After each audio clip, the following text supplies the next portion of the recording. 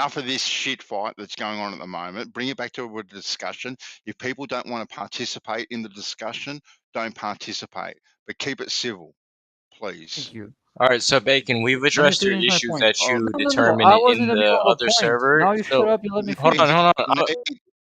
I was talking first. I was No, talking first. Oh, you warned. no, I actually cut off Bacon to say what I wanted to say. All right, so let Bacon say that he wants to say, and then you can address it. All right, easiest way. Right, so after he says that, there's a number of things he could say that would not imply what Ice is saying. He could just say that if the Earth, let's imagine the Earth is flat, how would we determine the angle to the body or the target, right? And show that there's a trigonometrical function that we wouldn't use. That's one thing he could be saying after those 18 seconds video, and you don't know what he's going to say. So it makes no sense to conclude from that 18-second video that navigators have to assume the Earth is flat. This video simply doesn't back it up. It's in flight dynamics. If you ever know about flight dynamics and flight dynamic models, they're to assume the Earth is flat. They're not told the Earth is flat, which is addressing the issue Nate was talking about. Why are they told the Earth is flat? It's not the thing. They are to assume the Earth is flat, but they are not told it. I'm not talking about You understand that. what I'm saying? I'm saying All that right, but I'm not Isa's talking. video I'm not doesn't talking to back you, up. Bacon Zetos. That Bacon, isn't your true. So why conversation are is. you answering me and not talking to me? We're I'm not talking talking about to you, Isa's Bacon. video. Why are you bringing something else? You're answering to Issa's video, right? But that has nothing to do with the whole topic. That's Issa's concern because he posted that video. That is the topic. Sir, when I was talking about the Nate, I'm addressing the issue that we were talking about later before. The whole topic that we were on, the navigation, circumference, all that. My All only right, so issue for Bacon. drawing that video, real quick, my only issue for drawing the video is that people, like the gentleman had said, that they don't tell navigators to assume the Earth to be flat or imagine the Earth to be flat, when in reality, that's what they do. And if we're going to extrapolate that they imagine the Earth is flat and that the Earth is a ball, that's fine. But if we're going to extrapolate that they imagine the Earth is flat and it's flat, that's fine too. My point is we can all agree that if we're going to do celestial navigation, we assume, imagine, pretend, whatever, for all intents and purposes, use the Earth to be as flat. And anyone who's going to deny that, No. I think, doesn't know what they're Okay. talking about. Never No, in a wait, million wait, years. can I respond to Issa, responding to please? Don here. Because I've So, sat quietly. Hold on, Can hold I on. please respond to Issa? So Don, you say that no navigator is told to assume the Earth is flat, right? But in NASA's own paper that they published in the derivation and definition of a linear aircraft model in flight dynamics, they posted this themselves. And do you know what they Yeah, I said? read it. They I read said, it. yeah. So you know about that. You know about that. And you're gonna deny it. You're One gonna type deny of it. aircraft once in one paper. Once. It doesn't matter. That's not the NASA still subject. addressed That's it. not the subject. That That's is nothing part to of do the with celestial subject because navigation, I'm Dawn is afraid. talking about no navigator is told to assume the Earth is flat. That's not Nothing the to do with subject. We're talking navigation, I'm about. afraid. Have you ever read the whole entire thing? I don't think you have. I'll post it in the chat for you. Can you stop deflecting the conversation? Isa made a point about celestial navigation, and N8 is trying to answer him. So let I'm him do it. addressing Dawn's and Nate's thing. I'm not deflecting anything, That's not sir. even what we're talking about. Yes, that is what we're No, talking it about is what we're because talking Dawn about. addressed And it in chat. yeah, go for it, brother. It's exactly what we're talking about. Yeah, that's exactly You what we're made a talking about. So claim now about that celestial Bacon, navigation, and N8 Can I now that please Issa respond to himself, Issa, guys? now that Issa Hey, yo, himself has came out and real told you quick. that we were talking on This guy topic, here is just speaking I'll over let you everyone. respond, Bacon. I'll let you respond. Nate's been trying to jump in. Jump in, Okay, Nate. go ahead, Nate. Go ahead. Yeah. So Issa, number one, if I offended you earlier, I do apologize, but just calm down. Number two, that video you posted in no way is that proof of all pilots and navigators and mariners saying that you need to assume the Earth is flat. Dude, We don't even. Please let me finish, Issa, because I didn't interrupt you when you spoke. In that video, there's no context at all that tells us that is what he's talking about. He just says, Except for the pretend title of the video, the Earth is. What do you mean the sextant to line of position? A complete sight reduct and then it cuts off. That's all. So what he says is pretend the Earth is flat even though it's not.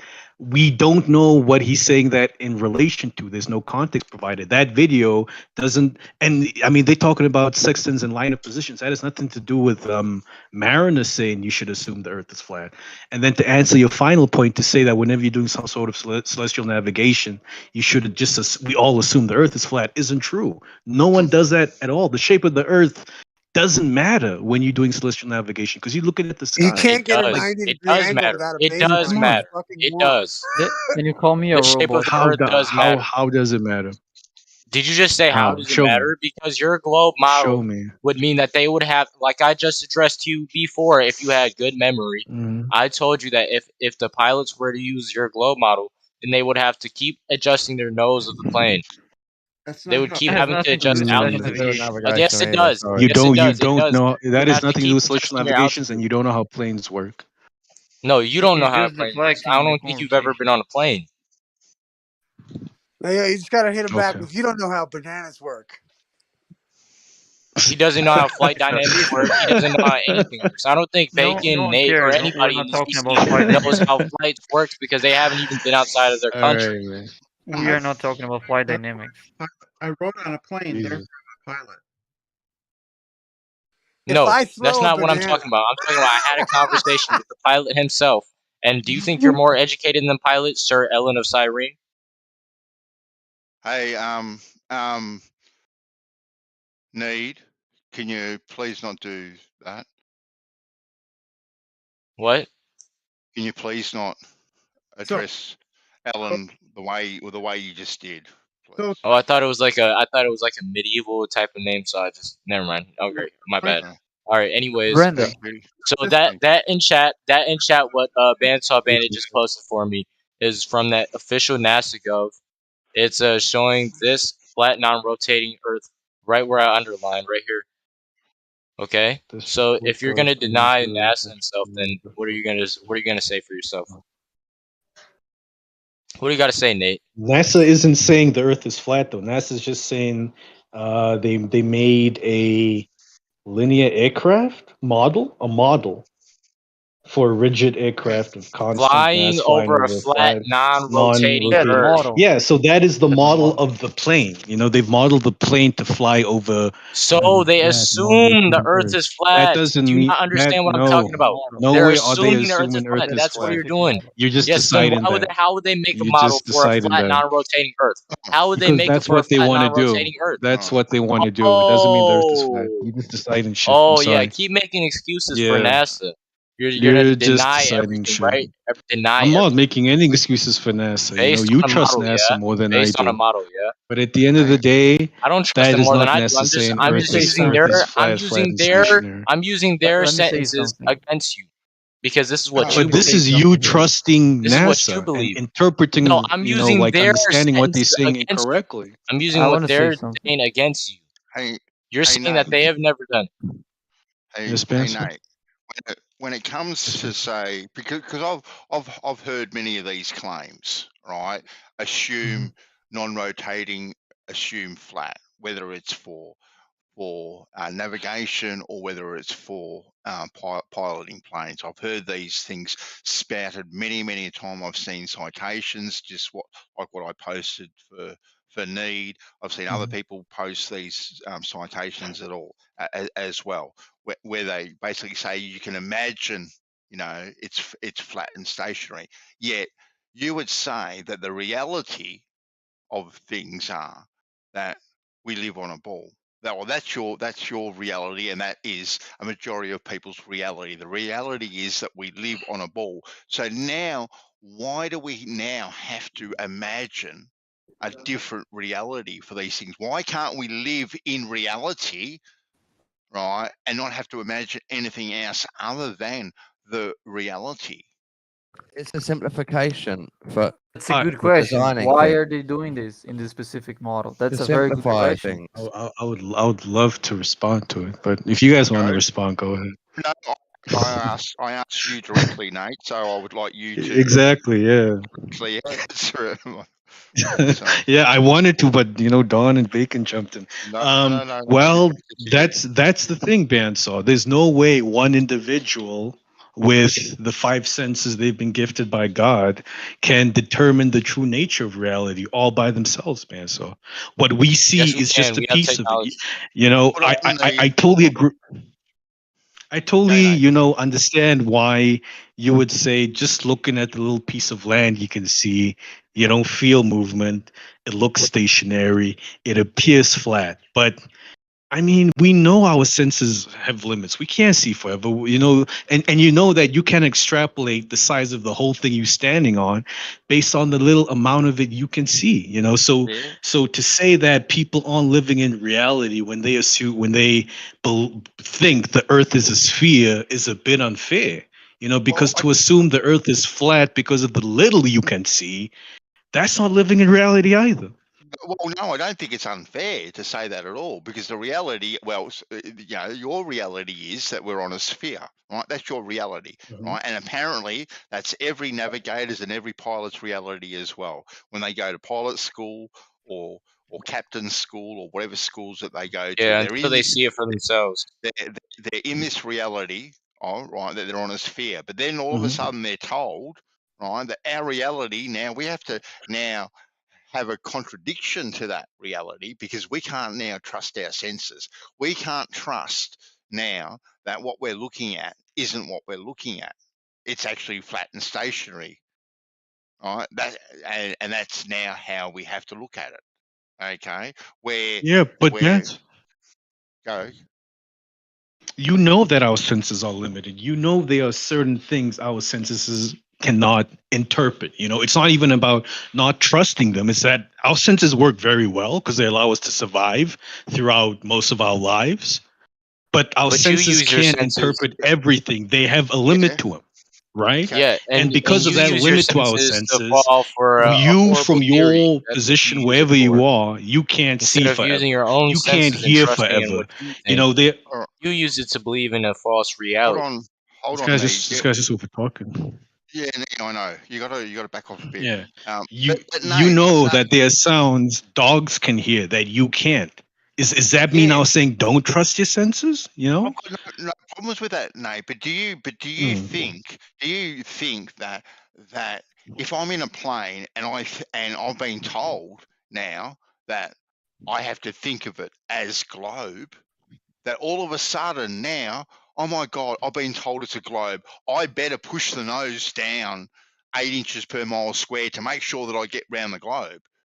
You're not going to be thinking that at Yeah, all. so you won't be thinking that because that's a gross simplification of what one does in pilot school and what one does when flying a plane. Because the earth is a globe, planes take that into consideration within the creation of the automated piloting systems within them, so that a pilot doesn't have to dip the nose down every 3 or 4 minutes, right? There's a mechanism within planes, which I'm sure you've heard of, pendulous vanes, which make sure planes fly within a certain I think it's a certain altitude due to atmospheric pressure and the pressuring that they need to maintain within the plane Hey Nate, cockpit can and you read that cabin. thing I put in So the there are chat? certain pressure bands you need to fly within that the plane automatically keeps you in. And when you map out those pressure bands, you see it's a sphere, bro. You know, Yeah, when but when you you're use GPS to chart the. you're kind of deflecting a little bit there, Nate. I feel because I don't. well, I feel you kind of do because you're saying that as a pilot, as a captain of a ship, I can't possibly think to myself that I'm on a sphere. I have to think of it as a non-rotating flat plane, because all of a sudden now my senses are going to be tricked somehow, right? I'm not saying that at all, Benson. Well, that's kind of what it comes across to me, and I might be taking it the wrong way. But it seems to be counterintuitive that they can't be told the truth, right? That why aren't they told that you are on a sphere? The curvature of the sphere is that minute, right? But you just pilot your way across it, right? You don't nothing's going to affect it. You're flying a plane. But these things seem to come up time and time again. This flat, stationary, non-rotating plane that we're on. That's all. That's all. And it Yeah, but seems like we have to tell the people that we're putting in charge of these huge ships, these huge planes, that they are actually on or flying around something else other than what they are. Yeah, but I mean, bandsaw, every pilot is told that there's certain altitudes a commercial plane should never go into because it's too dangerous, right? The whole decompression system, pressurizing the cockpit, it stops working when you go into these altitudes. So the planes are fitted with pendulous vanes that work with the navigation system to keep the plane automatically tipping nose down so that it stays within, though the word isn't a pressure band, but I'm saying that because I hope it gets the idea across that there's a certain limit, a certain corridor of atmospheric pressure that the plane needs to fly in between, and this causes the plane to tip down automatically. It's not a thing the pilot needs to do. Number one. Number two, pilots know even before they get into aviation school that Earth is a sphere. Throughout aviation school, they use models where Earth is a sphere. When they go and do actual testing, whether it's simulated or flying with the captain, they know Earth is a sphere. There's not one moment where a pilot thinks, where they just decide out of the blue, all of a sudden Earth is a sphere. There are things I need to worry about right now. They've always known this throughout their training, throughout their lives. It's not. I mean, yeah. Basically, the point I'm trying to get across is because they always know Earth is a sphere. It's not, them denying the senses or anything to that effect, man. So. Well, everyone thinks that the Earth is a sphere when they're first brought into this Yeah. world, Nate. Even though that I think the Earth is a flat plane now, doesn't mean that I can't go to pilot school and learn the necessary skills to successfully Definitely. be able to pilot a plane around. I really encourage you to do so. But I never said that though, Banso. You can definitely go to pilot school. Exactly. But if you go to pilot school, all of the books you read will tell you Earth is a sphere. All of the training you do will be modeled around simulations where Earth is a sphere. You'll never do any training where you modeling things on a flat Earth. Well, no, all I'm doing, I'm learning how to fly the plane. I'm learning how to take off. I'm learning how to crash land, and I'm learning how to get it up to a certain altitude where at that particular thrust, the plane won't fall out of the sky. That's what I'm going and point it in the right direction. That's kind of what I'm learning, really, at the end of the day. How much fuel to put it in. Yeah, how to work out but you're also learning how to fly the plane in case the autopilot system fails. You're also learning how to talk to air traffic controllers. You're learning how to navigate through aerial traffic because, as I don't know if you know this, but let's say you're flying behind, let's say a Boeing what's the biggest Boeing? 747. The 747 sets off. Yep. Right? You cannot fly within 30 minutes after that plane is set off because you would need to fly in the same altitude as that plane. Yep. And there's a thing they call it, where if you get caught in that plane's in its wake, yes, it's going to cause problems for you. Yep. Exactly. So if that does happen, you need to decrease your altitude, your elevation, and that's something that needs to be done manually. So I mean, there's a lot more that you need to learn aside from, lift off and landing. I get that. Yeah, I try and break it down to the basics, Nate. As you know, big bang, slime onto rock, and then we stood up. Like I kind of miss out all the in between bits. Right, but learning how to not fly in the wake of a plane has got nothing to do with the shape of the Earth. All right? That definitely. is just flying has nothing to do with the shape of the Earth. There you go. There we go. Boom. Yeah. Yeah, flying has nothing to flying and any long distance traveling has nothing to do with the shape of the Earth. It's the stars in the sky that change and tell you there's something going on. That's why I'm saying when people do long distance navigations like mariners, they can create the same star maps if they thought the Earth was a sphere, a rectangle, or if it was flat. They would come up with the same star maps. But it's when the stars start changing and you start using these maps to try and map the ground that certain shapes don't become possible anymore. But when making the star map, you don't care about the shape of the Earth, you know? When traveling long distances in the sky, like what's the shape of the Earth even mean when you're in the sky? You know, these things don't matter. But this, yeah, but it's when Issa and Dragon make the claim that mariners and pilots assume or are taught that the Earth is flat. That's not true. Well, I don't know if they're taught that the Earth is flat. Like I would agree. I don't think they're taught that the Earth is flat, but they are told things like you can assume that it is a plane and non-rotating and stationary, as that clip showed. Now, I don't know where that clip came from, right? But that's not the only clip that I've seen. That's not the only quote that I've seen or text that I've read. Like these things are mentioned, and you've seen this more than once too, Nate, and you've heard this more than once. All right, so you know this isn't new information whatsoever, and I would agree.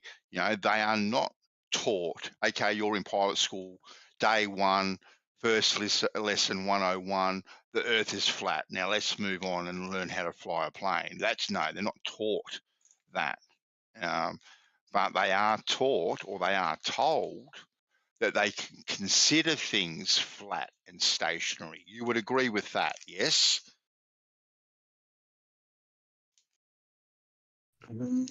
Yes. Come on, I've given you a concession. You've got to give me a concession, mate.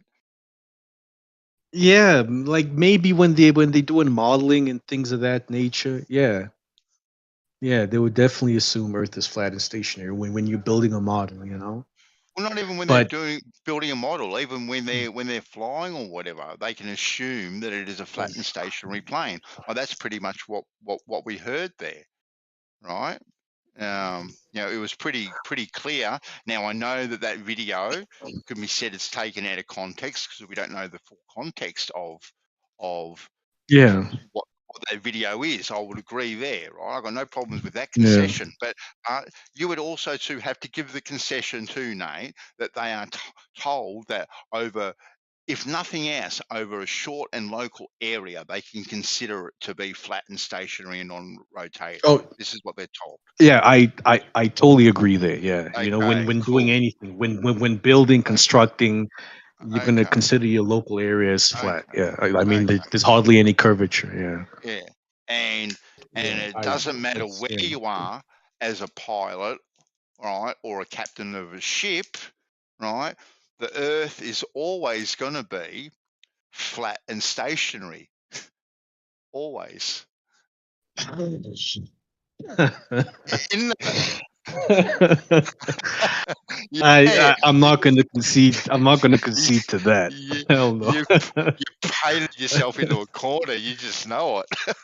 No, but it's because pilots and sailors aren't traveling local distances. They traveling extremely long distances. And when you take the Yeah. totality of the distances they have to travel, then you can't say that it's flat. Well, can a pilot be in two distances at the same time, or are they only in one position at any one particular time? No, definitely. You know, along There their you go. journey, they're There just you going to go. see flatness because at the end of the day, Exactly. their senses only allow them to interpret what's local to them. But what I'm saying is when you take the totality of their flight into consideration, then you can't say they flew over a flat surface. Well, on their small and local area, we can, because that's what they have to consider it as. They have to consider it flat over a small and local area. Yeah, but the Earth right? isn't a local area, right? When you're referring So, to the Earth, we're not referring to a local, small area. We're talking about the well, entirety of it. I don't know, Bacon. If you add up all those small and local areas, add them all up, it makes one big flat, non-rotating It stationary doesn't. That's the plane. point. That's the point. If you try to do that, that doesn't happen. So, for example, if you get flight times and turn them into distances, and then you try to do that using those distances, they don't conform to a flat surface. Mm-hmm. If you try to force them to conform to a flat surface, some distances are not gonna be long enough, and some are going to be longer than they should be to match the position. You reckon? Sorry, You reckon? I don't understand. You What do you reckon? mean? You think so? Yeah, Okay, interesting. yeah. I can show you what I'm doing to verify that, and you can input your own flight times if you want to. But yeah, that's the point. If you try to use flight times as distances and put that on a flat surface, they don't match as well as they match on a sphere. On a flat surface, they don't match up, or on a Nope. or on a flat map. What would be the difference? I don't know. I'm trying to work out what your difference is. Like, you put them on a sphere, you put them on whatever. Like, what are you? Yeah, you get the coordinates. Comparing? You get Yeah, the 'cause you coordinates of the airports, and you get the coordinates of the airports, and then you get the distance of those coordinates on a flat surface. You can choose any projection you want. Projection. Yep, because that's what flat maps of the Earth are, right? They're projections. Yeah, but what flat maps are you projecting this on that doesn't marry up? Well, tested on the equirectangular, the Mercator, and the AE map. Okay then. Yeah. Are these And the then ones when you you should be using? and when you do that on a globe, the errors are way smaller. There are still errors, of course, because there's the planes don't just start in the fastest position. They accelerate and then decelerate. There's wind, and there's all sorts of stuff, but the globe is the one that minimizes the difference between the time and the distance. So yeah, locally you can any distance you can stretch that distance across a flat surface. But you cannot do that with multiple distances and say you can also do that on a flat surface. That doesn't work.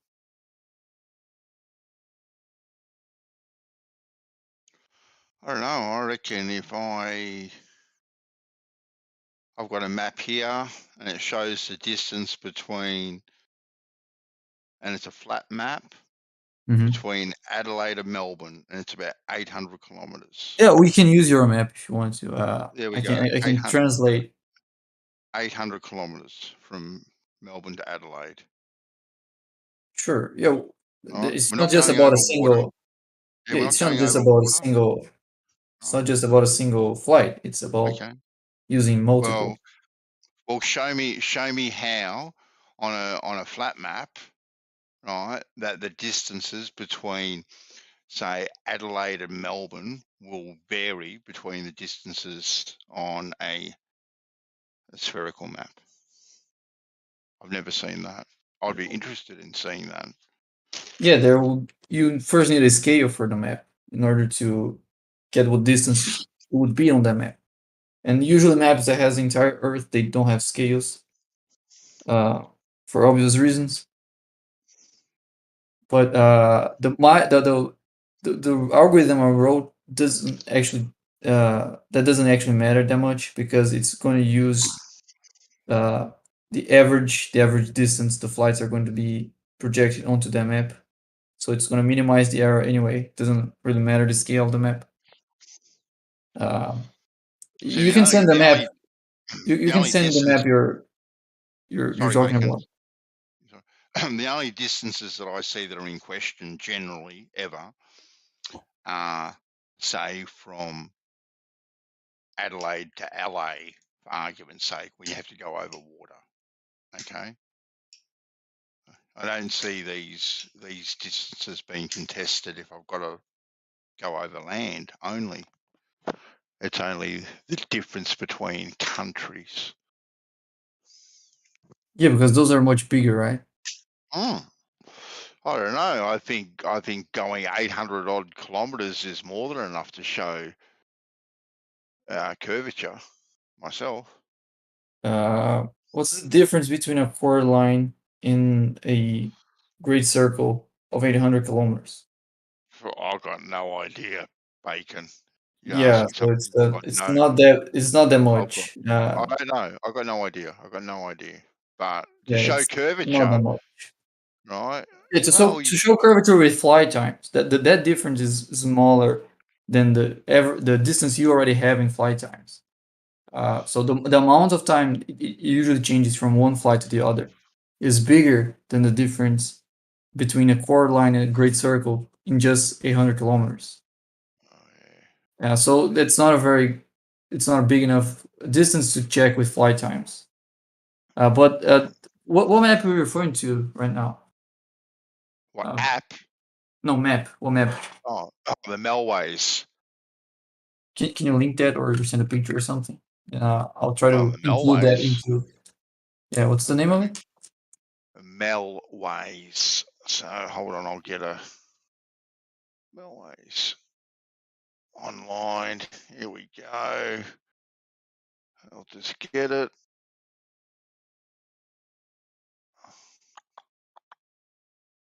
Here we go. Yeah, I'm gonna read something. I'll be right back. There we go. You go do that. Boom. Anyway, this ain't my topic anyway. I don't do flight times or whatever. You know this, Nate. I don't do this. I'll argue. I've got no problems in arguing, but I've got no idea what I'm talking about. So.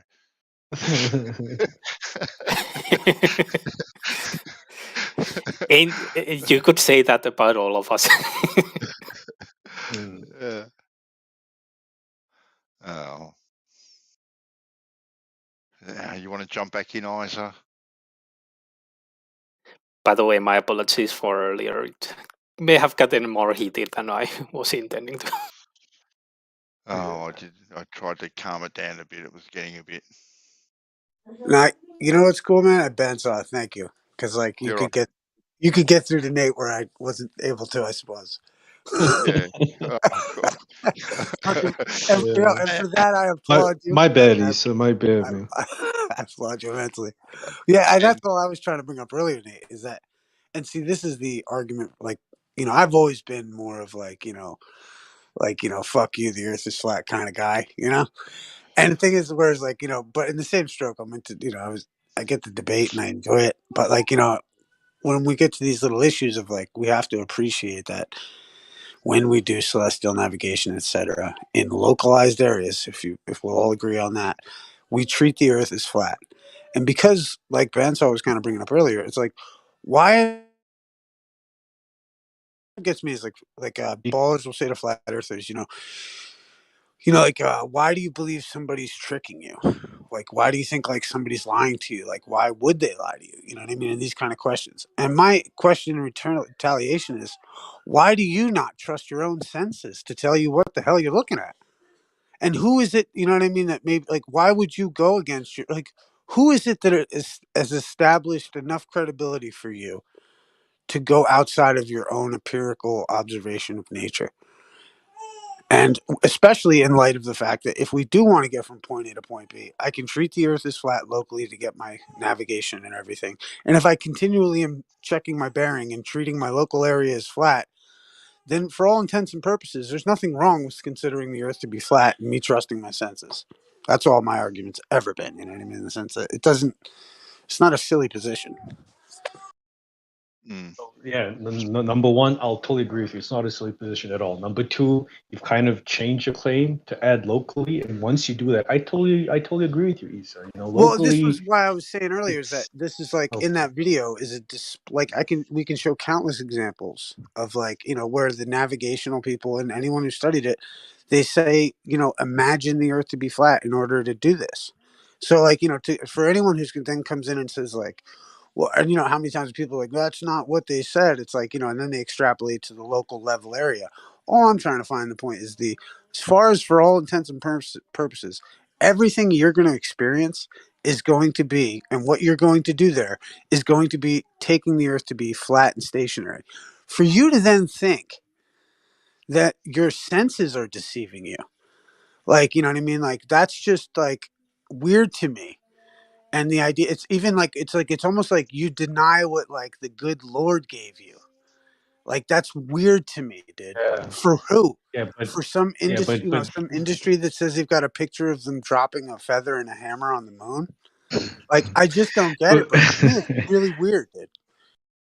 Yeah, but if you just let me respond, Issa, as you know, as I said to Ben, so I'll say to you regarding the point about not trusting your senses. No one says they don't trust their senses. What we say is we know our senses have limitations. Our senses work very well for the things they can interpret, but for the things we can interpret, you can't rely on them anymore. Your eyes Right, see and this, very check this well, out. but okay, but Issa, Okay, you yeah, gotta carry on. let me get my point across. So sorry, man. Your eyes work very well, and you can see very far, but you can't see forever. You can't hear forever, right? There are sounds too far away for you to hear. That doesn't mean that I'm not trusting my senses. That's just me admitting my senses have limitations. And because they have limitations, I can use my senses to create technologies that allow me to enhance my senses. That's all. Number one. Number two, what was the other point you made? Yeah, I mean, definitely, there are even people that believe the Earth is a sphere and they still don't trust our governments. They don't trust NASA. And it's not a thing of us believing the Earth is a sphere just because we trust what the scientists and the governments and NASA say. It's because we ourselves have put their claims to the test, and their claims have passed the test for now.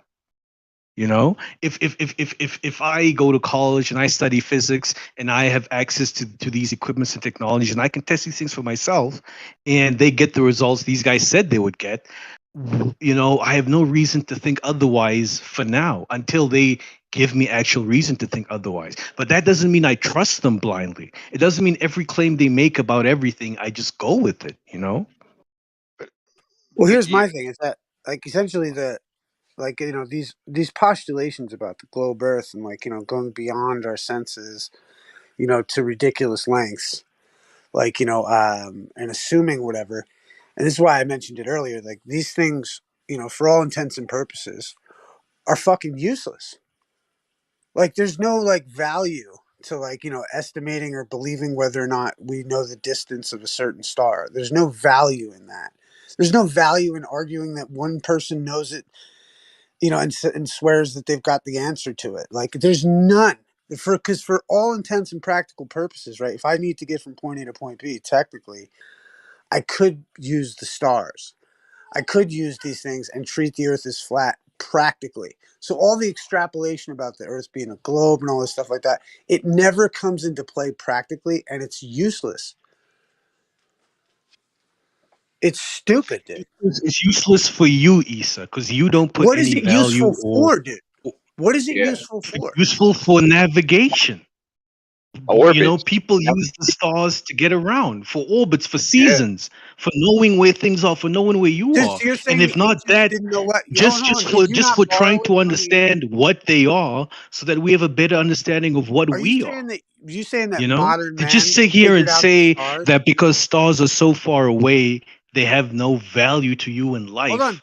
I'm just Like, asking you a come question. on, Do you Issa. think? Do you think that your ancestors understood the movement of the stars? I think they had some sort of understanding. I'm not sure how Right. good, So but would they you had say? How about maps, this? charts.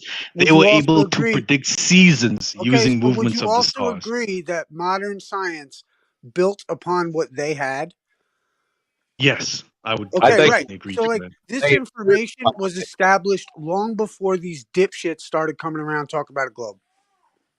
No, A lot So of it, case yes. closed. It's all. And A I lot don't of need it, to know yes. about fucking some national hero that did or didn't drop a hammer or has got a rover on Mars because it's fucking irrelevant and stupid. That's all. Yeah, but that doesn't mean that stars themselves are now irrelevant. They aren't something we should take fascination and interest in. Because even before we had NASA, the ancient peoples were looking at the sky. They were trying It's to funny. understand the sky so that they would have a better understanding of who they were I and used to talk where about how we the could possibly Globers. have come from, you know? The Globers would want you to get rid of that song "Twinkle Twinkle Little Star" because we know what they are, right, guys? We don't have to wonder anymore? We don't need to sing "Twinkle Twinkle Little Star," "How I Wonder What You Are," because we fucking know that it's made out of this and that, and it weighs it, right, bud? Like, fuck off. Yeah. That brings that whole. That's where my whole What does it fuck mean, you meter Issa? comes into play. What Because is it's like these I people don't are know trying to where think you're they know going with what this this now, shit is. Issa. And again, my point is that it's useless information. Like, you're not even responding to what I said. Not at all. Yeah.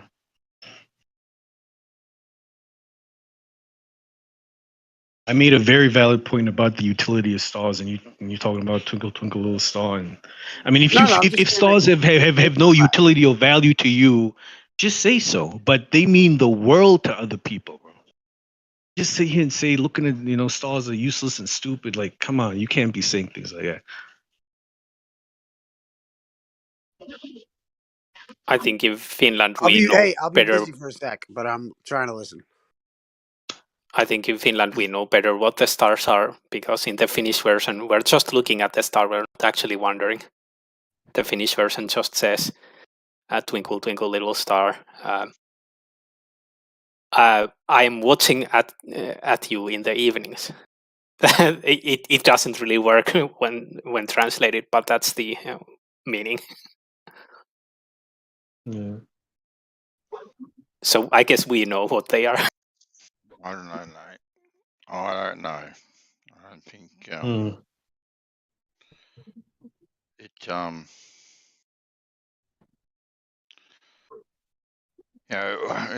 one hand, you say we can't trust our senses. All right. I don't say that, Banso. Stop it. Well, I you don't kind of say say. that. Well, you said they're not always reliable. Okay. I said our senses are limited because you and I can both Well, admit that we can't hear forever, right? Yeah. It sounds too far away for you to hear. Okay then, fine. Okay then, I Yeah. correct myself. Right, I correct myself. Okay, Yeah. done, corrected.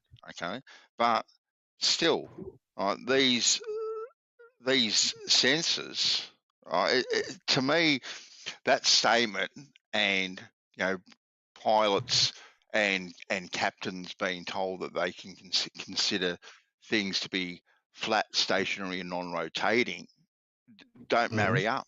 Those two statements, right? Because like I said, like all of a sudden now they can't trust their senses, right? Because when they're up in the air or on the oceans, right, everything's going to appear flat and stationary, to them. But so you can, all your senses are going to say, no, I'm on a globe, but you have to now think of it as flat and stationary. Right? Well, well, Bandy, you got to think. I mean, you're flying and you're in you're in a position, and the next mile is not going to be any different than that previous mile, and that's going to continue throughout the flight. I mean, you're not going to see anything different than you did when you started, when you finish. I mean, everywhere, every position you're at, you're on top, basically. And I mean, I don't see there would be any reason to consider the rotation of the Earth or curvature or anything like that. It just won't. Okay then, Howard. But the whole reason it came up in the first place, Howard, was because there was a statement made and a clip dropped where, I don't know if it was pilot school or some sort of navigation school, where the person said that they can consider things flat. Right? That's why it came up, Howard. Well, in the first place. Yeah, but hang on though. It's because of how that statement was made. The statement was that most mariners and pilots are told to assume the Earth is flat. That was a statement made, and then there was that video posted. It was only later we got clarity that you guys mean locally. Yeah, locally, definitely, it all looks the same. But when you guys just say, they taught the Earth is flat, that's a very different statement. No, I never said that, Nate, at Yeah, all. not you, not you. Yeah, It was Issa and the other guy, Dragon. Oh yeah. No, it's +1. Yeah. It might be Dragon. Who knows?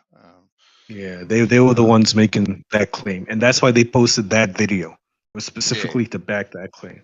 No. It was you that actually clarified it up, Ansel, by saying they meant locally. You know.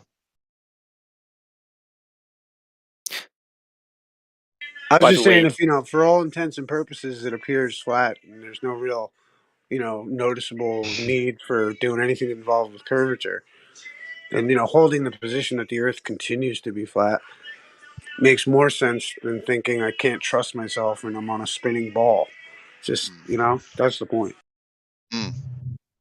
I think the point is the point that should be made is just because what we see in our immediate vicinity looks a certain way, and wherever we go it looks that way, don't mean the whole thing at once is the same. What we should say is we're not sure what the whole thing is, and let's go out and figure it out. Let's investigate. Let's look at things like the sky. You know, things far away. Let's try whatever it is we can do to figure out what's Well, how going about this? on. How about this? How about this? We're all content with our position of the way we think the Earth is. Why don't you go do it? You know what I mean? Okay. You know, I'm That's like, fine. hey, That's fuck, fine. I couldn't If care if less. if you're content with that, yeah. If you're content with that, that's fine, Issa. But a lot of people are not going to be content with that. They're going to want to know more. They're going to see things that they can't explain to themselves with the Earth just being flat, and it's going to make more sense to them with the Earth as a sphere when they put the different pieces, the different phenomena we see. You know, things disappearing in the distance, bottom up, lunar eclipses. You know, when you see things like that, different stars when you're on different sides of the equator, you know, different star trails as well. Well, You yeah, know, when you I see think the all of crux of these the matter things. comes down to the philosophical conclusions at the end of it, because like the thing is that what your model offers at the like the philosophical deduction of it is nihilistic No, there's materialism, right? So, well, I'm just saying, like, No, this is it's where it's like, logical. okay, so yeah, logically it bases down to you're a monkey on a spinning rock. You know what I mean? You're going to die because the sun's going to explode. So, and the different philosophical outlook and the idea that, you know, you can trust your senses, that you know what I mean, that appears, you know, what you see is like reliable to some extent. You know what I mean? Now, granted, there are limitations, etc., but like, you know, to think that the Earth is flat because it looks flat, like, makes sense. Versus, like, you know, and like, in that logical philosophical conclusion, I think is the real killer for the globe, because people realize, well, essentially the globe knowledge is useless, like I just pointed out, and it's better to think that there is a creator and that there is like some kind of like semblance of, like, you know, care in the world, or whatever you want to label it as. You know what I mean? Like, there's some semblance of like purpose, whereas the globe, with all its nonsensical whatever, is just really like depression in a philosophy. Like, it's just because you would probably, you might agree that you evolved from monkeys and that were fish, and that, you know, and that you live on this rock that's going to explode, and, you know, in the distance, and you think that maybe that's romantic or some kind of moment in some kind of quantum space. But to It's me all that sounds fantasy. You know what ridiculous. I'm saying, Issa? It's all like fantasy that they want Oh, to not accept this guy.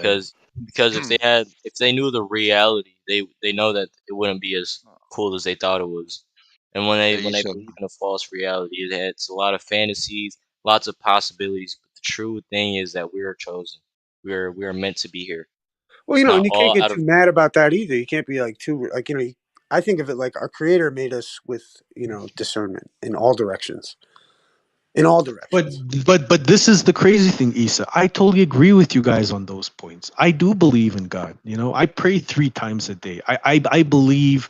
I don't believe in aliens. I believe, you know, we have a special purpose for being here. Like you don't we believe have in a aliens, reason Nate? for being alive. But I still believe Earth is a sphere. Yo, You Then and know? that I would mean honestly, I think then that would everything is mean that like, you believe in the universe. That would mean that you believe in the solar system. That would mean well, that hold there's on, Nietzsche, I hundreds of do. other millions of billions of other I planets out there, and that would mean that there's possible civilizations that you believe that there are aliens. So you can't just say you well, don't hold believe. I on, and don't but believe they're Magnus, possible second, civilizations. I Nate, don't have to believe that. Yes, Nate, Issa.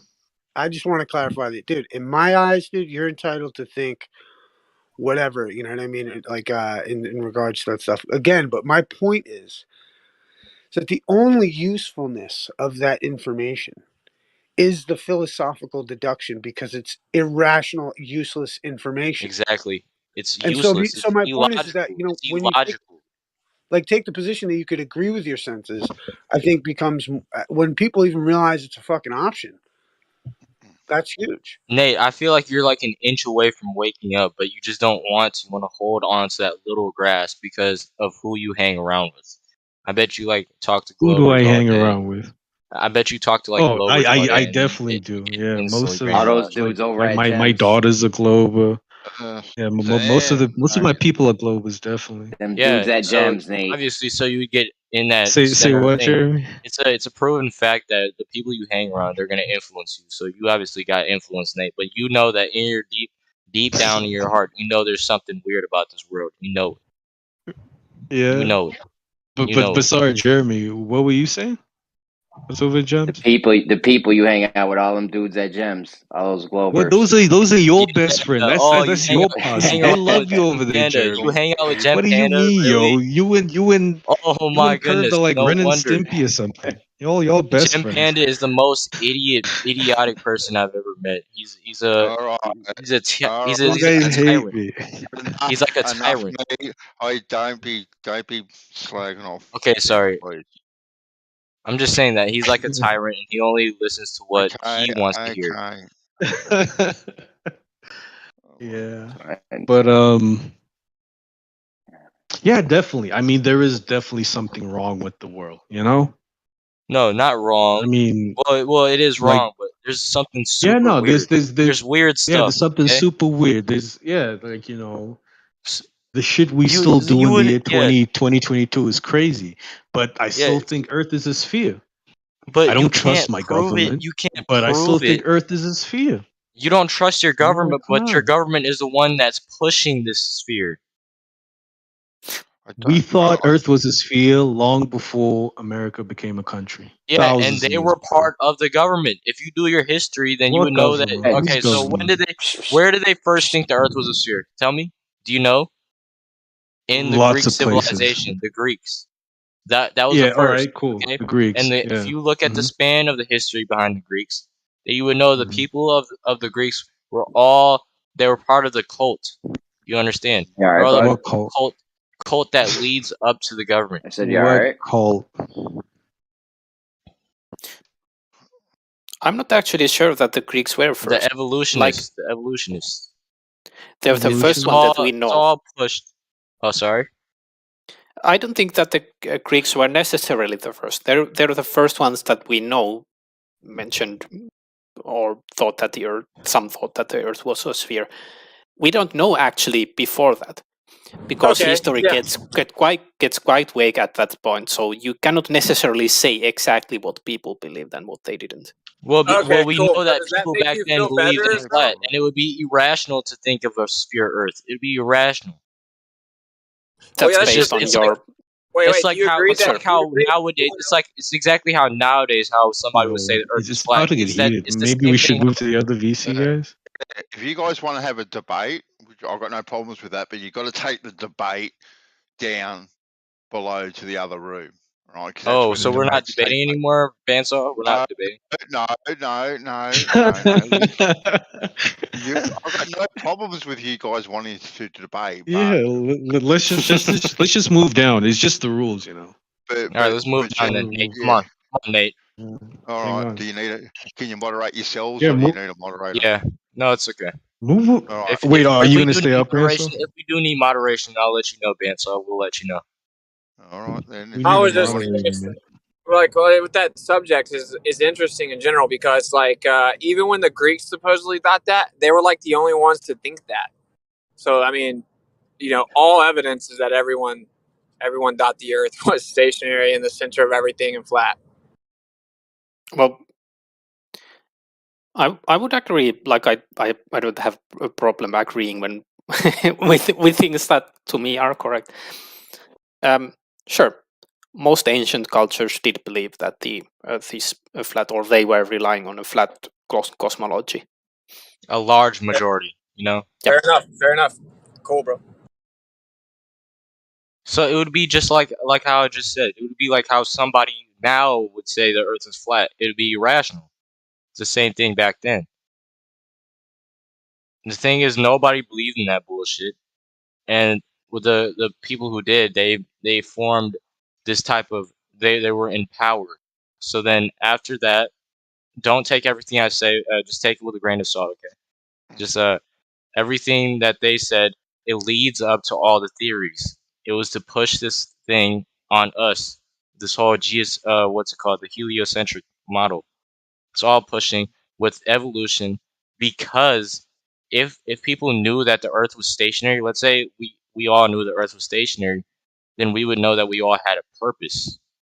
But with, let's say, a huge universe, right, that Globers think, then it would be like, it's like less possibilities for you to think that you're chosen, because you're in this somehow Goldilocks zone, and it's just randomly happened. We're in the right exact spot to have water, food, life, and like it's just a random chance.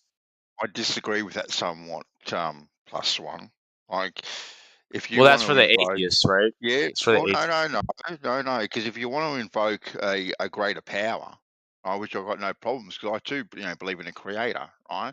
But if we want to invoke a creator of some sort, this creator has the ability to create anything at all, right? It doesn't necessarily, right, have to be a planar surface. It could be a sphere in a universe, right? The creator has that ability. So to evoke a creator, I think is really going down the wrong path, because if he's almighty, he can just talk into existence us and where we are. He can do it with absolutely any particular model whatsoever. Right. Well, so the important part would be to really hone in on whoever thinks the Earth is a sphere that spins on a tilted axis in a heliocentric model, and everything they tell you is true. Then that would require a creator, right? But that's not really how they sell it. But like, if everyone would acknowledge that, then what you're saying would be enough, right? That's what I think the problem is, though, is people don't acknowledge that. They don't even know the details. They don't know the details of the coincidences that they believe in, and how it would require a creator. They're just ignorant of it. Well, that's the thing I'm talking about, Bandsaw. So if you're saying that if their God would like make all this, the universe Big Bang play out, well, that's not how they see it, and that's not how you got to realize that the Big Bang theory attaches itself to the atheistic view. It's not like something that you. I'm not disagreeing with that at all. Nate. Yeah. I'm not disagreeing with that Yeah, I know. whatsoever at all. That's not what I was saying, mate. So, but anyway. I understood what you were saying, man. Like he's saying it might not be the best approach, just to start with that as being the reason for, because a creator would not be within any finite or like any confinement that we give them, right? Like give a creator. Exactly. Right. So like that's what my dad said. And That's what my dad said to me when I brought this up to him. He's like, I'm explaining some of the anomalies, and he's like, well, yeah, God can do anything. Yeah, he's amazing. And I'm like, okay, at least fair enough. You acknowledge that this could only happen if it was created. So it's a little harder to talk to people like that, honestly, because like, oh yeah, well the moon supposedly rotates over 2,000 miles per hour, and if it was going 1/4 a mile per hour faster or slower, then we'd see the rest of the moon, but we never do. It's just placed perfectly where it looks like that and looks like the same size as the sun.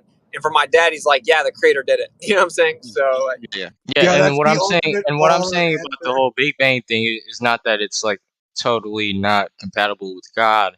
It's just the whole thing that it's not based or supported by any factual evidence.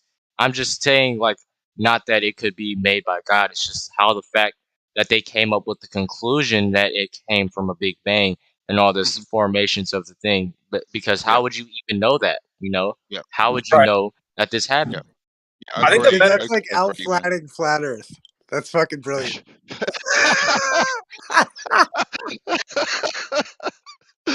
That's fucking awesome. I love you. No, big up. I salute the man that came up with that one. That was brilliant. I do think this though. I think that there is a major difference, because if you're saying that the creator made it with the spinning ball nonsense, then that really kind of removes like benevolence, or what it means is that the designer intentionally deceived you, and so you observe the Earth flat, but it's not, and you feel the Earth still, but it's moving, and the sky looks like it moves, but it's not. So the designer in that scenario set everything up to deceive you, to be an illusion. That depends what type of God it is. You know what I'm saying? Depends. Well,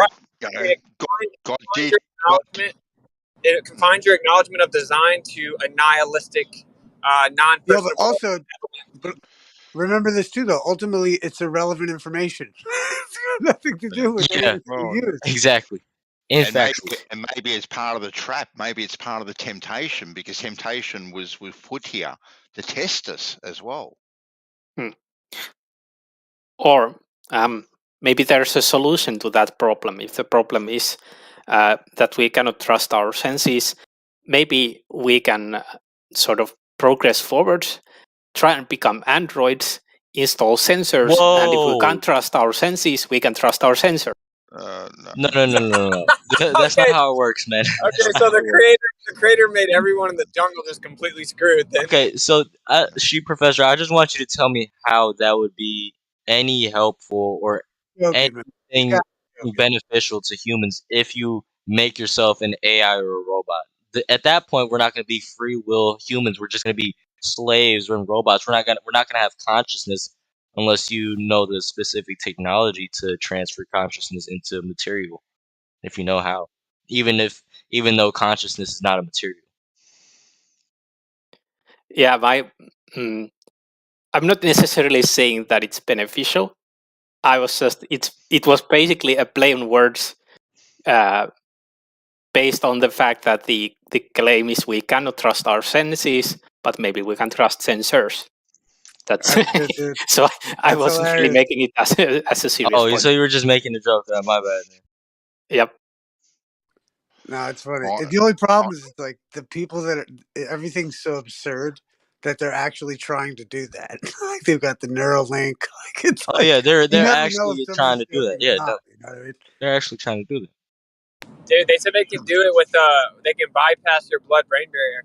That means they could just stamp your wrist and your vein, and then you could get a Neuralink in your And brain. you're gonna be programmed. You're gonna be a whole different. Yeah, it can stamp your wrist. I mean, where your veins are, and it would actually bypass your blood-brain barrier. That's crazy, bro. It's scary, man. It's scary. We gotta know what's happening, bro. We gotta know what's going on in the world, and this is all to all the Globers too. I wish peace upon all you, and to just fuck you. I think that is super evil, but technology can't be evil, right? But the point is, if you're gonna do that, who's controlling it?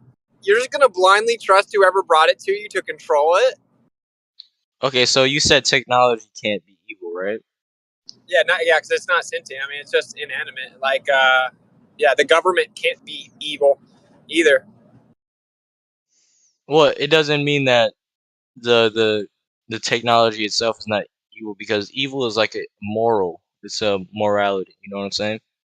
Right. It's So it's like the but gun isn't technology, bad. they don't know the difference between good and evil. So if they were to kill 100 people and they don't know that what's good or evil, they don't know what's right from wrong.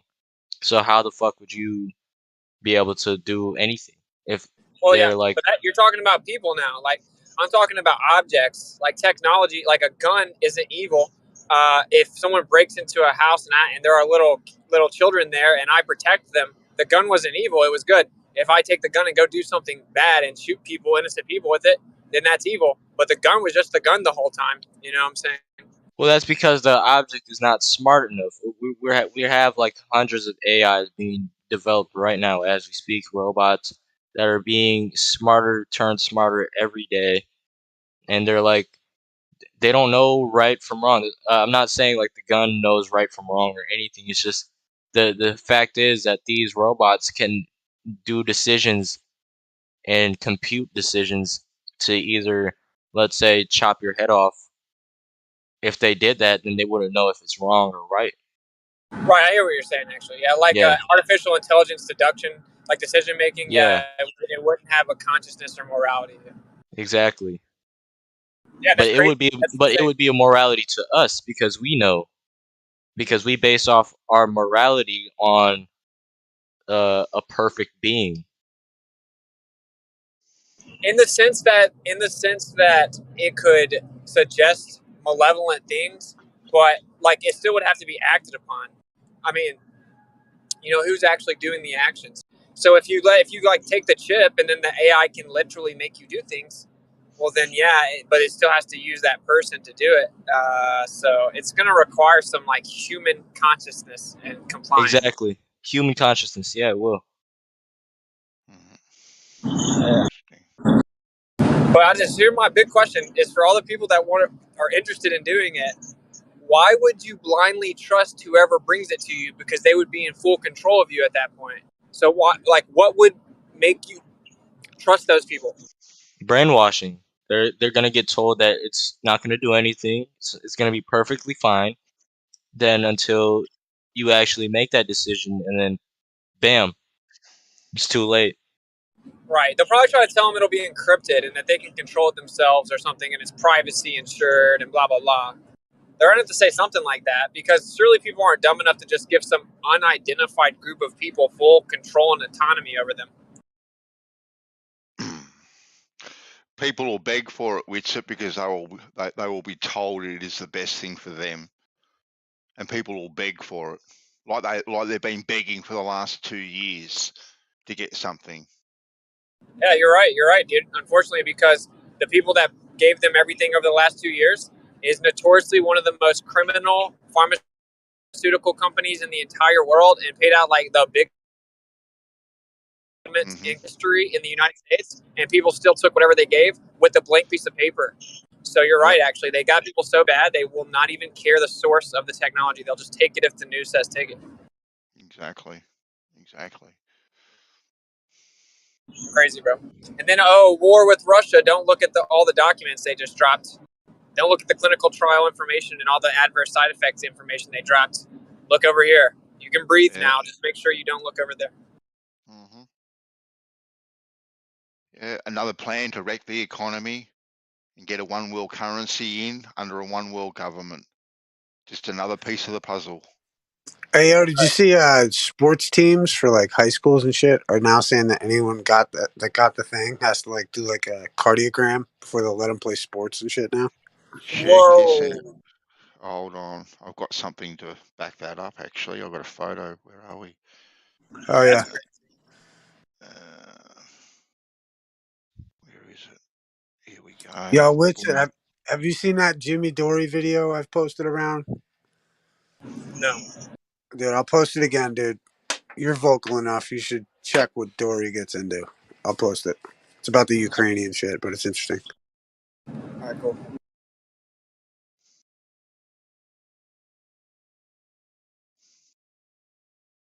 You guys know what transhumanism is, right?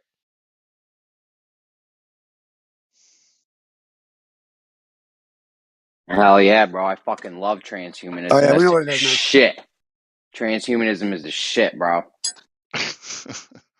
I'm not joking, Bandsaw. It's fucking good shit. People that lose a leg or an arm, right? And now they get this little robotic arm, boom, they're grabbing shit, they're kicking footballs, soccer balls, whatever you guys call them, all kinds of shit. They're great. They're letting blind people see again, deaf people hear. Love transhumanism. There you go, Isa. Check that out. That's not what transhumanism is, but it's like a little taste of transhumanism, basically. What's transhumanism? Why don't you break us off with a definition then? Well, it's the belief that technology can allow us to improve, enhance, and overcome the limits of our human biology. It's So implementing. It would be like, you got a weird definition. It's implementing it would be robotics like and technology with man. It humans. would be like merging man and machine. Yeah, what you just said. Yes, which is what via, they're like, doing with biotechnology. merging man and machine. That was a good definition. Yes. So when you see a guy with the robot leg or the eyeball, or because he can see now, or the hearing, all that shit's transhumanism. Eyeglasses. I wouldn't say eyeglasses, but if you look Yeah, at but they're not going to give you. They're not going to give you just the good stuff. I know. Yeah. Their ads are, you know what? I've seen an ad where it says to be human is to be transhuman, and then it says like, "You shall be like gods." I told you Ray Kurzweil is one of the leaders in goofy shit like this, and his thing was to put a chip in your brain so we could connect to the internet at all times. Also, on a side note, he wants to put a little thing in there where he can hit you with an electrical charge to incapacitate you just in case they need to. Correct. Now, the first part was dope as fuck, right? Heads are like, yes, internet 24/7, let's go. And then they put that shit in a little fine print or something, and they got heads. That's how they get you. That's where I would differ. I wouldn't want to have the internet connection. I wouldn't mind having I don't know, the ability for total recall or something like that, of shit that's already in my head. Improving my library indexing capability. Yeah, I wouldn't For mind being able to memories. fly, but if I had to sell my soul to fly, I'd probably just bro. And that's to say you can't do Well, it anyway. How great a Yeah, world it's would to it say you be can't if I fly. didn't have to sit there and say, "Oh God, what's that word I'm thinking of? God dang it!" Then 3 days later, Texas. That's what I mean, kind of if got. everything was run on the up and up, and there was no corruption and shit, I would trust these people with shit like putting a chip in your brain or something, some shit like that. But I don't trust these people. They don't have our best interests at heart. It's obvious. No, they literally have the exact opposite of that in mind. But they're training all the kids right now for all this stuff to be human in all the computer games and all this sort of stuff. The way their avatars can be plugged in and hooked up and transhuman and all this sort of stuff. They're training them for it to be the norm and to be accepted. Like if transhumanism was done like without anything fishy or sneaky or corrupt going on, it'd be fucking great. It'd be the best You know thing what's we could crazy do. about it though? Think about it like this. Like I remember I did a show and I got a lot of shit for this, but I was thinking, you guys know the Georgia Guidestones. So like, what if then the Georgia Guidestone says that like there's got to be however many people left. Like, what if all of those people have to be the flat earthers? Because the point is why would you want a society full of fucking retards that are going to follow you down or whatever? This whole metaverse thing, putting someone in a capsule or whatever, is like the ultimate like self cull. Yes, it's just like the Matrix. I think that if government was going to try and favor a group or something to exist, it would be flat earthers. Well, and here's the other thing too, or whatever. But like the idea of if they were gonna do it, it's like it would have to be your choice. Why? It'd be your choice to enter into the promises and the gifts and Satan promises the world kind of shit, and all that. And because you're never gonna go to Mars, you're not going to the moon. You want to go to the metaverse to go to Mars and go to the moon, and swear up and down you could see curvature and fucking some computer land and fucking and I'm sure the debate will continue out into the metaverse. But at the same time, all these kids, or I think anyway, they're not going to be having normal lives. They're going to get jobs in the metaverse. It's going to be weird. I agree, bro. Over the mark. My man is over the mark. Right. It's almost like the most benefit. And this is like a cruel thing, but at the same time, I don't know what to say. If people, it's like if you're in a boat and nobody knows how to fucking do anything, and everyone's useless. I don't know. It's like, what do you do? In a way, they gotta go, bro. I get it that you'd want to get them out of here.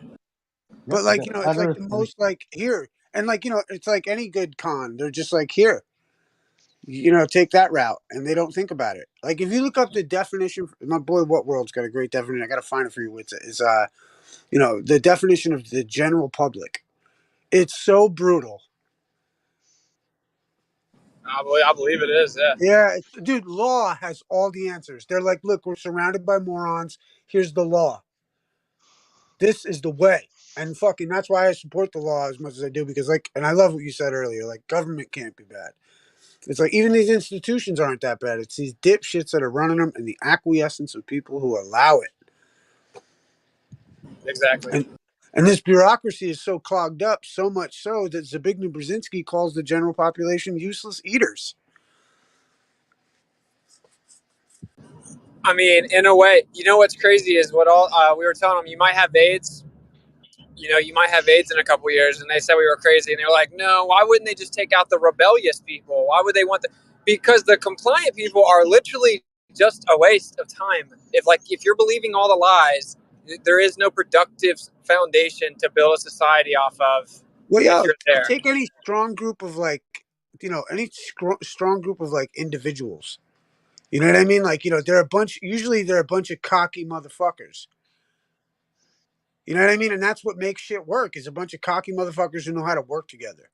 I don't know. I think they're trying to control shit. So if they're trying to control shit, why Yeah, would they hell want yeah, us? dude. They're trying. Well, dude, you Why? can only Why would they control the want us controllable. around though? Because they're gonna have a sales pitch for us that's gonna basically give you everything you can imagine. So they even said that. They said you're gonna have to take the Luciferian initiation to enter the new age. So they have a number for how many people they want. They explain they want to guide reproduction wisely, you know, to satisfy the requirement of diversity and fitness, basically. And so they have this plan where, you know, if we're going to start bringing out some of this technology, we got to get rid of some of these people here that are not going to in any way help us excel or run the technology. They're just going to hold it down and mooch off of it. That's how they view it. They don't care if you think the Earth's flat, bro. They know the Earth's flat. If you're one of 500 million, you go live over there and you just kind of do your thing, and you're not dumb.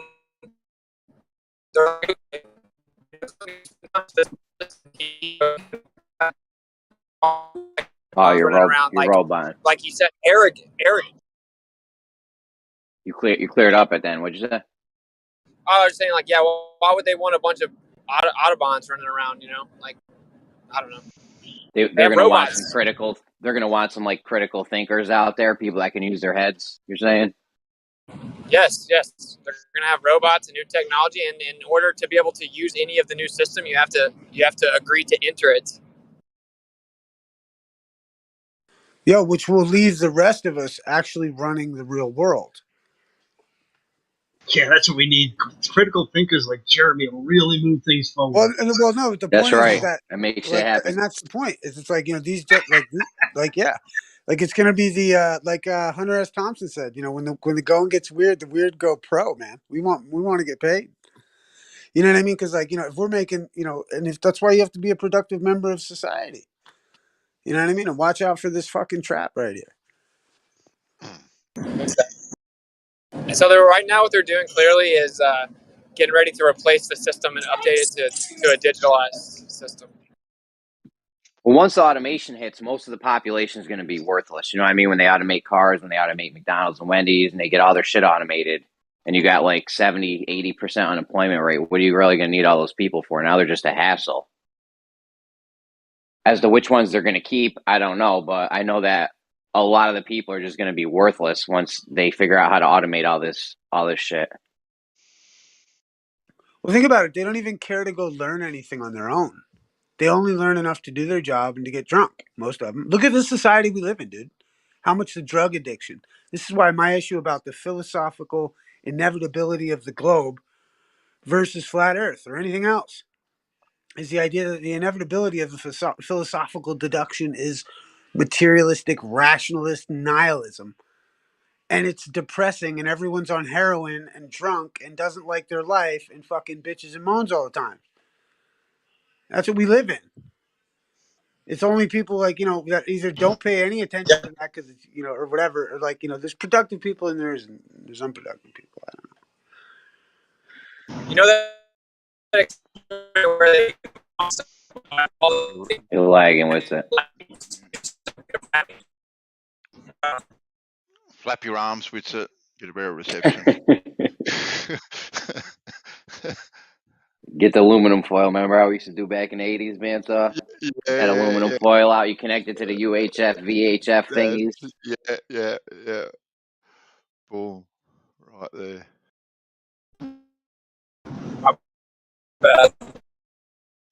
Nah, you're still lagging with it.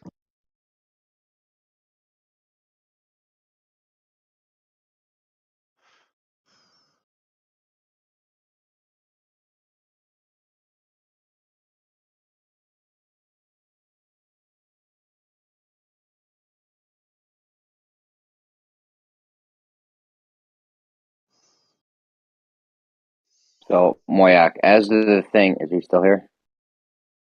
Yeah, Moyak, as to the thing with the actual position, the things we were talking, I was talking about gems earlier. If you're going to tell me that something's higher than its actual position, I'm going to need to know its actual position.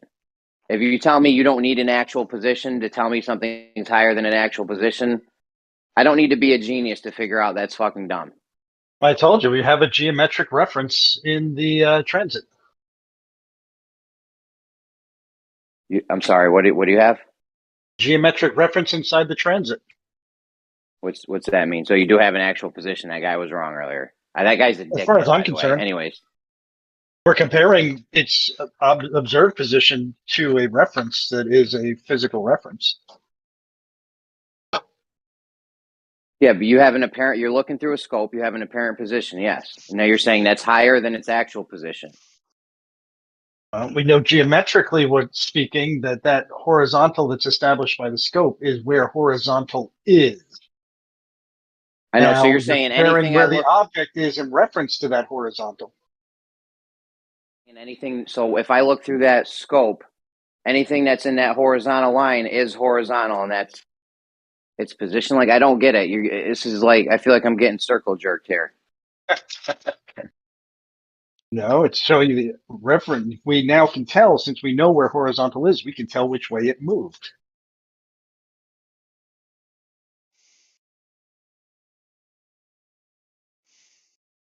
Hold on, I'll be right back.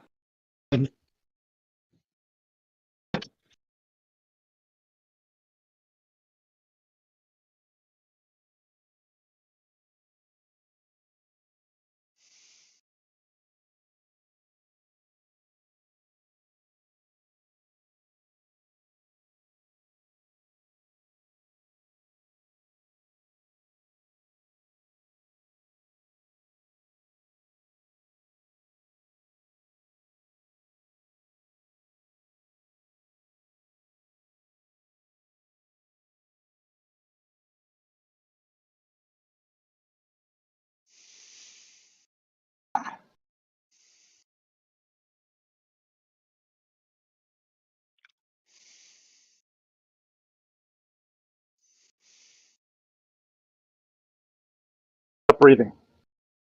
Here's the guy from Hey Arnold.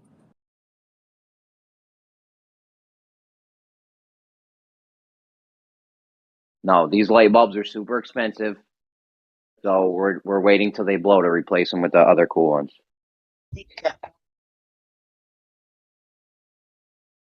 Well, all you need to do is wait until transference. You're going to be waiting a long time if they're already LEDs. You already so blow. you'd be wishing that things would have planned obsolescence for. They are, but my wife got these cool daylight ones that are supposed to like mimic daylight, and they look awesome. They're like super crisp. Don't you wish you had planned obsolescence a little bit more effectively used so that you could replace these things for the newest and greatest technology? I would have had to wait 100 years to get the new Now one. you have to wait fucking 10 years to replace those fucking light bulbs. I know. These ones really might last. After when I first bought this house, I was having bad luck. I was buying like the expensive LEDs, and they were just blowing after like 6 months. I'm like, yo, what the fuck's going on? But finally, I replaced them all enough so many times that we finally got ones that last long. So. Yeah, no, they've improved technology. The place where they go bad is the LED doesn't go bad. You could go and fix those lights if you wanted. The LEDs are, in most cases, will be perfectly fine. You just the power supply that runs them. Bro, it's so hard to repair shit. Listen, it's so hard to get shit repaired these days. Listen to my. You're lagging. My bad. It's so hard to fix shit these days. I called a washer. My washer broke a year or two back. I called a guy. I'm like, yo. I never do real good on disassembling modern equipment. You know, it's just, yeah. I called it. I called little latches stuff that keep you from self-destructing it when you take it apart. Professional washer repair guy. He shows up. He's like, oh, I can't fix this. He's like, this thing hooks to the internet. He's like, you're gonna have to call like I forget what it was, GE or something. The GE guy. Yeah, it's ridiculous. Like you can't even fix it. You need a specialist to fix the fucking pencil. Well, the fucking my wife got into the smart bulbs and stuff. She went for the smart bulbs. And I'm like, I had a lot of fun with it when we did the living room lights. You know, changed the lights to disco ball, changed the colors, you know, soft blues and whatever else. And then after a little while, I had my first little brownout or something that happened. And the light bulbs reset, and I woke up in the morning and the fucking fixtures are blinking. And then it found out that the internet didn't come back just so, and I wasn't able to go and talk to the damn thing. So I got this fucking blinking light that I can't talk to. I was like, okay, I've now spent more time fixing this goddamn light bulb than I would have spent my entire life turning the damn switch on and off. Yeah, right. Best to just keep it simple with light bulbs. You know what I mean? No dimmer, no fucking bullshit. Just you turn it on, you get 60 watts or 100 watts or whatever. My wife's still being a cheapskate though, because she's like worried about the wattage. Like she's like 60 watts, 100 watts. She gets the 60 watt one. I'm like, listen, these bulbs are using like 8 watts or some shit. I'm like, it's nothing. I'm like, stop looking at the wattage. Just get the brightness we need. Don't make me try to read shit in dim light because you're trying to save 40 watts. It's really only like 2 watts. 100 watts. Put a 100-watt light bulb everywhere. That's I what told you she's need. like, you can't see good. I'm like, yo, I can't see good because you fucking are trying to save 3 pennies a year on the wattage for this light bulb in it. I'm like, stop buying anything less than 100 watts.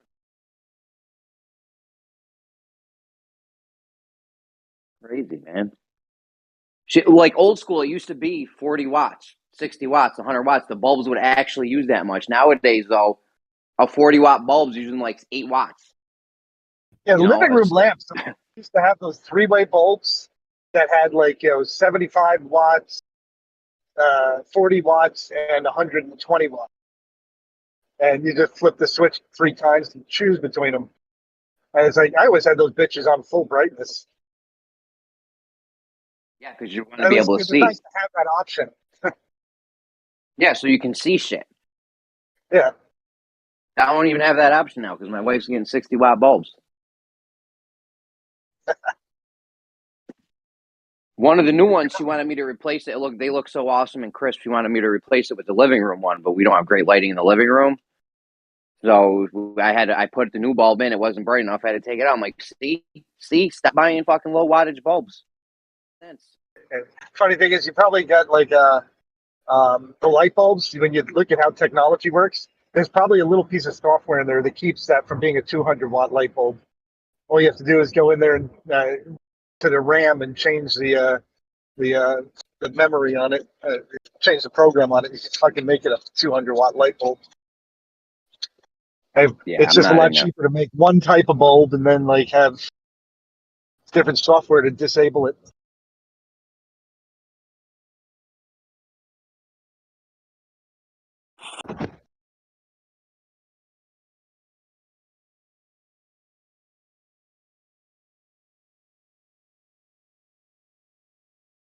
But yeah, I'd be all for transhumanism if these weren't like if these were trustworthy people. Like I want nanobots, medical nanobots going through my body. I read something in Popular Science 20 years ago saying that this could have us living to 500 years old. Medical nanobots. You know, they run through your body. You get one cancer cell, boom, they fucking zap it with a laser beam or some shit. I don't know. I'm just saying, like, right? Whenever I look at that, I think that the difficulty will be there is I think we overrate the ability of the nanobots right now at the moment. Yeah, but I read this 20 years ago. They Those have to go Popular through Science. Right. But they have to have the tools on board to seek out, identify, and destroy. Putting all those functions into one little tiny nanobot is still going to probably be a challenge. Listen, that Popular Mechanics magazine was such bullshit. Nothing I read in there has ever come true. They said we were going to have fucking flying car, all kinds of shit by now. Yeah. Love that magazine. Little kid you reading still it. move in that direction. You're a little kid reading that magazine. You're like, oh my God, this is going to be so awesome when they come out with it. And then this shit never comes. Damn, man.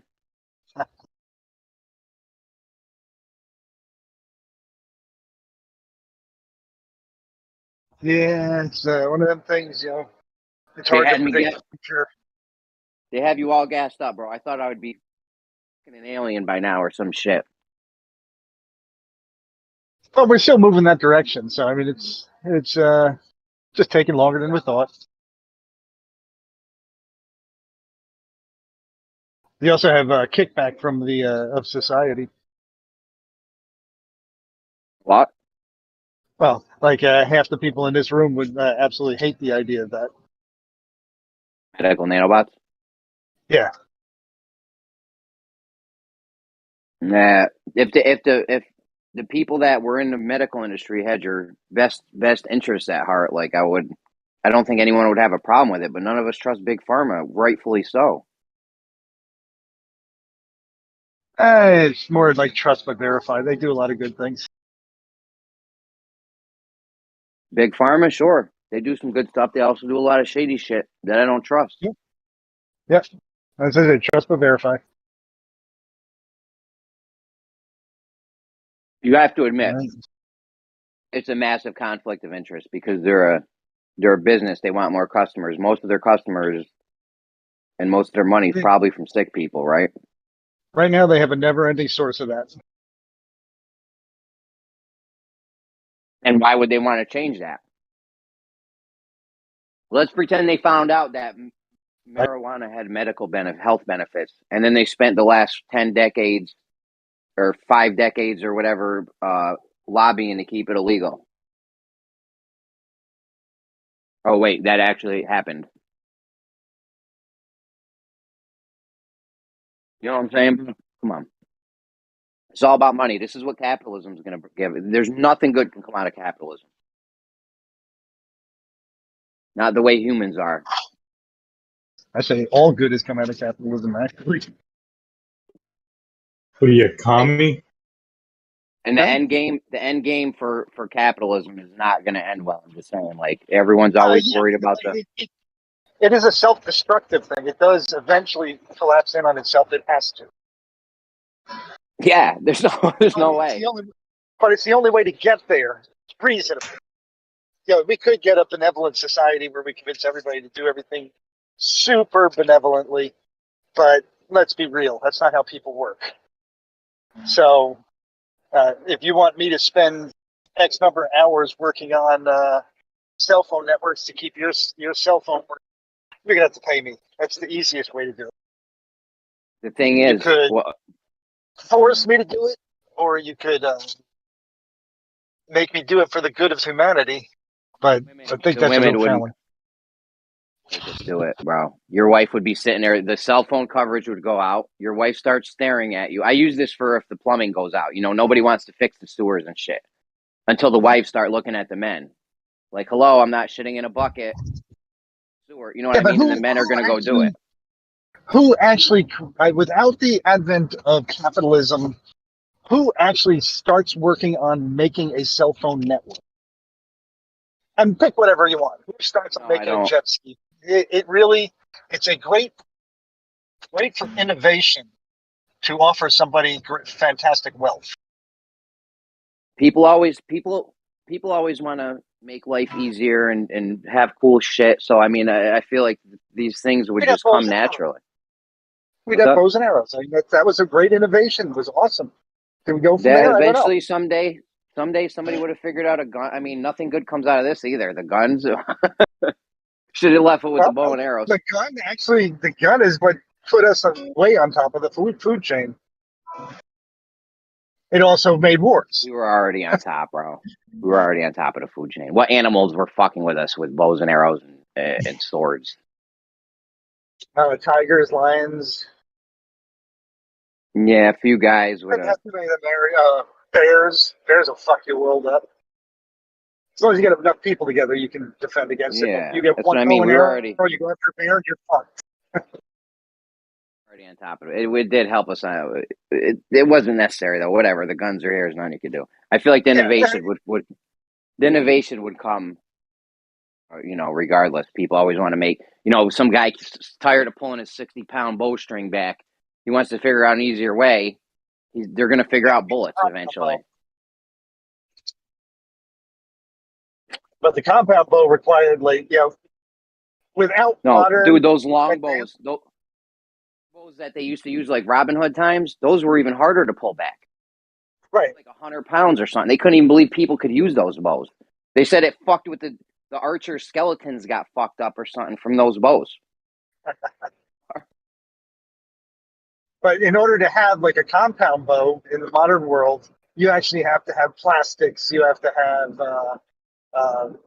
machining down to a certain level. And would we eventually get there through a completely benevolent No. They used to society? use sinew. Possibly. They had I don't think. compound bow. They had Well, compound bows way long ago in like ancient Rome.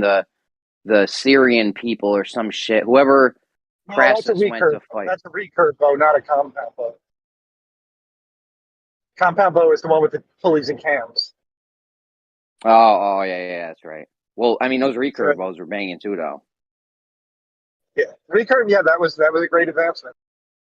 That's what That I lets mean. you And put a lot more pull in a shorter package, or the same amount of pull in a shorter package. the best thing they came up with was the belly bow. And they used to give it to like women and children and shit. They would give it to like women and children if like their city got invaded. That way, everyone could shoot a bow. You know what I mean? Like it didn't take anything with the belly bow. I don't even know what a belly bow is. I thought you were talking about my fat belly. No, like you like push down on the thing, clicks it into place, and then you put your arrow in and just click and it shoots. The weight of your body to pull the, like basically your belly, you would put your belly on the, push it down. Anyone could cock the, an archer, you need to pull back 50, 60, 70 pounds at least. But women and children can't do that. So they invented the bow to where you can just like press down on it, use all your weight to cock the bow, put the arrow in it and shoot. That way the kids, the women, everyone could be shooting bows if somebody attacked the city. But I don't know like the I said, actual name for it. I don't know where we could have gone, but I think that capitalism is a wonderful way of getting there. For all of its flaws, it gives a lot of incentive. I mean, we have made it pretty far, but at what cost and where's it heading? The environment, and Many people the died. downside of capitalism. How many people died or got sick unnecessarily because of this system? How many live because of it? I mean, yeah, a lot of people probably did live because of it, but Yeah. So 10 people die, 100 people live. You know what? those are good numbers. Yeah, it I might don't be. know, It might. bro. That's probably like the average. Like what you see with everything. There's lots of people dying. And there's lots of people living. Bicycles came out. People were dying left and right of bicycles because of that advancement. Now most people live because they improved the safety on them. Talking about motorcycles or just regular bicycles? No, just bicycles.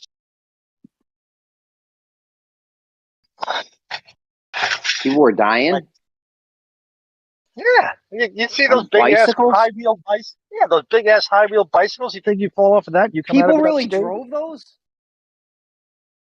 I don't know how many. It wasn't like everybody had one. I didn't even think those things were like structurally sound. Those just look silly. That seems like the worst way to. Why would you even do that? They have that really giant- big wheel is. That big wheel is capable of not tipping over when you hit a little tiny pothole. If you're on a nasty ass, bumpy ass road, you're probably better off on that than a nice two wheeler.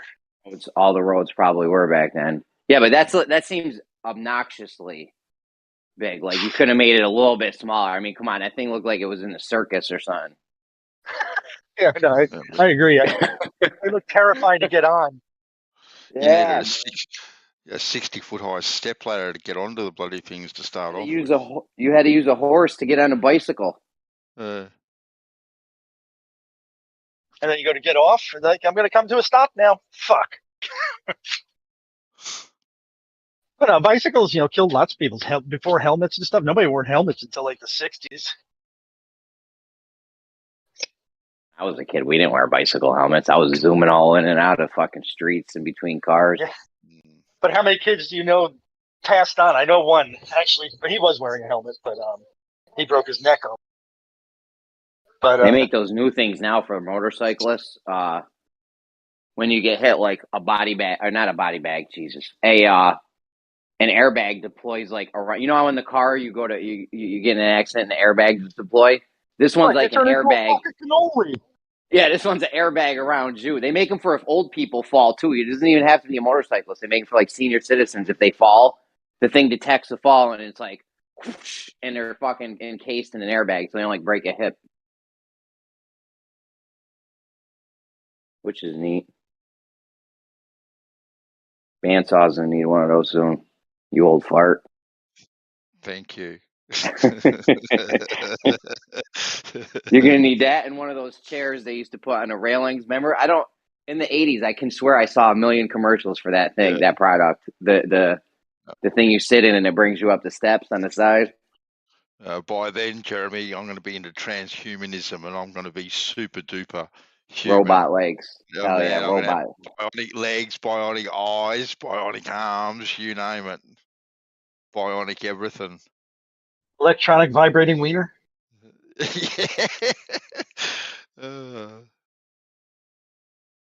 I like Bicentennial Man. That was a good movie. He ended up replacing all the parts of a human, and he ended up getting like that girl to live for like dumb long. And finally, she was like, "Whatever, I'm just ready to die." But if you just replace all the parts, you're good.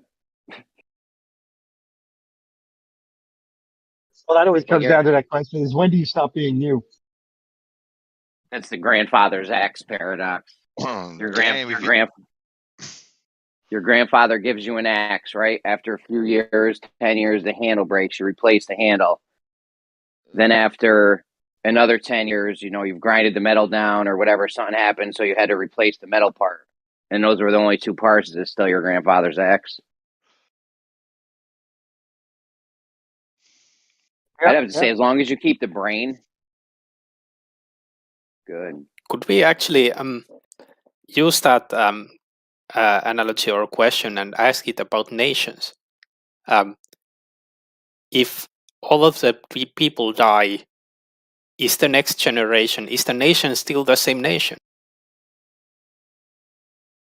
I hear that, like when people talk about how old their countries are, it's like, yeah, sort of. There's a continuing line of people, but in the end, you're not anywhere near the country you were years before. So you're a new country every 30, 40 years anyway.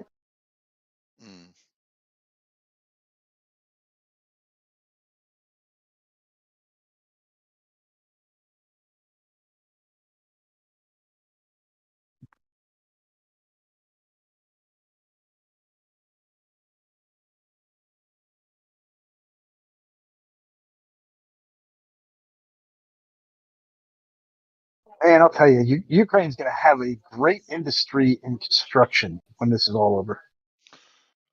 Who's going to capitalize on that? You reckon the Yanks will capitalize on that opportunity? I think they've got enough homegrown talent. They'll probably do it. America will get, whatever cash it gets around the edges, maybe some technology boosts and stuff. But to build a house, all you need is the local mason. It's bloody tragic what's going on at the moment over there, Mark. That's for sure. Does it seem like they're holding their own still?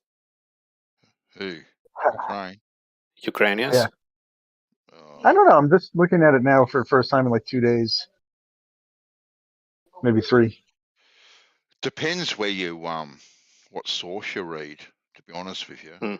If you read pro kind of Russian sources, they say that they're making in ways. If you read pro Ukrainian, they say they're holding them off. So where's the truth really, Laurie? You don't know. Yep. At the end of the truth is, when you watch the Russian media, according to Russians, they were actually giving pretty fair coverage to it.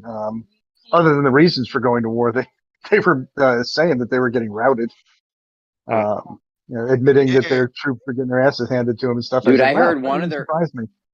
I heard one of their peoples was fighting. Like the Russians came up on a whole bunch of tanks and shit, and they started firing, and then they're shooting back and forth. They were fighting each other. Oh, that happens, yeah. That's fog of war stuff. That's not really a big deal. It could be Sorry, Mark. I cut you off, man. Go.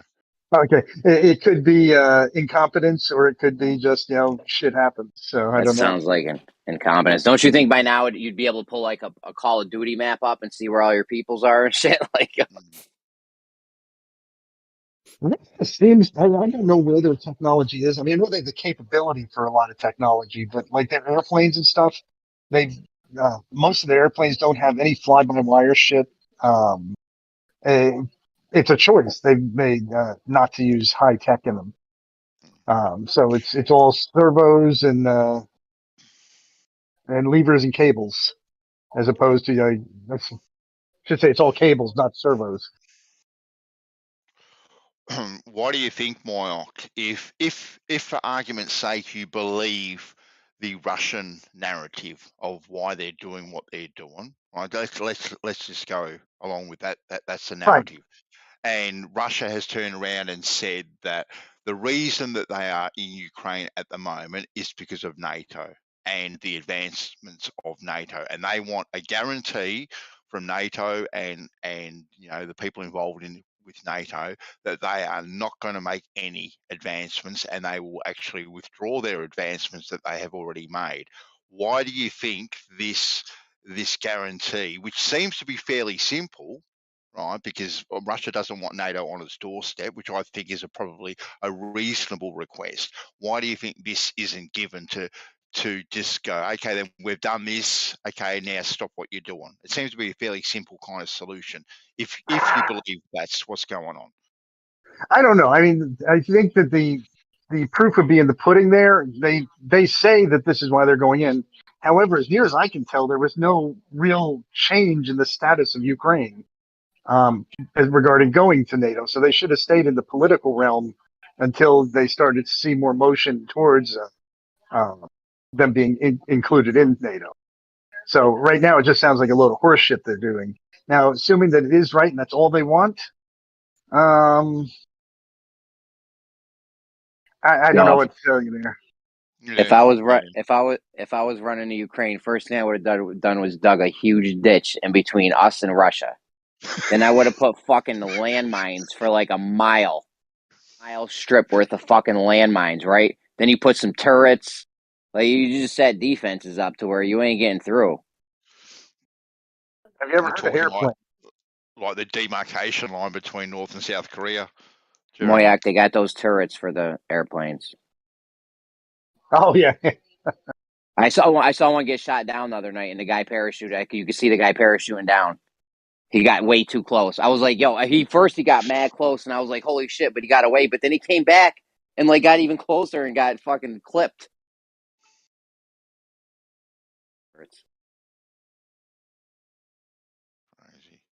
They don't dare fly over him. They'll get knocked out quick if they ever try to fly over him. The only reason they can even do that shit without getting hit is because they know the range and like the angles and shit.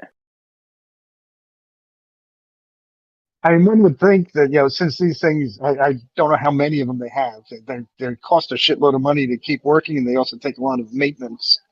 So you can't just forever just have this thing sitting there and just protecting every against airplanes. every eighth of a mile there's a turret. Yeah, that shit. Yeah. If I was someone going up against them, I would tell my pilots like, yo, flying close enough to make that gun go off. They cannot afford that shit for. I mean, I guess you're paying for fuel and shit for the plane too. So Yeah. Stay. If you put them every eighth of a mile, then you can also worry about friendly fire. Yeah. All of a sudden now, every time this thing lets off 3,000 rounds, those 3,000 rounds are landing on cities and houses.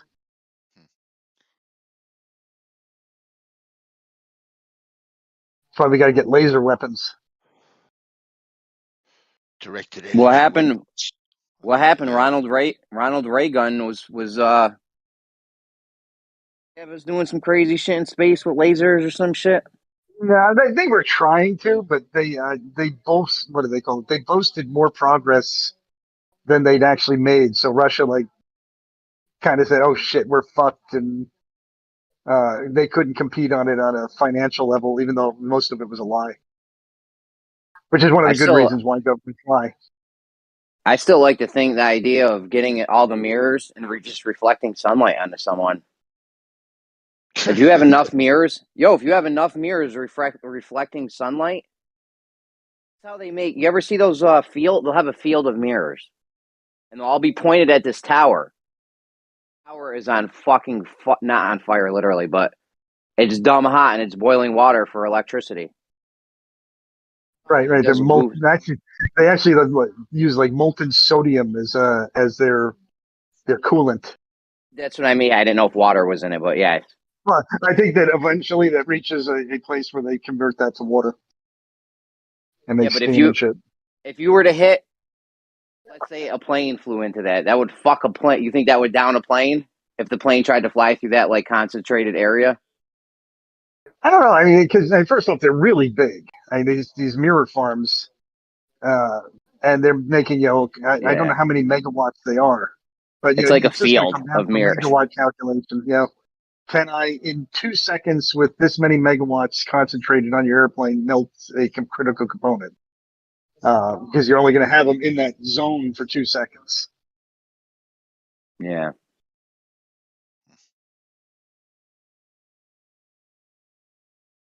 Then you got those mirrors would fuck shit up though if you could get enough mirrors on. So wasn't that Aristotle or no? Who's the guy with the Archimedes? I know who you're talking about, but Archimedes, yeah. Archimedes' death ray, Archimedes' sunlight. The sunlight might have been his death ray. The mirrors they had were kind of shitty though. The like copper, bronze mirrors and stuff were. Yeah, they weren't reflecting jack very shit back inefficient. then. If they had the mirrors we had now, that might be like an actual thing. Didn't the MythBusters try and recreate that? I think. Yeah. Yeah. Yeah, they did. I trust MythBusters. Oh, go ahead. They did, but their success rate was they got it hot enough that you probably could have started fires. Listen, I don't trust MythBusters at all. It's beside the point. What were they using for the? Were they just using straight up mirrors? I think the copper mirrors failed completely. Yeah, they were able to make it much warmer, but I think when they went to a more modern mirror, they were able to get it like 300 degrees and stuff. After a long protracted time on the surface. Yeah, well, you got to have a shit ton. I mean, there's no question if it's a ship or a plane or something like that coming at you, you're gonna have to have a shit ton of heat, like obnoxious amount. It's gonna have to be enough to be able to melt, melt metal or cook whatever's inside of it or something. Right. And then the defense for that is make your boat reflective. Yeah. Yeah. Make your boat out of mirrors and then nothing happens. Cop that. Just gotta shoot the mirror, but then you just shoot parabolic dish up, just stick that up and aim it right back at them and melt the people who are shooting at you. It'd be like a Goku fight or some Dragon Ball Z shit, I feel like. Fight fire with fire. Really? But yeah, I want to know about Greek fire though. That's cool stuff. I want to know what that was. Greek fire. It was cold. Greek fire was cold? Yeah. What was the guy's name? The real famous guy. He came up with that. The wacko one. They did it. Da Vinci. Da Vinci, right? Came up with that or no? Was that before him? No, Da Vinci was afterwards. I think Greek fire. I was a material that burned even in water. It may have been as simple as being like I just had oil or sodium or something. Sodium oil mixture or something. Yeah. So you spray it out, when it hits the water, it explodes and shit. But there's no recording of what it was made of. Probably the same shit the Ukrainians got that they're putting into Molotov cocktails. They are lighting shit up over there. The citizens, bro.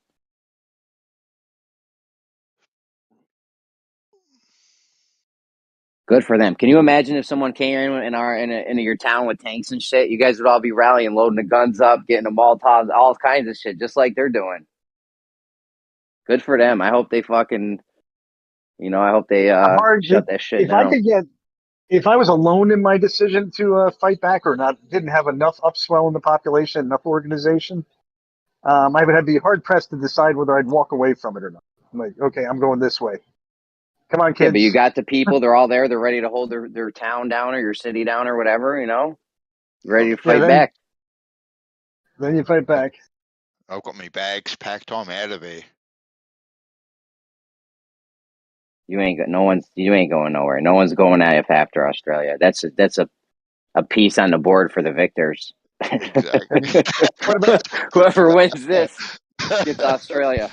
What about when they pushed you all the way across the country and now you're on the West Coast or East Coast? I don't know where Benso, you're can I starting. talk to you for a second, man? Sorry? Can I talk to you for a second? Can you talk to me for a second? Yes, man. Okay, 1 second. Go. Time's up.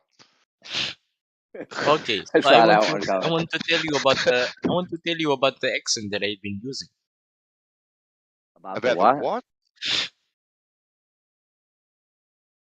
You heard me, man. You heard me. No, Do I not act didn't. like you No do one not Two know. heard people you. didn't. Two no. Do not act like you do not know. It I sounded am like you trying Just to said say you it tell know you. again. about the accents that I'm using. Yeah, yeah. Yes, that is what I meant. Please. Thank you, Moyak, man. At least you What did can he actually say? hear. What did he say, Moyak? He wants to talk about the accent he's been using. My accent that I'm using? Okay, then, yeah, go for it. Not So even why are you Australian. faking your Australian accent? Why are you faking? He's from fucking Canada. Exactly. Okay, but you're using an Australian accent, but you're a Canadian. Uh-huh. He's a Australian. Yeah. You cannot be half Australian. Australian because it is not a ethnicity; it is a nationality. He was adopted at birth. Listen, he was born in Australia. He got adopted at birth. The parents moved to Canada. Yeah. Okay, but that would mean he's just Australian. Yeah. I'm on a bicycle. What country is your citizenship? Mm. It would be Australia, man. Yeah, He's so a free you'd man be on the Australian, land. Mm-hmm. but you're still faking the accent. Did you I lose your am. Did you I lose your am Canadian accent? indigenous. You know who was I am Indigenous Australian. really faking an accent? You know that guy, Human Sheeple? Yes. Yeah. Wait, You he heard his actually fakes accent? the accent? Right? I thought he was Russian or Czechoslovakian or whatever the fuck they are over there for a long time. You mean And somebody came Ukrainian? out. What's up? Ukrainian? I don't know what Sheeple claimed to be, but Head saw him on BitChute on videos, and he's fucking British. Like his daughter was in the video talking Brit with a British accent. He had a British accent. Sheeples? No, not Sheeple's Phoenix. Human sorry. Sheeple. Yeah, different guy. You don't like my accent? +1. I mean, it's Nah, it's never mind. good I for a do. fake I like accent, it. but I yeah, like no, it. it's one of the best fake accents I've ever heard, honestly. Yeah. Right. Right.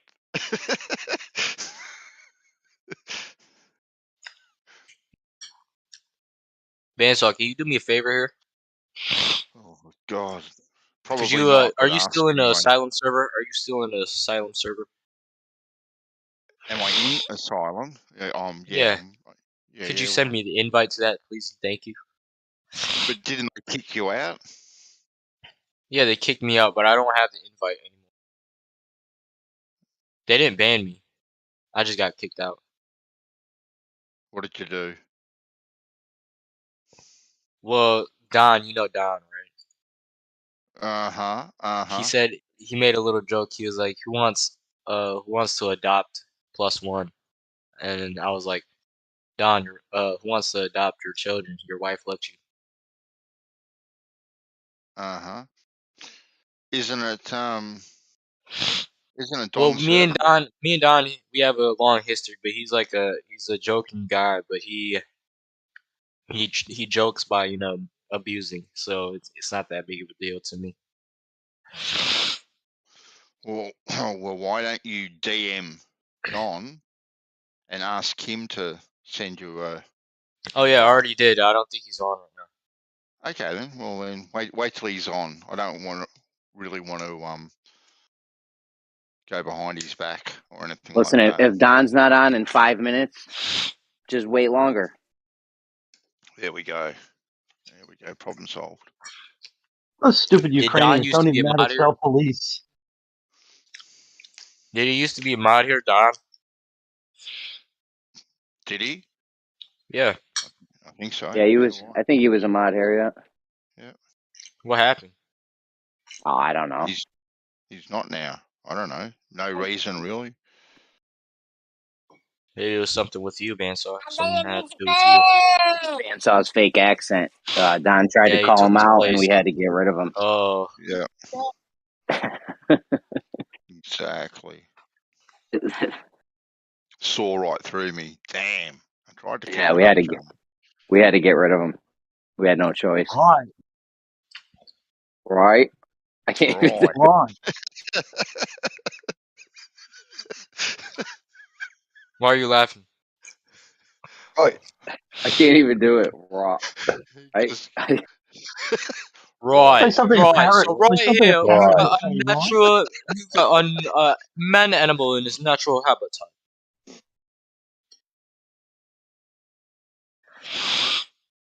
Did you know Steve Irwin really ain't dead? +1. I'm just trying to figure out how you put so many vowels inside the word right. I feel like you got like a couple O's in there and shit. Yeah, he's An like extra fucking right. He's syllable. like right. It's like almost an extra syllable. Crikey, Yeah. crikey, mate, crikey. You can go broke on the fucking Wheel of Fortune trying to Right. buy vowels for this word. Hey, One Grim. vowel covers them all, though. What's up, man? Dude, they put an R in the word no. They go, no. I'm getting. Your eggshells? No. I'm getting fucking There. bullied. How does everybody learn to spell? Yeah, how do you teach your kids to spell? ROIGHIT. Right. Very, very slowly. Sound it out. Sound it out. We Roy. make fun of people from Boston even worse, though. Don't even worry about it. Just leave it in the car. Yeah. Boston people don't talk like that. Leave it in the car. No, they don't. They take the car to Yeah, the they market. do. The market in the car. From Duxbury, CAH. Massachusetts. It's wicked cold out. They put tar They on don't the talk road like for that. cars.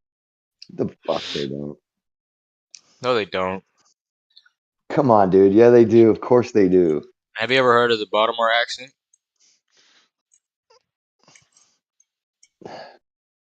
They talk Around kind of Ocean British, City, actually. Maryland. Ocean City, Maryland. I've been there. I've heard a lot of those people talk. Real close to Baltimore. You sound like you sound like a Cali surfer. You're like, I know how it Stay goes. away Be from doc. B-more. I was raised in Florida, though, so you missed it Oh by yeah, never mind. 3,000 Florida. miles. Yeah, I meant to think say B- Florida. Yeah, I the think Boston B-more's accent got is the actually most. CGI.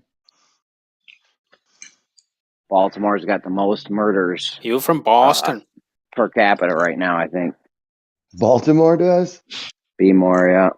Damn. I was Last born I there. checked. Hey, come here. How's Little Rock doing? Little Rock You thought down on what? the list now? Little Rock used to be up there on the top. They were on the list. I forget where they were though. Hey, what are you I was doing, born in man? Baltimore. But I had to move to Detroit. Shit. Hey, Jeremy, you ever been to Long Island? You went from one dump to another dump. That sucks. Yeah, but what's worse? Detroit. By a fucking long spit.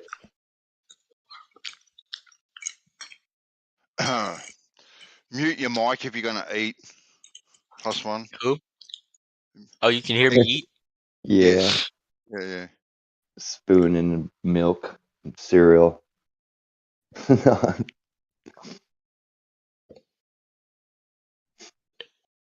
actually eating noodles. Okay, then. Well, then mute, please. I'm done. Yeah, that would Bandsaw help bastard. too. That'd help too. Chew with your mouth shut. That'd help. Stop sniffing, man. Seriously, come on. Everything I do I'm pisses just me off. slurping the last noodle, dude. God. Slurping noodles over here, man. I'm not slurping anything. I'm snorting coke. Snorting noodles. You wish you were snorting Yeah. coke. I'm gonna chop up a Did we have couple of noodles. Hey, while you're at it, could you give us some toilet sounds now? On it, Captain. Remember, I was a little kid in a Pizza Hut once, and I go, "Look, Mom, snorting coke," and then Captain, put the my straw up to my nose, and then put the straw up to my nose and sniff some of the coke. That didn't feel What's good. your guys' go-to at DoorDash? You did that. Oh, we don't get DoorDash or Uber. What do Listen, you they use? just got running water and coffee martinis down there. What do you want from them? Yeah. I use my I like how car. you say martinis. You sound like somebody on the TV. I'm literally never going to pay anybody an extra $10 on top of an extra $30 Taco Bell order. I'm never doing that. We don't have But, Chinese shops, pizza shops, nothing. Nothing where I am. no, I deliver myself to my own shit. Yeah. I wish I had a car. Well, pretty soon you'll be happy you don't have a car. Why? Klaus Schwab told me. He said you won't own anything, but you'll be happy about it. So that man knows what he's talking about. You get up to $45 a gallon. Just be ready to be happy. That's all I got to say. Putin's about to own the world. I mean, you know, if everything's there for us, I don't know. I don't know how I would feel about not owning anything. Like, if I go down to the lake and there's jet skis there, and me and my whole family can use them, and they're always there. You know what I mean? Like, I feel like that would be cool. But Yeah, but me and you worked this out. It was oops. If everybody knew that there were some free ones everybody's down there, gonna the lake want would the be jet full skis. of people all the time. The only Then we'd reason have it's to not have- full right now is because they don't have jet skis. Yeah. But check this out. Then you'd have to have. You're in the time slot A-frame person. Oh, look, it's people with the last name H get to go and do. You know what I mean? The lake today, or it would be that stupid. I'm not down with all that. Regulating our free time and regulating our everything. That's There would when have you to get be. That's when they start regulating every moment of your life. I'm not into that. There would have to be unlimited jet skis. It doesn't matter if you're into that. You're gonna be into that. Grim, Yeah, come on, and I'm Grim. gonna be happy. What is wrong with a one world government, one world currency hive mentality? What's wrong with it, Grim? Come on. Get on Well, board. there's no way out of it once you're in it. That's what's wrong with it. There is no democracy. Well, there is, but it's with a U and a B. Democracy. People actually think they've got democracy now. It's crazy. That's why, like, when you look at things like common things like Joe Biden. Joe Biden. Stop it! Stop it! When you get to like places like Disney World and stuff, they get to raise their prices, and that's how they control how many people come there. If it was still Otherwise, $10, how about I be come wall to wall people. You'd be waiting 18 days to get on There's one a thought. ride. Yeah, right. There's a thought. I'm voting for a one world government. I'm down at the polling booth, so I'm you. going to vote. It only works if we have unlimited jet skis in Disneyland. Yeah, that's exactly. Go fuck and yourself. lobsters. And lobsters. You need to take Why? photos of yourself with an airsoft rifle saying, I am fighting for the New World Order. Yeah. Order! I want hive mentality. Will lead to This whole peace and tranquility. Utopia. Yo, if they could make those airsoft guns explode, the projectiles explode on impact, those would be good weapons, no? Yeah, dude. Of course. Like if it was like thermite, and it just like you could just shoot them off and just like make it rain thermite on somebody, or depleted uranium, like sticky thermite, a sticky thermite thing. I think depleted uranium would do the trick, right? It would just catch things on fire, pop right through steel, all kinds of fun stuff. Yeah. Armor-piercing bullets. Who would airsoft? Armor-piercing airsoft fucking projectiles. Armor-piercing airsoft. You know, I had a buddy back in middle school. His name was Adolf Oliver Nipple. Yay? That was your buddy, though? Yeah, he was my best bud. I guess you had some obstacles to overcome, though. Yeah, you got made fun of all the time. I mean, what do you do, man? It's what you were born with. Well, you give him a nickname. My we just dad cut it short and we just called him Adolf Nipple. My dad almost named me a fucked up first name that would not have went over well with my last name. I can't. I'm not going to dox myself. I know. I was but gonna say, it wouldn't have just been good. don't. Well, we had a guy in boot camp. His name was Richard Brown. So they always call the last name first. So it's like Brown Dick. It's like, oh, Brown jeez, Dick. come on, Yeah, man. like you might want to start with the first name first on that one. Maybe. Richard Cranium. I never Seaman understood the Dick. Staines, get over here. Like I could see Rick, but why Dick? Yeah, I never I got it. don't know. Especially what we already know what dicks are. Like I don't know. That just doesn't seem like a cool name. Like Rick's cool. I know a bunch of people named Rick. We never called him Dick though. Well, unless he was being a dickhead. But that's not the point. What if your first name was Dixie and then your last name was Wrecked?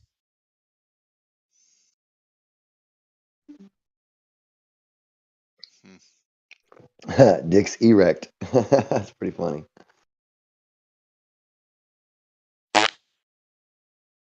It took me like that long to get it too. Hit you with the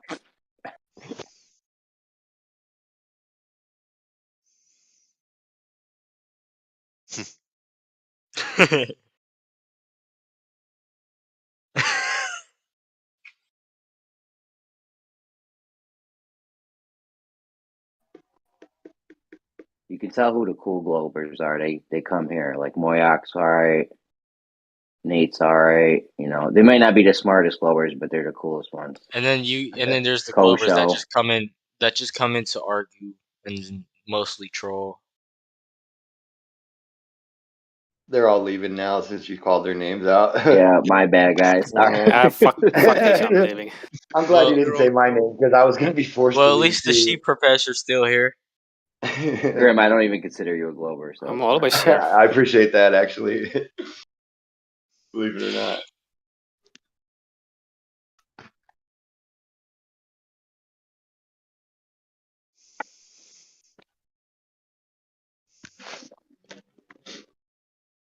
I got called out yesterday for being in Gem Pandas. I'm not actually there normally nowadays. What were you doing in Gem Pandas? Yeah, I haven't seen you in a while. It's chaos. I'm normally not there. I'm not sure exactly why I drifted out, but I kind of did. You keep hanging out with those guys, you're going to be guilty by association.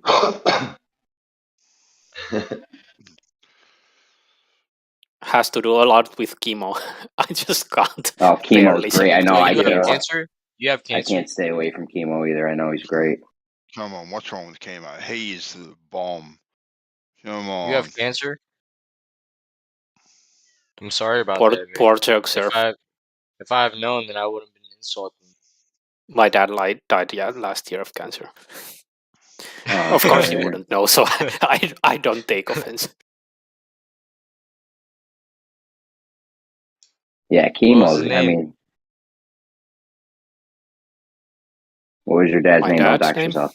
Yeah, don't dox yourself. Wait, how is that gonna dox him? There's like 100 names in I don't know. I just wouldn't be giving out last names willy-nilly. That's all. No, I didn't say last name. Yeah, it feels a bit too personal. I'm not sure why. Alright, my bad. Like, I've been talking about he's having cancer, but somehow giving his name is a different thing. Yeah, it's fine. It's fine. Sorry about your dad's loss. Yeah, thanks. Is that why I'm you actually take your anger sort of out on Discord? maybe. No, I'm actually kind of weird to say, but I'm kind of happy how it turned out. Like, sometimes things like that can get really rough, and people don't always have time to spend with their loved ones. Like, people have jobs and they have families and they can be busy. I was fortunate enough to, due to COVID and stuff, I got laid off from my job, so I actually got to spend the last year with my father very closely. So it kind of turned out, yeah, comparing how rough situations can get, and we almost got a full year. That's long as far as I'm concerned. What do you believe in? Yeah, he was a believer, Pentecostal. Of God? Yep. Nice. Yeah. And we were really happy, like fortunate in. Of course, it's not nice to lose someone, but we Never. had like me and my sisters were able to look after him, so we had always like at least 2 people and sometimes like 4 or 5 people looking after him, so where everyone was always there, and we could stay with him. Like he didn't need to spend the rest of his days in the hospital. He could stay back his home. I love him. You were lucky in that aspect. A lot of people Yep. around here, us included, had family members die. We couldn't all be there because of the restrictions and stuff. Yeah, definitely. Sure. That sucked. Funeral too. It was weird. Like this big open air funeral place, and then they're talking about how they couldn't have that many people there. I mean, we did it anyway. We showed up in groves, and they couldn't stop us because they didn't have security or they weren't ready for us. It was crazy. Like, you either want to fight or we're going to say goodbye, one or the other. Which one do you want to have? And so they just let us do it. There's too many of us. Because we were going to fight. We were literally just going to beat the shit out of whoever was in our way. We were that pissed off over the whole thing. And they knew it. So they were like, go ahead, do your thing. We're sorry for your loss, But not everybody did that or could do that. You know what I mean?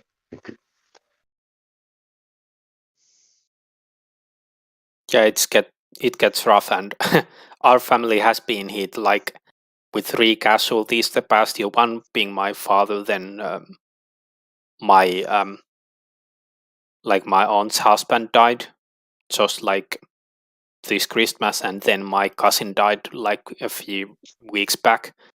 Got stabbed. Fuck, man. Yep. It kind of hits you hard. Like, I wasn't that close to the cousin, but when you lose like 3 people in 1 year and one of them was my father, yeah, it racks up. It kind of rams home the frailty of life a little bit, doesn't it? Laurie? Yeah, it does. Sure. Well, I know as a kid, Laurie, I was brought up very, very strict Catholic, really strict. Catholic schools, church every Sunday, Bible studies, you name it, the whole 9 yards. Really, really strict. And anyway, I got to an age where I could kind of make up my own mind and go my own way, and I decided, this ain't for me. Right? It's all bullshit. Absolute all bullshit. I don't believe in any of it. And Lord, that was when Bansal was around when Christ was born. So exactly, like, he really has an in-depth view on this topic.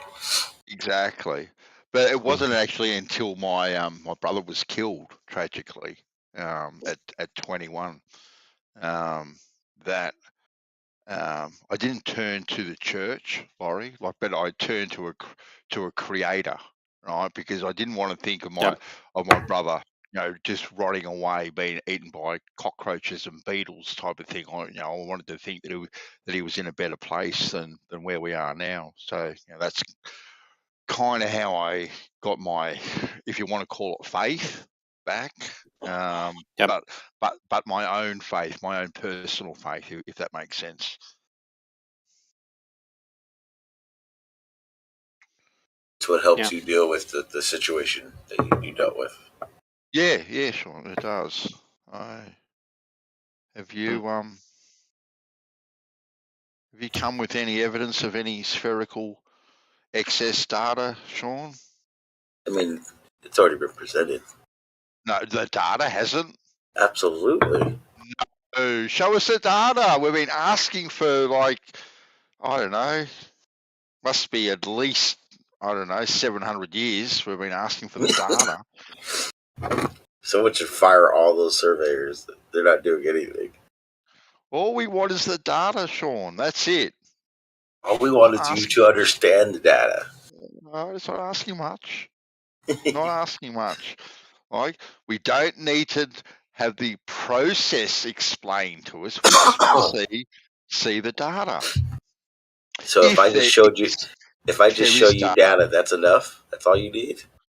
We want to see the data for these globular spherical excess measurements. Simple. Yeah. If that, Okay, I mean, cool. shit. If that's all you need, I'm man. You've got the data. Here we go, Jeremy. We've got data. Data's coming. It is on its way. Okay, cool. We've got some data. I don't know what I'm going to do with this data. I can't be. I can't be held responsible if you understand the data or not. What data you got? All I could find was the mama, not the Apparently, data. apparently spherical excess data, Jeremy. We're being told. No, these. Let's see it.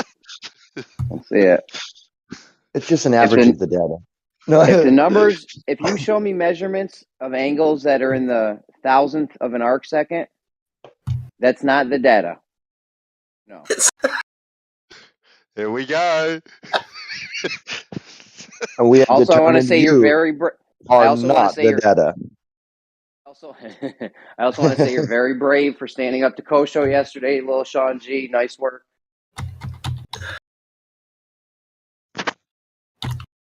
Why do you gotta insult me in a compliment? Put the little in front of it. Backhanded compliment. Like, why? Is that necessary, Jeremy? It's like Lil Wayne. It's like Lil Wayne, bro. Same. Same. Anyways, listen. Do you see how Kosho's tune changed? Then he said, "Oh, it is Les Stroud," and the thing saying it. That was such a headache. I'm glad that's over with. You seemed very relieved when I showed up. I was, because we were just talking about it right before you came in. He's like, bullshit, Sean didn't see that shit. He doesn't know what he was talking about. Sean's an idiot. All kinds of slandering you. I'm like, whoa. Whoa. Damn. Just slandering your good name. Back up. Sean's not reliable or something. I don't know what he was saying. He says all kinds of crazy shit. Look, I can understand people thinking Sean's a little bit shifty and a bit. What the hell did I just walk into? What is that exactly? Good morning. I can understand that, but anyway. Come on. Where's this data, Sean? I'm waiting for this data. I'm getting it. Relax. Okay. Listen, breathe. It better not end in the thousandth of an arc second. I'm just letting you know that's not the data. You're silly, Jeremy. I know, it's silly. Thousandth of an arc second, bro. Pay attention to what you're posting.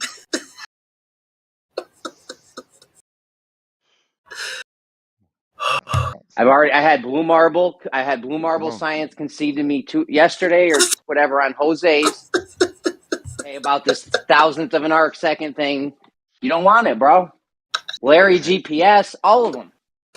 It's weird, Jeremy, because that's not how they tell the story. It's weird. They tell a different story. I know, but they're still like, "Oh, Jeremy's a fucking idiot." I know. Fuckers, hold on, they're biased. They're Hold on, biased. Sean. I'm turning on my 6G so I can analyze this data. So I'm waiting. I'm ready to analyze it. Okay. Here we go. You guys make my head hurt. Come on. I like when after you win a point, Jeremy, in the room sometimes, and then you leave, they'll turn around and say, "Jeremy has never been right about anything. And he literally just won an argument just now." This like I'm literally always right. I'm almost always and right. you're I've been never right wrong about anything, and you have couple no times. idea what you're talking about ever. Well, I left yesterday because that guy came in mad hostile. I don't know. And they started calling me a liar and shit because they didn't believe what I was going to do with the information. It was like irrelevant. Yeah. But anyways, let's see. You see how they allow it though. We're waiting. Jose used to be fair though. I don't know what. No, you're waiting, Bandsaw. I'm getting it. You never been the impatient Well, type. you What you the know hell? Jose's a whore, right? Like only a whore. He'll do whatever you want him to do. If you give him $10 fucking chat or $50 $10 chat, super chat. Yeah. you got him all day. He'll make fun of whoever you want him to. All kinds of shit. He's just a hoe, dude. Who's this? Fucking JG. Jose. I mean, I Oh, don't oh, I don't dislike him or anything because he's about trying to get money, but he's not where you want to go to figure things out at all. Oh, I told him yesterday. I was like, "Get your fucking shit." He's like, "You're welcome back anytime." I was like, "Get your fucking shit together. Maybe I'll come back." I typed it in the chat after I left the VC. That's right. damn. Trying to play me. You're welcome back anytime. Like fucking, we just had a cordial, and thing there. How many times have you been right in the middle of a complex thought or idea, and he goes, "I gotta read on the super chat. I've got to." I'm like, "Hey, bro, We're in the middle. Jose, we're right in the Yeah. middle of this. You're doing super chats right now. You son of a Come bitch! You on. can't wait." Come on. The guy's got to be able to afford to pay to buy cigars. He needs his super chats. Come on. I feel it. Man. I feel it. Man's going to make a living. That's why I don't hate on him for it. I just think it's funny when he does it. Because I wait for it to happen to other people all the time. It's any second now. Start getting into a deep, complex idea, and then I just want to read out the super chat, and it'll be reading something that some troll wanted you to hear. It's hilarious, man. So I guess that's one reason why I'll fuck with Jose. Monetized, Sean, and did you get super chats or no? Yeah. Oh, you did, yeah. Shill. You better hope somebody super chatted you the spherical excess data.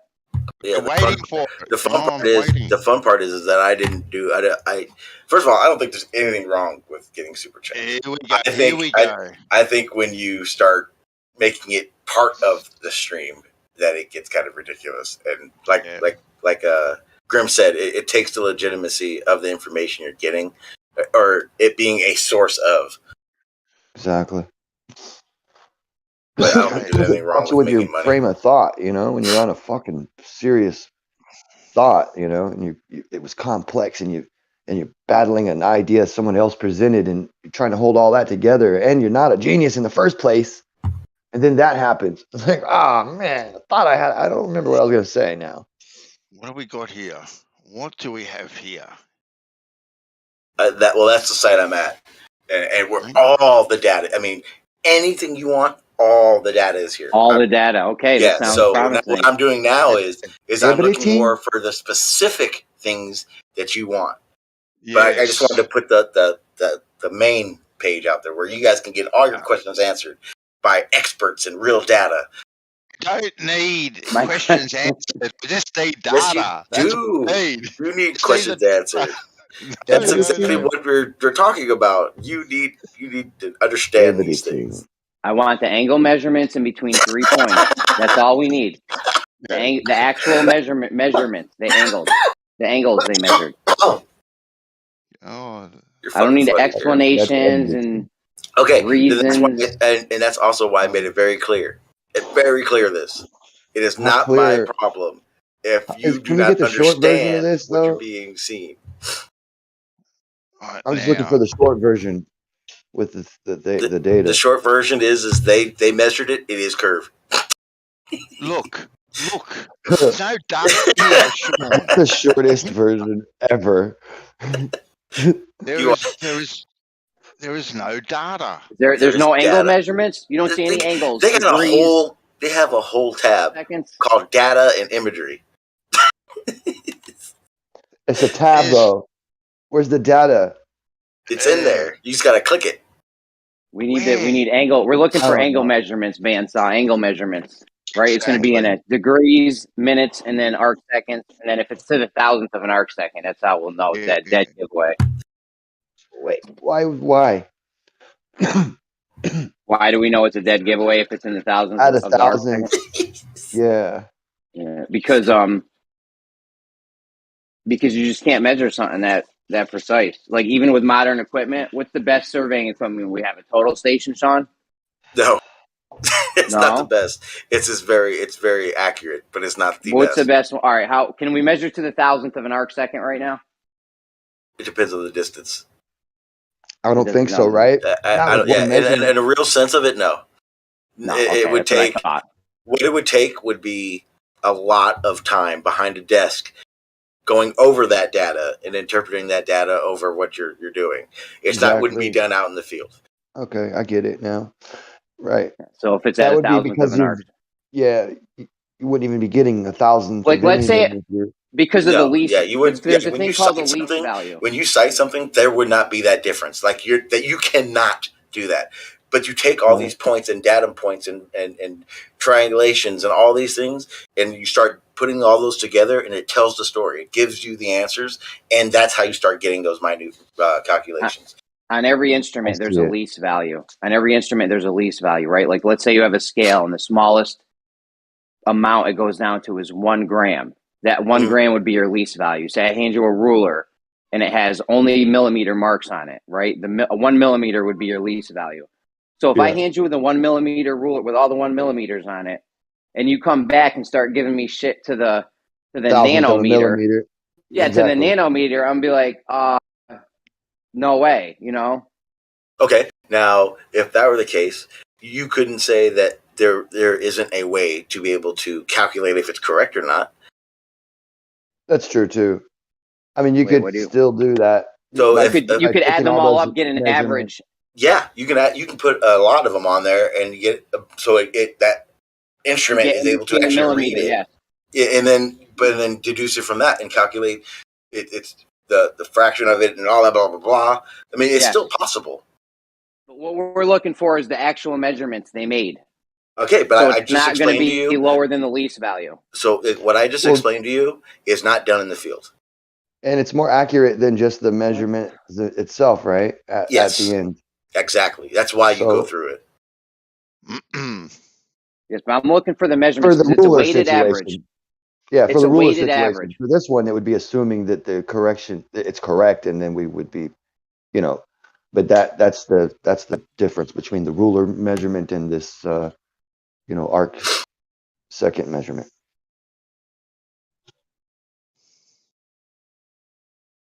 Or average, since we don't have a measurement. That's the whole fucking point.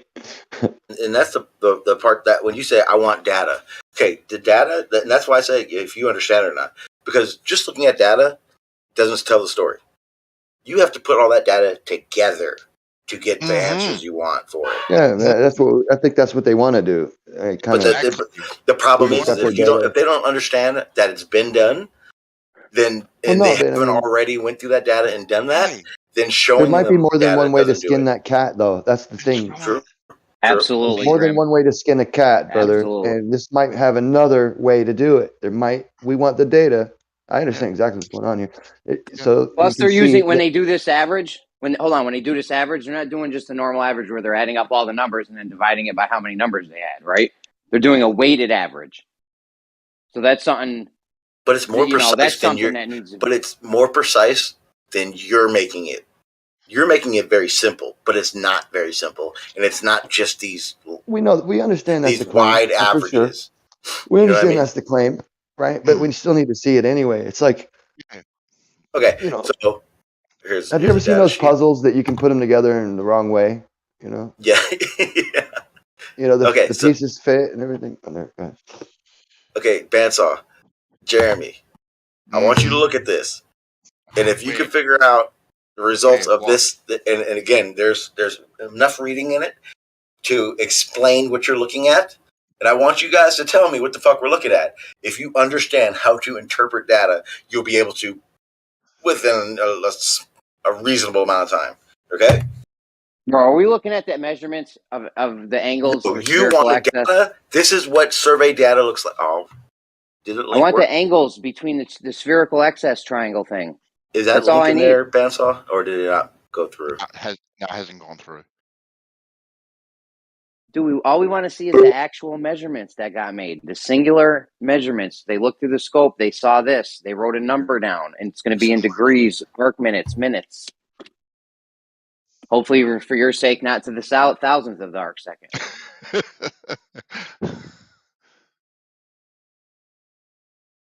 You working? We'll nut this out. We just want to see the data and how they apply the data to get what they get. That's all. We want to see how they rearrange these. You said these I want to see the data. Exactly. So now we can see the data, and Okay, we can see how why they isn't it rearrange fucking it, working? right? How they rearrange it, right, to make whatever they're making.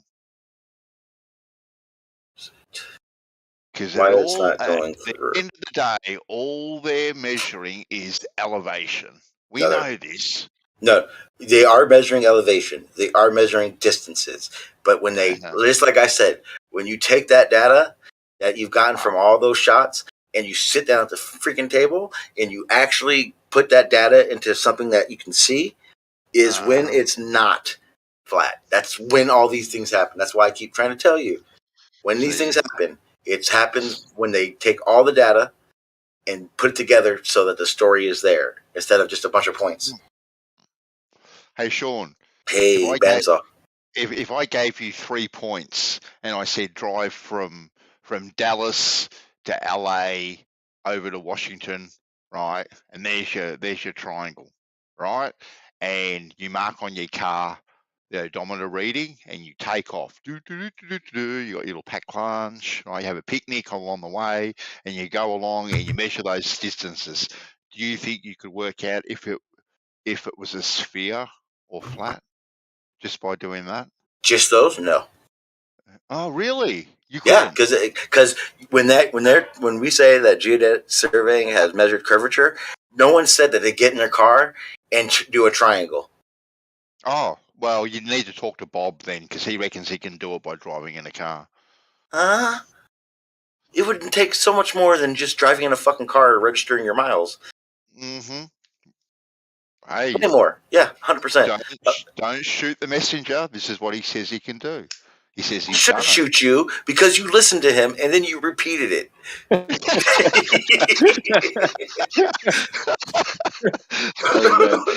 was good.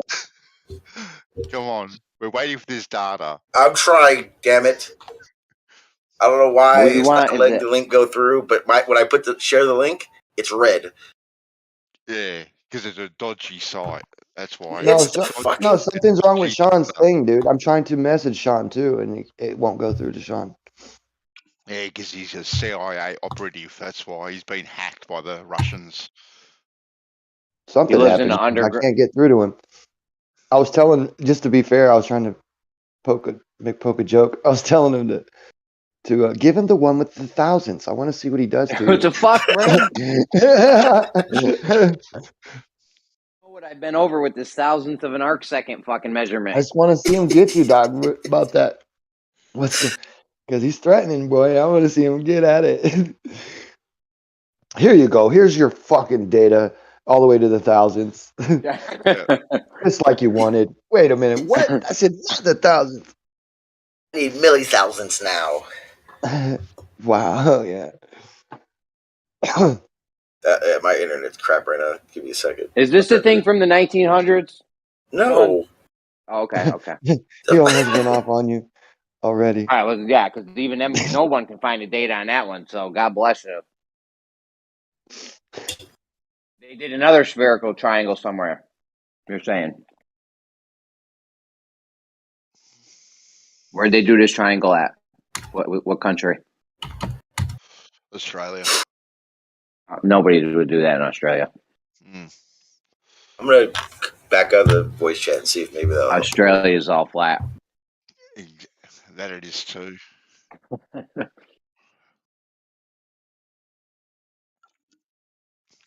Plus, it's too fucking dangerous there to be doing shit like that. You're busy trying to not die by fucking alligators and hyenas. Well, I don't know what you got down there, but you got snakes, scorpions, fucking the birds. It's not the alligators, wars, it's the crocodiles. Crocodiles. Alligators are just like fucking tame lizards, dude. We used to scare them away from us so we could swim in the creek next to them. Because they're scared of humans, man. Fucking crocodiles, on the other hand, are not scared of humans and will. Yo, I love the picture. I love the picture where it's a guy in the ocean and there's a giant shark a guy scuba diving and there's a giant shark next to him, and in the picture it's like, look, the most dangerous creature in the world, and then on the bottom it goes, and next to Man. it is a shark. Next to it is a shark. Yeah. Yeah, exactly. I like that. I don't know what the hell's on my internet. My phone's not even fucking working. It must be the man This trying is to a stop likely me excuse. from getting the Yeah. information out there, Jeremy. Yeah, likely truth. excuse. Yeah, dude. Hey, I was a flat earther. I know the man does that. They'll suppress your Convenient. streams. Very They convenient for cut your you. Yeah. bandwidth right when you get to important parts.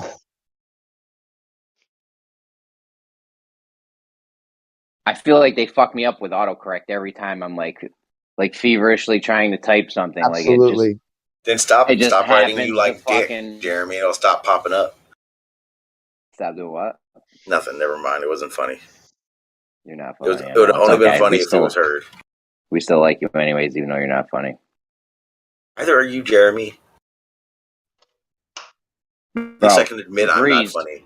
Degrees, minutes, arc seconds. Let's go. I hate you, Jeremy. You have no idea how much. I can go. Bro, I've been listen. This I'm not spherical listening to triangles you. thing. No, but listen very carefully, like Travis would tell you. Hey, listen very carefully. I've been fucking around with the spherical triangle for fucking a long time, okay? And I've What you had don't it up to here. understand is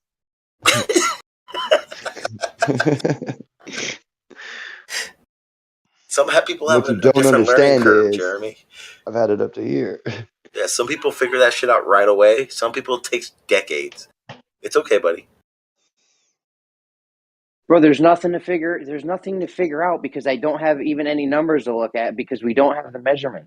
Okay, so basically what you're saying, Jeremy, is spherical geometry isn't real. No, I'm not saying that.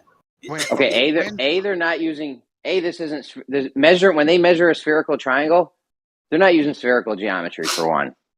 Okay, for two, just because you measure a sphere doesn't mean you're doing spherical geometry. I think maybe that's where you're confused a little bit. It depends on the method in which you use to actually measure it, Jeremy. Yes, and if you use a straight line, since there are no straight lines in spherical geometry, I'm gonna record myself saying this. Can so I I use can just hit a triangles button. though? Can I use triangles to measure a sphere? There's many ways of doing it, Jeremy. Listen, you can use Jeremy, how about this? How about spherical geometry doesn't exist? We'll just act like it doesn't exist. We'll use only Euclidean. Guess the fuck what? We can still measure the sphere we live on. I have no problem measuring a sphere using triangle or whatever you want to do. But the question I asked last night. The question I asked last night was specifically, have we ever used spherical geometry to measure Earth? You said yes, and then told me you made a straight line. No, I use a straight line reference. There is a difference, Jeremy. Yeah. There are no straight lines in spherical there geometry. There is a difference. So that your starting point was outside the bounds of spherical geometry. You're like, yo, I'm gonna use spherical geometry and I'm gonna make this straight line. It doesn't no compute. I'm like short circuit number 5. Does not compute. Well, no, you do in spherical geometry. You do measure your radius and shit, though. You do make some. You do have to have straight line bars, and there's no radius. Spherical geometry happens all on the surface of a sphere. The 2D surface of a sphere. There's no chords.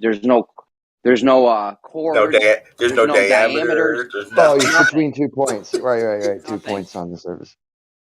It all happens on the surface of a sphere. So if you have a horizontal line, a straight line, not a spherical straight line, an actual straight line. That's how I know. Just like if you was to come at me with 1,000th of an arc second, I would immediately know. Yeah, I'm sorry, hey, Grim. When Jeremy talks about this, swear to God, you can't picture a 5-year-old sitting in the middle of his kindergarten class trying to teach the fucking teacher about this. You put a bouncy ball on the screen. I'm gonna need to do subtitles and a bouncy ball on the screen like a sing along for you, bro. I think so. Please do, please. You need to use a different word other than triangle, right? Because you obviously don't know what triangles are. Right. What's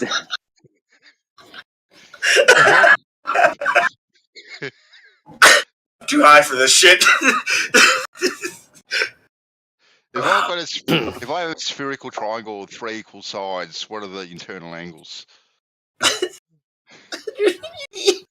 Bro, it could be like Wait. 500. I want to give you the correct answer, but I don't know. I don't know. Listen, I don't know what a triangle is. I've seen 5-sided squares, 3-sided squares. You never know what they're gonna pop out with. Man, it's unbelievable. Check a pseudo Triangle. when you do geometry on the outside of a pseudosphere. If anyone's even heard of that fucking bullshit, I swear to God, bro. I swear to God, there is a thing called a pseudosphere, and you can get a 5-sided square on the outside of a pseudosphere. Jesus Christ, Jeremy. This is why kids are so confused these days, right? Like triangles aren't triangles anymore. Right? Triangles are something different. That's why kids are so confused. It doesn't get any better every time you fucking say it.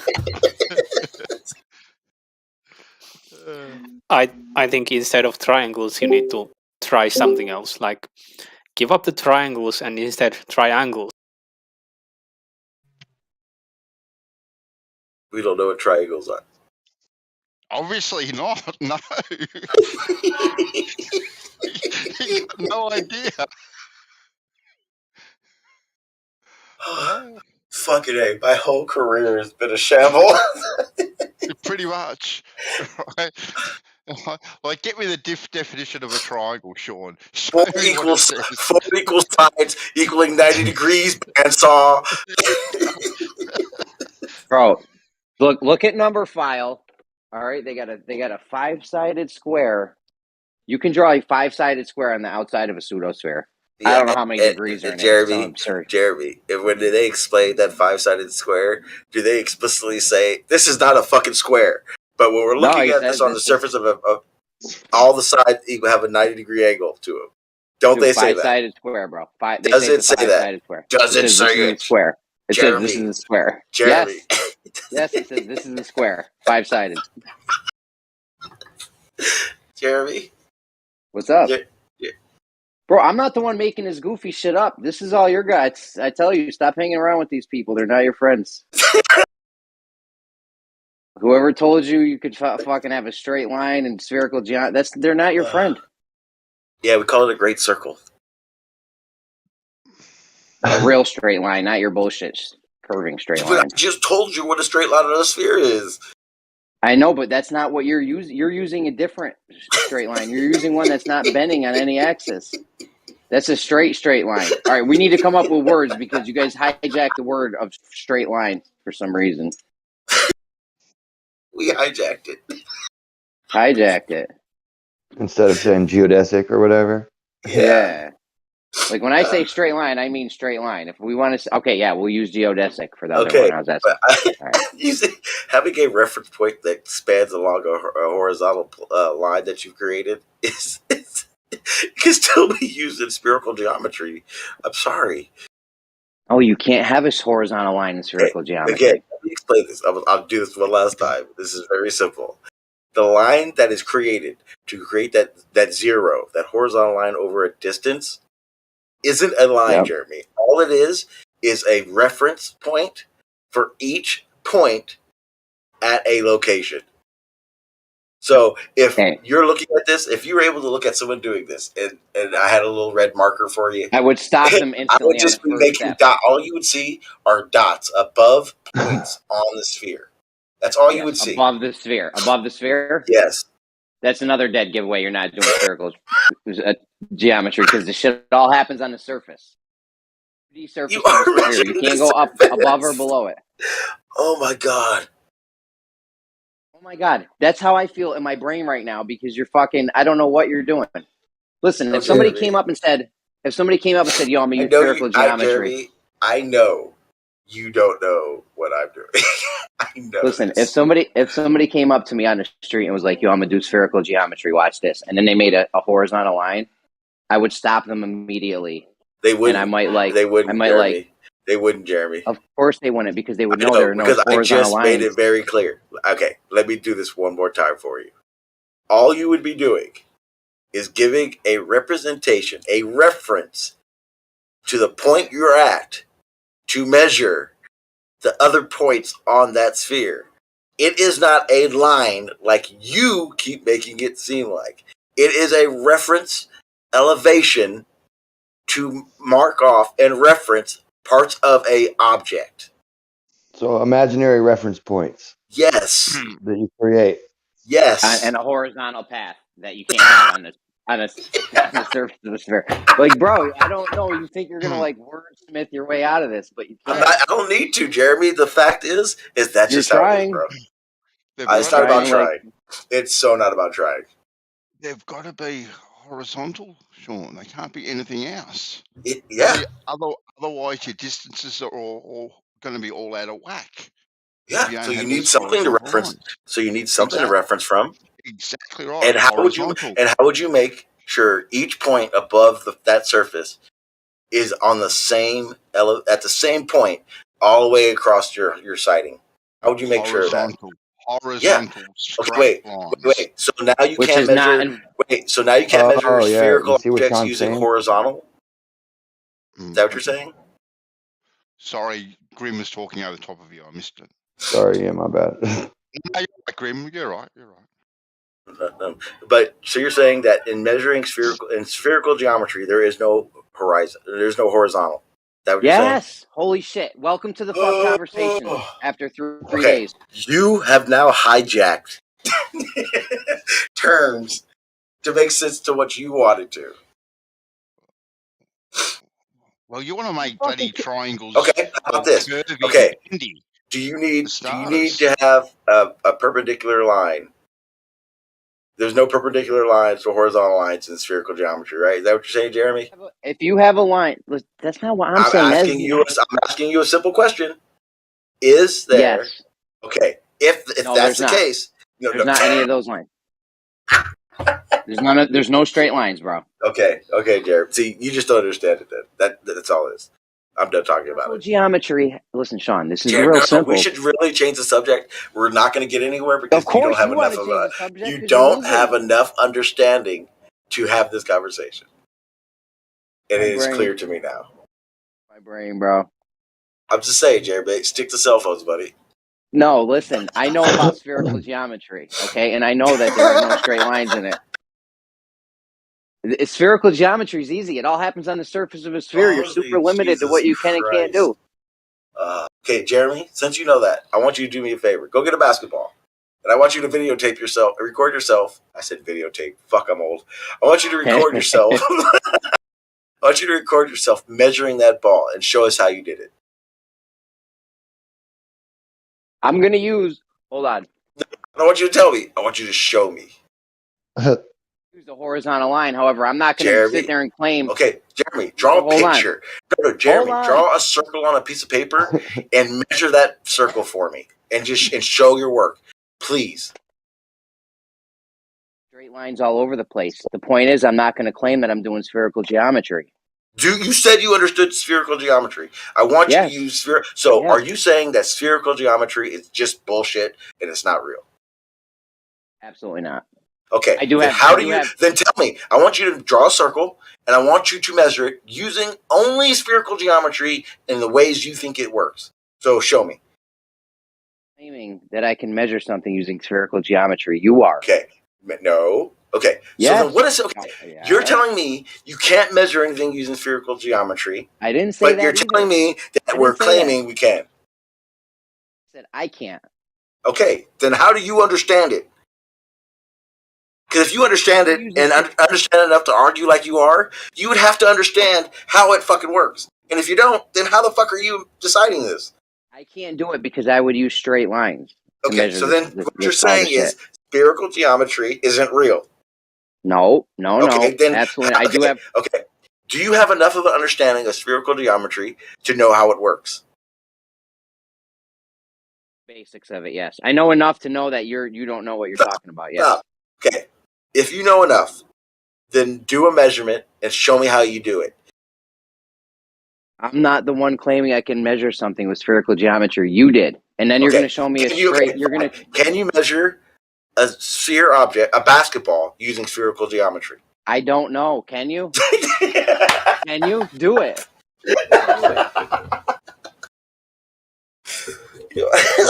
Line. If you do it and use a straight line, I'm going to know you're not doing it. Get your basketball, Sean. Get your basketball. Film yourself, right? working out It'll be a spherical geodesic geometry. line. No, I don't need to. I know how Yeah, it works. come on, well then do it. It should be easy. Bad It should be saw. easy. Bad saw. Come No, on. we want Jeremy to do it. No, Why don't we you want? to do it. Why don't you want? to Why, do it. why not Jeremy to do it? Well, why not you? Why? Because I know how it works. I don't need to show you. I know how it works. Show us mere peoples how to do it then, Sean. Give us a lesson. No, right? Jeremy. No, obviously, Bad saw. I've been doing but it all Sean, wrong my Jeremy whole already life. said he doesn't know exactly how to do it. Okay, but then if he doesn't know how to do it, how's he telling me how you can and can't do something? Well, maybe if you show him, If I show bring him real quick, Yeah. right? I don't he'll think see, he will. He'll see what he needs to learn, or I don't think he he'll will. be able to pick your shit apart, one or the I other, don't and think. just show him. How is he going to pick my shit apart if he doesn't understand it? Well, give us a Perfect analogy. demonstration. You know what? You never know, Sean, until you try, right? I did try. Analogy. And Perfect you go fuck analogy. and Grim, you can go fuck yourself. I know what you're doing. Listen. Step up to the plate, Sean. Step up to the plate. So I happened to hit the record button. So happened to do it. So what? Just Listen, go. I have a I've been perfect around. analogy. I've been around a long for this. time, Grim. I have a perfect analogy for this. If I bring you into the kitchen, and I tell you to fillet this duck, okay, and you go to grab the plastic spatula, you know, the bendy one you might frost a cake with or something, and you're like, I'm gonna use this to Called a fillet rubber spatula. yeah, you're like, I'm gonna use the rubber spatula to fillet the chicken. Immediately, I don't even need to know. I gotta knock the duck out with the rubber spatula. Excuse me. I need to know how to fillet a fish. This isn't working. I'm just beating a duck. I know how to fillet a fish. I don't need to know how to do that.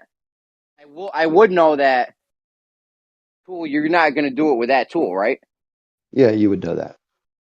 So that's how And you if would I never don't know how if where you the could pick it apart or not, because there could be something he knows that you missed in the Okay, in and the, then in the, if I in the show layout. you the knife, if I show you a filleting knife and hand it to you, and you've never done it and never seen And it he done, cuts himself. you're gonna just stand there and go, filleting knife. And You Jeremy, pull out the filleting knife and start. right now, you're standing in front of the spherical geometry conversation and going, duh. But you're not Well, he pulling out. might just say, "Hey, that's a filleting knife. You're doing good so far," and then he might understand. You never know, Sean. Exactly. What he's doing though is he's pulling out this horizontal line, the rubber spatula, and saying, "I'm about to fillet this fish." Oh, Here we go. I'm about to fillet this fish with a plumb bob. Trying to use like a spoon to fillet a fish or something, or I don't know what you're doing. I know. You don't know. I don't know what you're doing because you got a rubber spatula and a with a little fish. fork on the tip. Hey, you're right. And what I'm asking is for you to fillet that fish, even though you've never done it or seen it, and you're telling me how to do it. No, I'm asking you to fillet a fish, and you're pulling No, out come on, chopsticks. John. You understood what he meant. It is kind of hard to do. I can't even do it. So I was just interested to see if Sean could do it. No, I can. I'm just not going to because it's not what I want to be doing. Well, what about for me though? Do it for me. It's very simple. That's it's It to the probably point. is, and I just intuitively don't. Yeah, know it if right you, now. it's one of those things that if you start doing it, it starts running. You go, oh, okay. You know what, Sean? If it is very simple, The way and you most keep things are. keep on saying it is very, very simple to do, pull out your basketball, pull out your beach ball, pull out whatever ball, and just do a little demonstration. If it's Not very whatever simple. ball. Don't just pull out whatever ball, dude. No. You asked for a bad song. No, you did that wrong. You guys want? You got? Let me get my video turned on real quick. Yeah. The thing is, this ain't hard. I could Closing off all the bandwidth. It's not gonna be hard. I'll do it lip. I swear to God. I'm going do through this, all. but now I'm not even sure if Sean knows how. I don't, Jeremy. I don't. I'm not sure either. I don't. Yeah. Horizontal line, aka rubber spatula. We'll call it the rubber spatula fallacy, Jeremy. What the fuck, bro?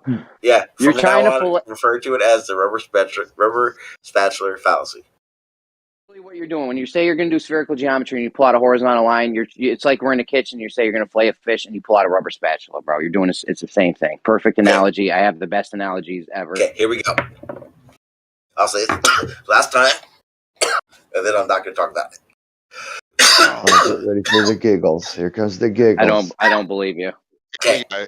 Here we go. It's very simple, Jeremy. If you get on a bike, if you say, "Hey, Sean," if you say, "Hey, Sean, is there curvature on Earth?" And I say, "Jeremy, so what you're asking me is you want me to measure the spherical object I believe I live on," and you're going to say, "Yes, Sean." And I'm like, okay. Well, here are the steps to measuring a sphere in surveying. I'm going to set up my machine, and I'm going to measure from the ground to the base of my machine, and that's just normally done. Pants all correct. Keep on going. Keep on going.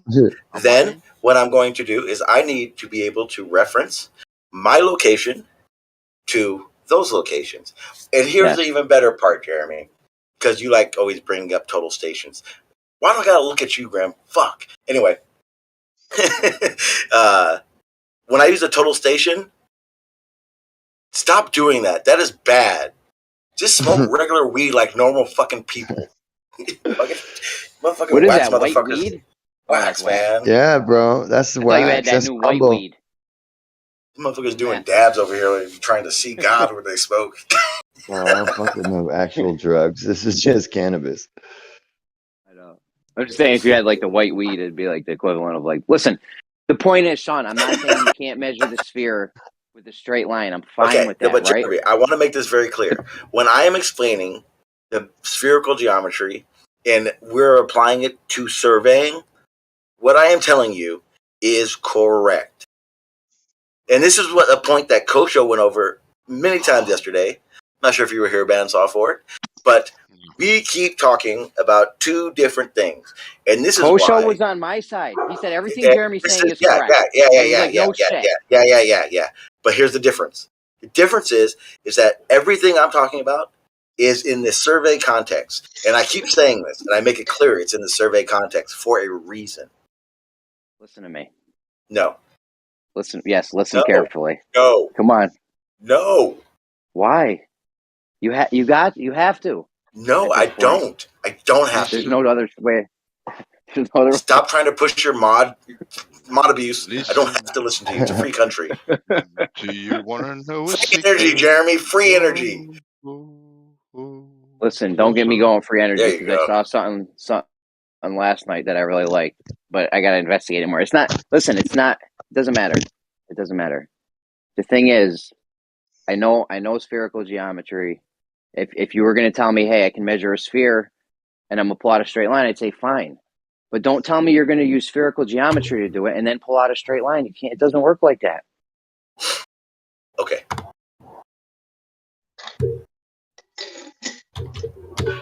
Like, I have nothing against straight lines. I love straight lines. Right? I think it's Discord, not me. Listen, I love straight lines. Okay, you can use straight lines, but not when you're doing spherical geometry. Yeah, okay. Hey, Graham or somebody, can you guys try to share a link in the chat real quick and see if it goes red for you guys?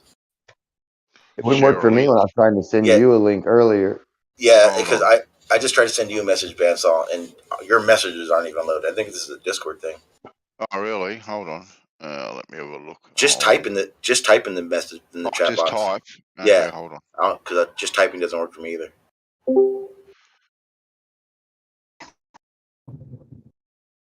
Yeah. Oh no, it's red. What's going on? Yeah, it's a Discord thing. Okay. Discord's having issues, so I don't even think anyone. I got a fucking I don't think anyone Discord can blue even screen type right in the now, chat right dude. now. The only thing left to do is sit here and hash this out with the spherical geometry. There's nothing left to do. We're not. Sean. We're not in a fallout shelter, Jeremy. Get your basketball, Sean. Turn on your camera and show us how to do the spherical axis. For one, I don't have a fucking camera. I was fucking around. For two, I'm not doing this. And Bandsaw wants to know why your basketball hoop set at 7.5 feet. Exactly. I can fucking. Okay. I was gonna say I can, but I have a touch of reality, and I no longer can. But for a long time, Jeremy, I could dunk a fucking basketball. Suck a dick. Yeah, but the basketball hoop was like 2 at 10 feet. It doesn't count. At 10 feet. At 10 feet. It doesn't count. It doesn't count if you got a trampoline under the fucking hoop. You're right, Jeremy. It definitely does not count. It definitely does not. Yeah.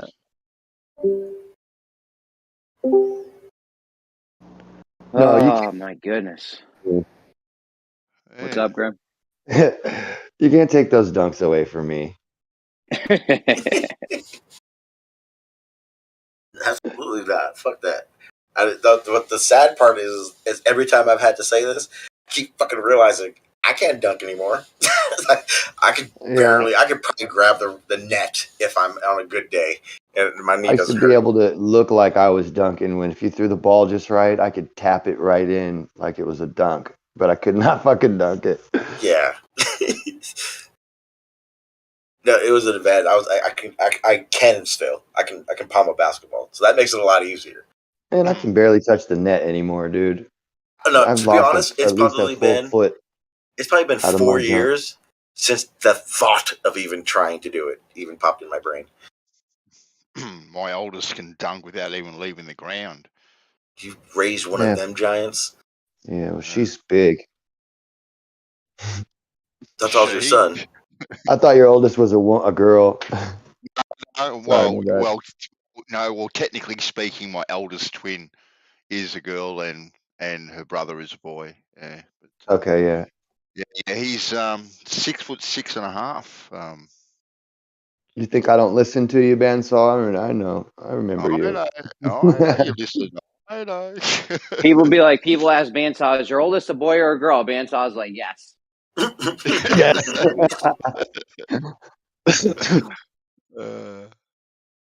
That's funny shit.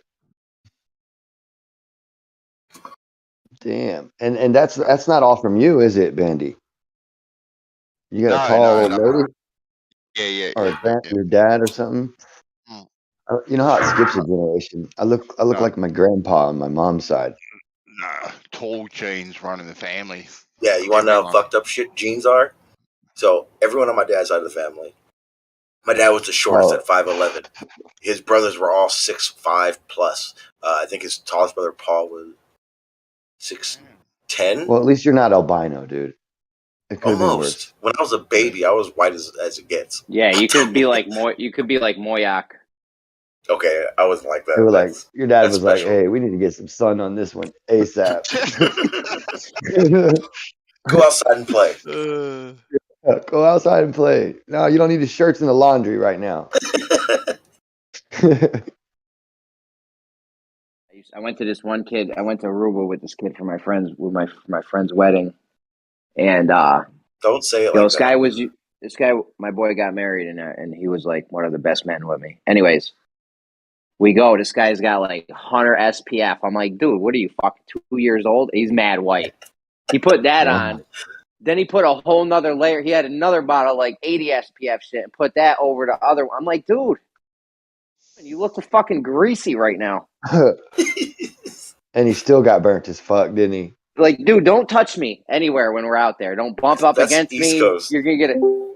That's East Coast because my ex, my son's mother, she used to take baby oil and tan with that. Oh, yeah. Like California girls. The worst shit you can find, man. Yeah. My mom was like that. She was always with that fucking Tropicana tanning oil and shit. Yeah, they go sit outside in the sun. I love the way that don't even smells. get in the water forever. And I'm thinking, how are you not dead? Yeah. Like, you think that's bad? You think that's bad? We had a tanning bed at the time. Yeah, that's how bad it was. Tanning beds don't work though. I mean, they'll get you probably tan, but they don't give you that vitamin D.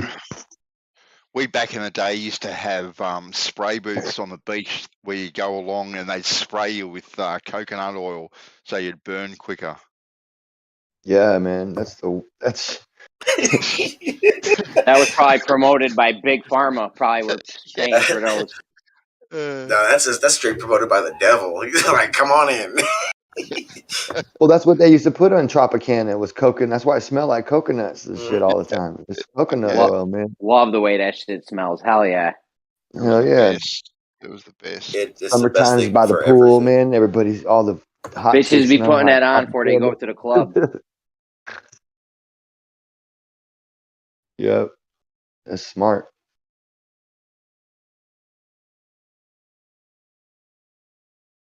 That's because they go tanning before they go to the club. They don't bathe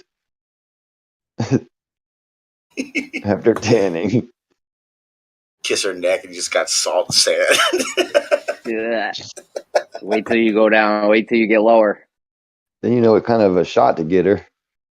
Sex on the beach. It's like I feel like I'm at the beach right now. Oh shit, a crab. Oh wait. No. Really, would you go get you one of them little sex on the beach shot shooters, you know, and then you come up with it hiding behind your back and you say it like a question. Sex on the beach? If she looks at you funny, hand her the shot. Sex on the beach. You guys have heard of that, right? Sex on the beach, yeah. The drink? Yeah, okay. I just want to make sure this shit wasn't going over well. It's either that one or a fuzzy navel. You got a fuzzy navel, or would you like one?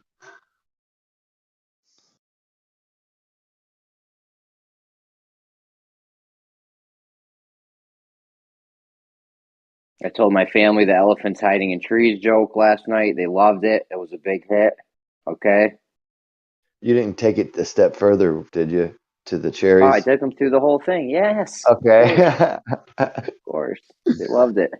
Oh, my grandma loved it. That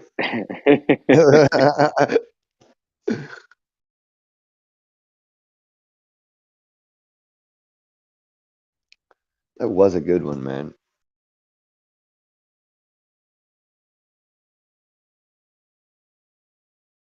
Sean, now you're just gonna have to admit defeat on the spherical excess thing. There's no way around it. I don't see any way out for you. It's fine. We can move on. Just concede, bro. I mean, it is what it is, right? Yeah, you gotta just concede, bro. There's no humiliation in defeat. I've been wrong before a couple times. There's nothing wrong with it, other than you're totally wrong and the other person was completely right. But it's fine.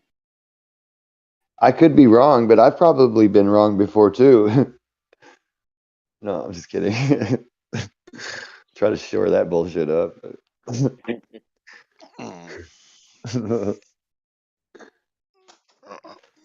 I could be wrong. I think he's getting a basketball to give us a demonstration. Hopefully, he went with the basketball.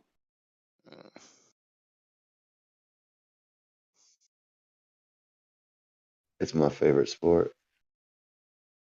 I like the way they dribble up and down the court.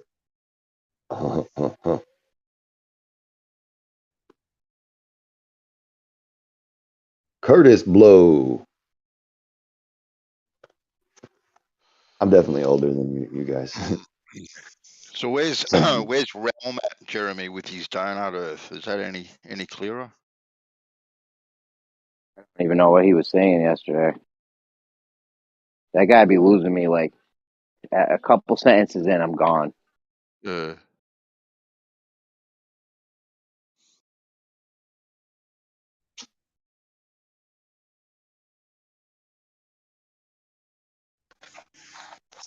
know, guys, I had a good idea earlier. I know it's rare. I'll be the judge of that. I'm just kidding. Well, actually, Grim, you can be the judge. You know, they were arguing over who should do the spherical geometry on the basketball. I mean, I think they should both do it, and then we can compare. What do you think, Grim? I mean, I know I said I couldn't do it, but I probably Why could don't we do it. all three do it? Yeah. Oh God. Okay, I'll do it as well. Why not? Be the best. I could tell you, I'm not going to actually do it, but I could tell you what I would have done to measure That's it. fair enough. So, you want me to tell you? Or you want me to wait till you guys do it? This is without Googling it or anything.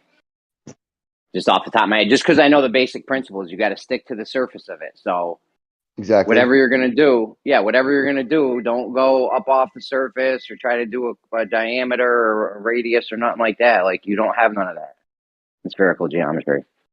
There's no radius. But you can make two circles, right? And then there'll be great circles, and you put them 90 degrees to each other. right? Yeah. You could do Well, you that. only need to do one. You only need to do one. Right. That's what I'm. Well, two would help you to get the You center of the Tootsie Roll Pop. That's what I no, you mean can get it. by. You can get everything from one. You can get everything just from doing one gray circle. That's What what the I would fuck have is done. Okay. what the fuck is a Tootsie Roll Pop? That sounds absolutely diabetes-ning.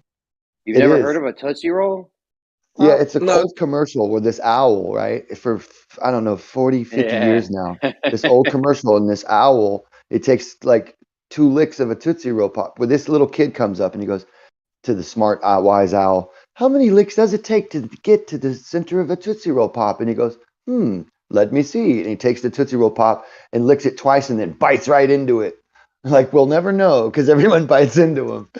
Fair enough. Is that a type of Yeah. like sweet?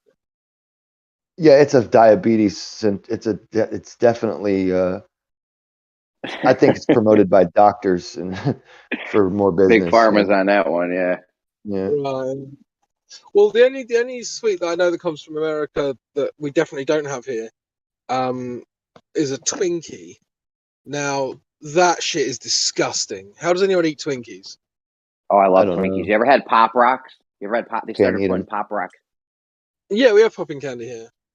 Oh, those are good. They started putting those in ice cream here. It's like fireworks going off inside your mouth. So it's great. That sounds awful. It's great. What's wrong with you Americans, man? We got mental I issues. We're flavor junkies over here, dude. They tricked us, man. Yeah, but you're not like I flavor said, junkies. You're just like really, really overly sweet and overly fatty things. It's thingy. yeah, it is. It is. If you don't, I mean, not everyone is obviously. Like I'm not. My family's not. We have better or different ideas about what's to be eaten and what it's not to be eaten. Like we don't buy and eat shit that's colorful, like artificially Red dye blue or number 7. You need green some of or that in your life. anything. None of that cereal. Nothing like that. It's all Yellow fucking dye. aluminum. Yellow dye Yeah. number 6. You gotta get some of that in your diet. And I don't mean ever, because occasionally I'll look in there and there'll be a box of fucking Lucky Charms. And I'll be like, what the hell? That's my weakness. Like, don't do that. You keep those away from the house because I'll eat the whole box in one night. I have a and have green giant bag. poops the next day. Thing is, though, man, that's your fault for finding the end of the rainbow. It is. Well, no, see, but the thing is as an adult, I won't buy it for myself because I know that as a child, they addicted me to that type of shit or tried to, focused on giving, if you're good, you can have them. And then it's like, I was never good, so I could never have them. So that was cool. But not really. Yeah, my mom wasn't into buying that shit. I had to eat brewer's yeast and shit growing up, fucking cod liver oil every day. Fucking. Oh, that was a cure for everything back in the day, cod liver oil. Dude, it was a preemptive strike too. I mean, I was every day, man. I wasn't allowed to miss a day without my goddamn vitamins and shit. And those brewers yeast shakes, dude, don't think they're good in any way. And she never put anything good, like, here's some berries or something to jazz it up. No, it was just the goddamn brewer's yeast. Ugh.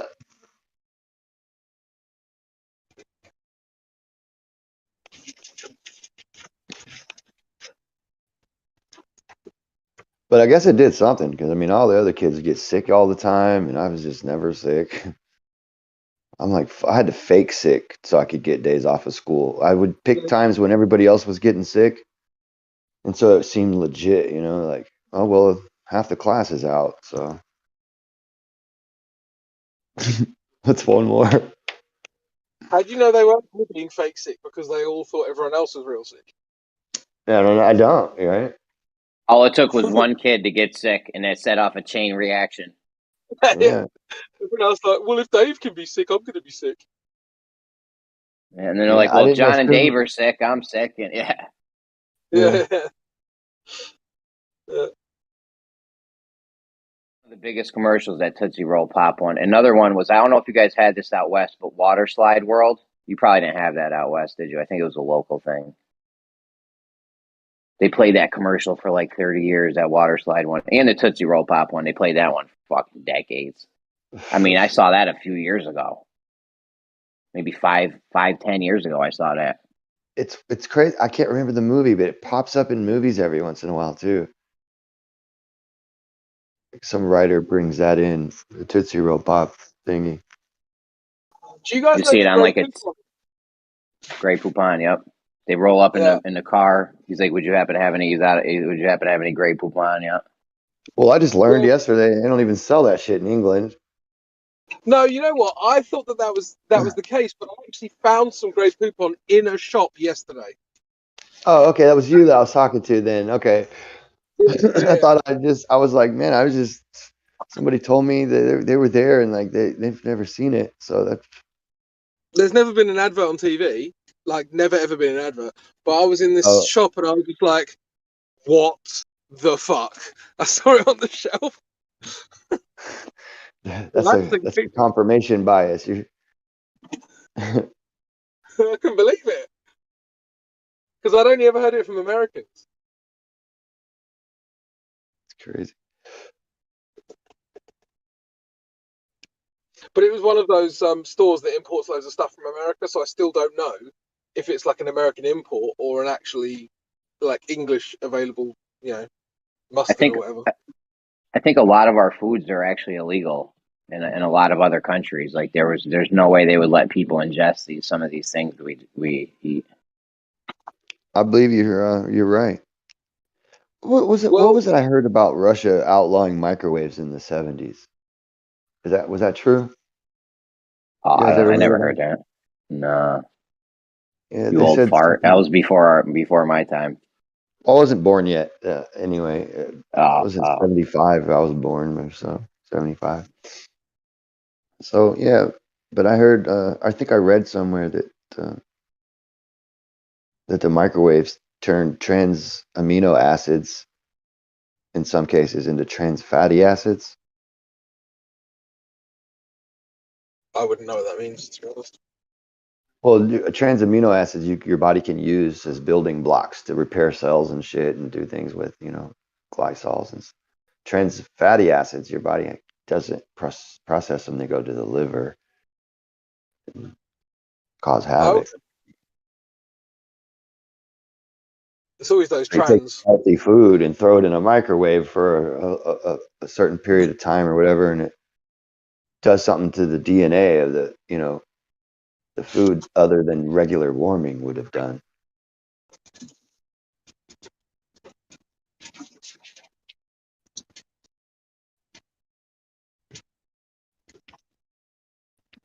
So At least that's how I remembered it. It could be totally not true. What now? Can I legitimately say that trans is bad for my liver? I don't know. I really don't remember. You know what I mean? It's been so many years, over probably a decade at least. I'm gonna look into it though right now. So if a trans person starts talking to me, I'll be like, no, get away from me. You're bad for my liver. Oh, here's the citation too, so don't get offended. Yeah, exactly. I did have a thought earlier, right? I like to think about language and rules, and basically I don't know if you know this about me. When I was younger, I won an international gaming tournament, and I just thought it was because I was really good, right? And what I've realised as I've gotten older is actually I like to understand rules so I can bend them and break them. And as I've gotten older, I understand that like there are all of these kind of fuzzy rules in language, like I before E except after C. Oh, and by the way, here's 10 words which break that rule, right? So it's not really a rule, but it's kind of a fuzzy rule. The point I'm getting to is when people pick their pronouns, okay, cool, you can pick your pronouns, yeah, no worries. I'm going to pick my adjectives. So if you describe me in any way that I don't like, I can call you a transphobe. So my adjectives are gorgeous, genius and wonderful. And if you don't describe me in these ways, you're a transphobe. What about brilliant? Brilliant. Yeah, that's fine. All right, brilliant. If anyone says anything about me that isn't one of those three words, then they aren't conforming to my adjectives and are therefore a transphobe. Got it. Is there a is there like a stigma? Excuse me. I'm supposed to be aware of. What's wrong with being a transphobe? Those guys freak me out. Scare me. What's wrong with that? No, I mean, I don't give a I shit. was being serious one day because I was thinking, because it takes a certain type of person, to take their own thing off, and that scares me. You know what I mean? Like, if you do that to yourself, what would you do to me? I couldn't know. I couldn't be sure.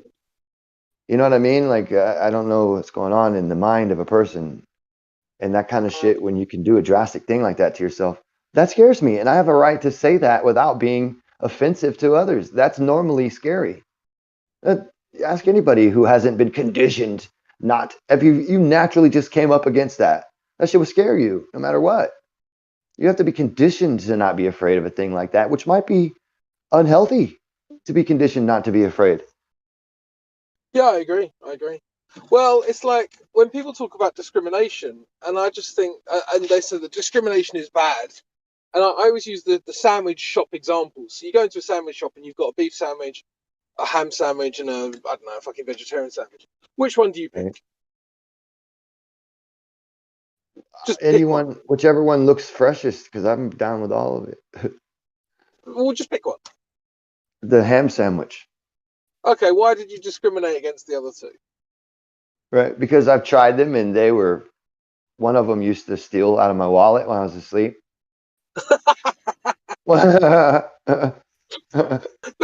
You see what I'm saying? Like, yeah. People discriminate every day, every single second of every day of their lives. And then we're told discrimination. Well, how the fuck can I make decisions if I can't discriminate? Exactly. I can't make any. Doesn't make any sense. It's a level of scrutiny that you're supposed to be allowed to have. You're not supposed to have to think like everyone else. That's all part of that control. That's why I said these religions and stuff. It breaks all down to getting everybody to focus on the same behaviors so that now you have a base to work from. So you want to control people, you got to get them all to think along the same lines. Yeah. Otherwise, if they're all thinking different ideas of life in the world around them, then your little maneuvers aren't going to work on as many at once, because they don't all think the same way, and not everything sways them emotionally in the same way. So you won't get as much momentum behind any one of your manipulative movements when you herd the sheep. Well, I believe. I mean, I'm crazy though, Did you talk, Grim, did you talk to Gabe when he was in here? That's possible. I don't know. I don't remember. He was friends with, is the guy called Red Tape or something like that? Red Track? It's possible. Why was it I can't remember like if it was a conflict conversation or not though. Oh no, I talked to Gabe and he ended up calling me a Nazi. But it was basically he didn't really know the history of South Africa, and he was talking about apartheid, and I said to him, like, there were kind of lots of different groups in South Africa and they all had their different opinions about apartheid, right? So I was basically trying to say to him that the Western narrative on apartheid doesn't describe the experience of the people who lived through it. And I said, there were black people in South Africa who were pro-apartheid. And at that point, he was calling me a Nazi because he thought I was pushing like white supremacist dogmas. Yeah, there's a stigma behind it. We get propaganda, everywhere about it. Even if there is some goodness to a particular type of rule other than the IMF monetary fund, you know what I mean, type democracy, then it's bad. But the point I'm trying to get to is that he describes himself as a communist, not a liberal, but he had all of the same liberal talking points around race, which describes exactly what you were saying, which is kind of like a set of religious beliefs that inspire Pavlovian responses when people talk about them. Like, he couldn't even accept that there was a single black person in South Africa who was pro-apartheid, even though it's true. Oh, I'm sure Lemon Bird freaks him out. Being a gay Christian Trump supporter, black. Well, yeah, I don't know, like, because the thing is, I see race in a completely different way to most people anyway. Like, I don't really see it as like you've got these hard and fast categories. I see it much more as like there's like a color red, but no one can point to the true red. There are many reds, right? So you might describe like Europeans as being all of these different reds, and maybe Asians as all of these different blues. And so it's not like there are these hard and fast boundaries. You've got thousands of different versions of each thing, you know. And so I see it more as a continuum rather than like this person is a black person. I don't really see it like that, but I understand other people do, and so I kind of refer to it in that sense, you know. But regardless, these like hard and fast rules about like, you know, if you can't talk about something. He also accused me of being an Afrikaner, which again, I am half white South African, but he didn't understand that there were no, like, there are white South Africans who aren't Afrikaners because they're not the descendants of Dutch people, right? So Right. again, like these little things that indicated his lack of knowledge propped up all around the conversation, but he still had a Pavlovian response. And still So didn't very opinionated and justified in his virtue signaling, though. exactly. You It's just, Nazis. yeah. Which means he's not a Nazi. Yeah. Yep. Except he doesn't want you to talk about this or that, and let's censor this and that. And, you know, might as well burn these books and those books. Yeah, for sure. They're like, the Nazis, man. It's like they run around and they try to censor your speech, and they fucking take away your guns, and they want to do all this stuff, and then they call you the Nazis. It's just the weirdest shit ever. And we're just out here going, hey, how about leave us the fuck alone? Get your hands off my money. You know? Do you know what the funny thing was at the end, though? Sorry, I have to go and say. The funniest thing in the end is that at the end of the day, he was actually the person disenfranchising the views of individual and collective black people in South Africa, not me. That's what I mean. These guys are the ones that, and they do it through calling you they throw a magic screen up by calling first you the one that they are, the projection of themselves. And then they do all the things they say that you want to do to them. You know, because they're justified in doing them because you wanted to do it to them. Therefore, they are what they call you. Yep. Even though they've literally made up this entire scenario in their heads and none of it's actually true. Yeah, but people will do lots of different things to justify being mean to other people. Something about that psychological hurdle with the masses. Well, the truth is, in a way, a projection, Mr. Grimm, in that you're saying true words that you're trying to project onto something that's truly there. The question is, are the true words describing yourself or the thing that you're projecting them onto? That's the thing. Well, that's the difference between a sublimation and like a projection, though. A projection, I think, would be something that he's actually trying to do and then accusing you of doing it, right? But the sublimation would be like, you know, take an argument that I would, you know, like Jim does a lot, you know, argue about, he argues with flat earthers about particular things and then turns around and says that you always do this and that when he's talking about what they always do, not you. He's throwing them onto you and arguing you as if you're them. It's the narrative. I mean, the narrative that they're trying to sublimate or whatever. I think of sublimation as evaporation or something like that. So I guess I'll have to see how that term specifically with the definition applies to what Jim does. But they're trying to project this image that flatties, sorry about that, flatties are these contrarian, psychologically damaged or whatever people that just disagree with established science because of some willful act of rebellion. That's the narrative that they're going to push at all costs, whether or not we make good points or not. Or with the flat earth side, now free thinkers like yourself who aren't even flat, you get lumped in because you're problematic for the narrative.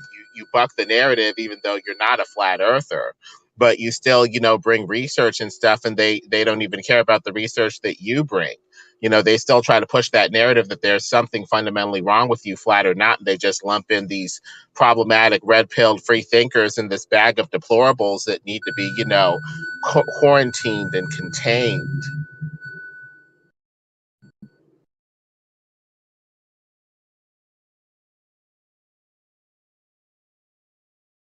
Yeah. Even though you are incorrect about the shape of the Earth being round, you are Yeah, correct I about could be. the jabs and the electric universe and stuff like that. Yeah, I could be. You know what I mean? I don't. That's what makes it so good to be me. Because I mean, I'm not gonna. If the data shows me something different, I'm ready for anything. You know what I mean? Like just about. Just about. Not anything. You are the Sigma, the person who is successful despite the rigid rules of the socio-sexual hierarchy, going Oh against yeah, these skip the gammas who channels. are like the kind of like the bottom of the acceptable, chain of high status males. You have the alpha, the betas, and the deltas who are second in command, Dude, that totally and makes these sense. gammas.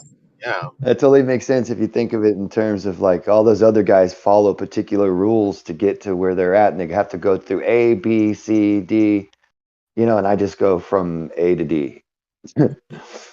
Well, Vox Day talks Just about kind of it. went all around that bullshit. Like you guys Well, fight Vox amongst yourselves, and I'm walking over that.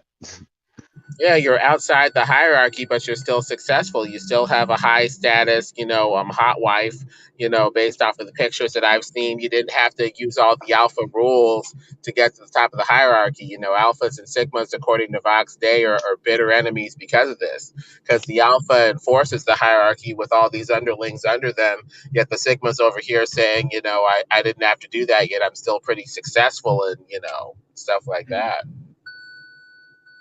I appreciate it. Hey, baby. So you have these conflict avoidant gammas intellectually just, fighting for a system, No, no, no. Can't sit on my lap this year. My testicles are super inflamed from the vaccine.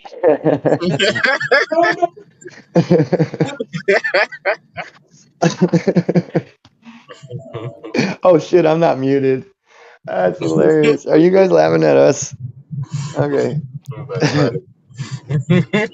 But you got these conflict avoidant gammas saying, obey, accept the system. We have these alphas, these big dogs in charge intellectually that we're going to, basically obey. And you have people bucking the system saying, it's not this way or that. There's something wrong with this picture here. Yeah, definitely.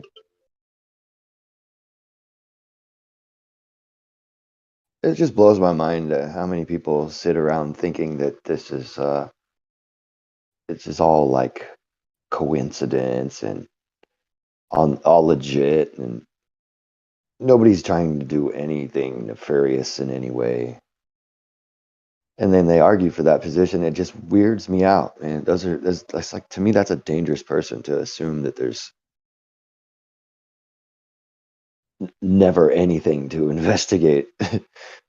They're basically saying all the science was done, and that's what's so insidious about standing on the shoulders of giants. They're kind of giving you a de facto cue to say, hey, you need to use this system that's been established and innovate within the system if you can innovate at all. The problem is when the system is so corrupt, it really doesn't allow innovation until you drop it or get off of the shoulders of these giants and go in another direction. It's very deferential.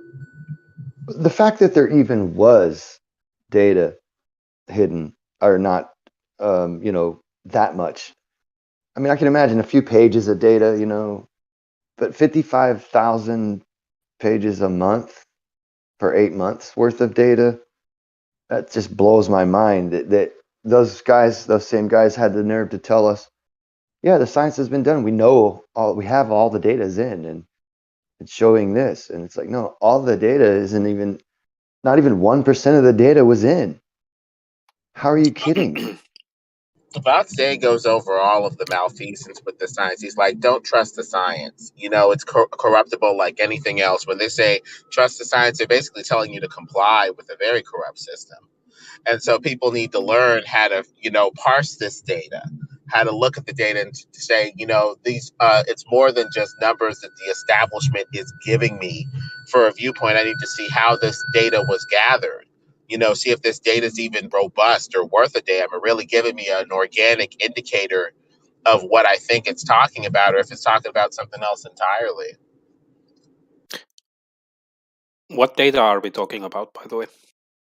The stuff that points to the vaccines working or not working, the stuff that points to the Sure. shutdowns working or not working. Grim, what were you talking about specifically or whatever?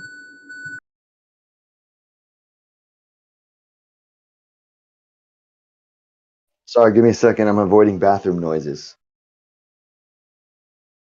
Cool. Just a little sprinkle when you tinkle. But there's stuff pointing to vitamin D working that Grim's talked about. I need to see what he's talked about specifically. Any red pill that you've seen, Sheep Professor? Hold on, I'm eating. Oh, Lord.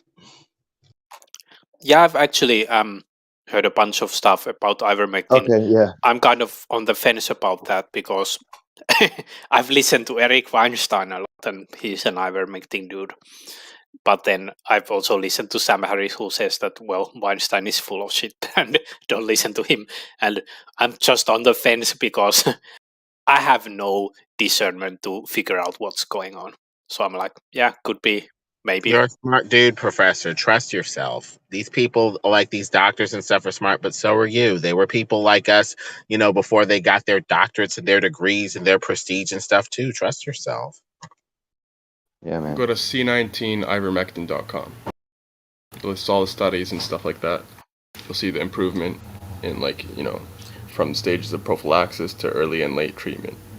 It's You can pretty see definitive. the outcomes from the people in the countries that disallowed ivermectin and then allowed it, and you can watch the peak of, you know, deaths go down once they allowed it, and the spikes go up when they disallowed it. All that shit is significantly relevant. Like, it all goes in line. It's weird that, and it shows that they knew this and they allowed it and continued it anyway. Some countries are even, I think, trying to sue the CDC. I can't remember the data on that. I think it's people from some countries about that very issue. Man, Yeah, I'm definitely open to the idea. I just happened to bump today into this random doctor who's doing COVID updates, and what I found, well, I've actually at least found him to be like basically a reliable dude, and he's not like going in some weird random directions, but he was sort of like giving some idea towards the ivermectin actually being helpful today. Yeah. I was looking for what the guy's name is. You probably know the guy as well, but I have no luck. I've been studying like Proto-Germanic loans into Finnish today. I know everything I can find. Like, my whole browser history is now full of that.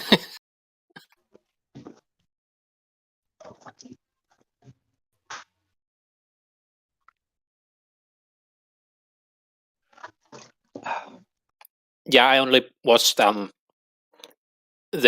beginning, like a minute of that video, but I saw him go into some actual scientific study about it. So yeah, I don't have a lot of time to waste looking into it, but I'm definitely open to the idea. Yeah, I don't think we can talk about it too much here on the live. I think this is a live stream, so. Oh yeah, I would love to though. You can't really open up over at that other place, even without being called, all kinds of funny names and shit by the people who suspect that you might be all of a sudden an anti, vaxxer because you're not fully accepting the narrative. The narrative isn't the same in every country, so I mean, that's all I'm saying. Except whose narrative?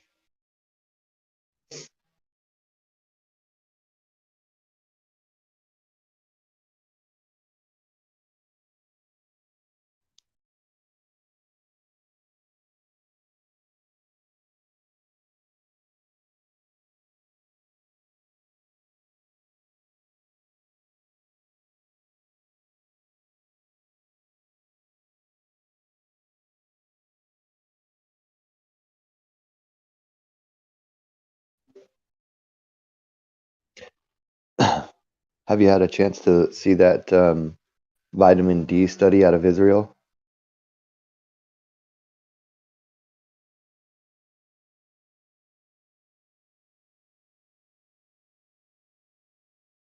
Me? Yeah. No, I've gotten pretty lazy as far as it comes to researching any of this stuff, I know whether you it's a did. flat Earth Yeah. or COVID. Put it in your I kind of bookmarks, got though. Just do a quick, Israel vitamin D study. It's a hot sure. topic. It shows that just about all the people, not all of them, because obviously there's like a 2%, but that weren't vitamin D deficient, but the rest were, mostly vitamin D deficient as the severe outcomes, and it was in relation to the deficiency, to this, as a more deficiency, 14 times more likely for severe outcomes. Yep. 1400% markup. Yeah, it was such a huge. I mean, 5 times more would be huge, but 14 times more is a clear signal directly relating to the vitamin D deficiency. And everybody got pissed in gyms. I mean, I'm the laughing stock for 2 years because I mentioned it before Fauci said he's doing it a year before that, because they were as soon as they said black folks have a harder time with severe outcomes and stuff, than other folks, and I was thinking, what's different about them? Thinking about it, and it's like vitamin D from the sun. We've had less sun, and so have they, and they need more sun to get the same amount of vitamin D from the sun. And I just, just intuitively thought to ask some of the doctors in the room, hey guys, you think this could have anything to do with vitamin D? Ha ha ha! If it did, we would already know. Get out of here! God, you're always stupid, Grim. You're always the wrong one. You're always wrong.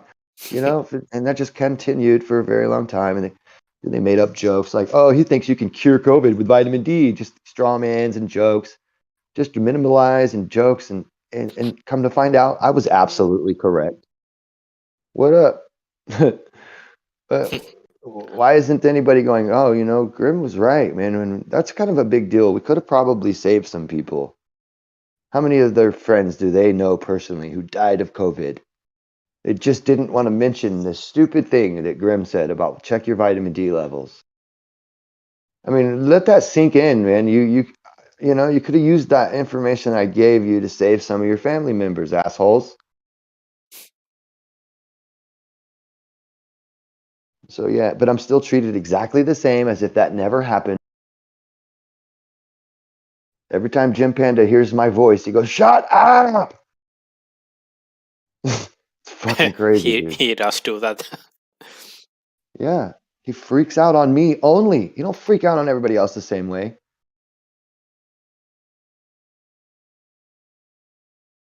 Sometimes I won't even be talking at all, and he goes off on me. Just like Graham and his stupid trying to throw me under the bus with other things that I'm not even related to. I'm like, come on, dude. This is clearly a campaign. you really don't like the shit I'm saying. And I throw studies at them and things that they can't just sit there and say, this doesn't, even though they will, they'll go, oh, this doesn't support what you're saying at all. Like, the fuck it doesn't. It doesn't particularly say exactly what you're saying. And I'm like, I didn't say it would. There would be a part in that study that would support an idea about what I'm saying, the feasibility. Not this study is particularly going to say exactly what I'm saying. You know, they don't understand that build up to, you know, figuring things out. It's, you know, they come from the world of consensus where they don't know anything unless it's already a consensus, meaning that a guy like that is always going to be the last to find out anything new. Always. Has to be. By default, he has to wait for everyone else to figure it out first, and then he can go, oh, okay. Well, I'm not in that group.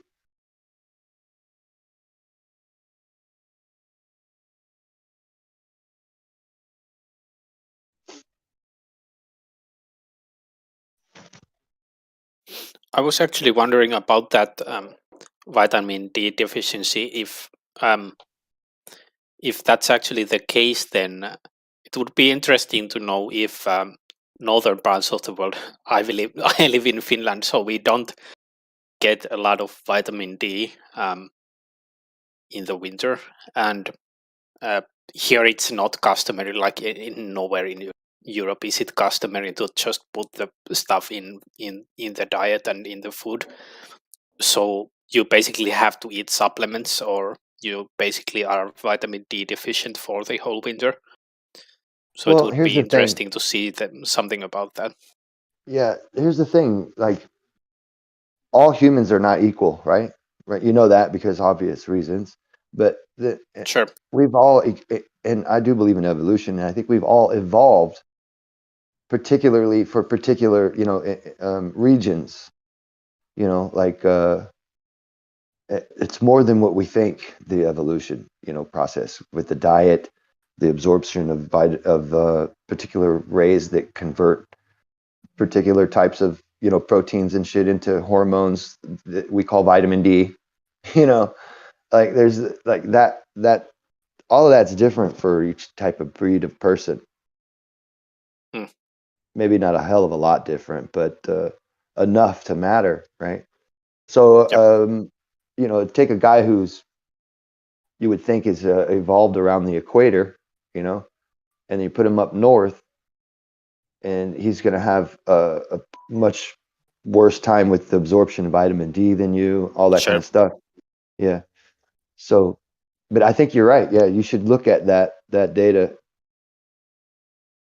Vitamin D, it wouldn't necessarily correlate with wouldn't have to necessarily correlate with diet that much. You only get about 10% from your diet. Another 90% comes from the sun, you know.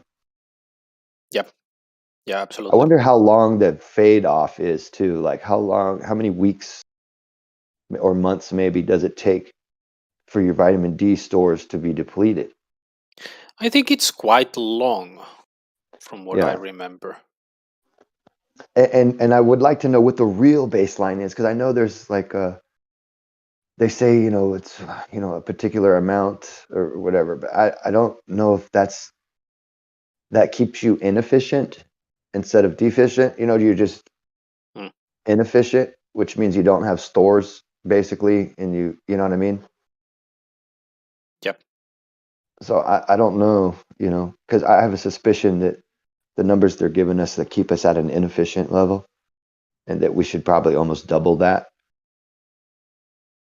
because I've read studies about how it's safe to double that. You know, how it's safe to. Yep. So.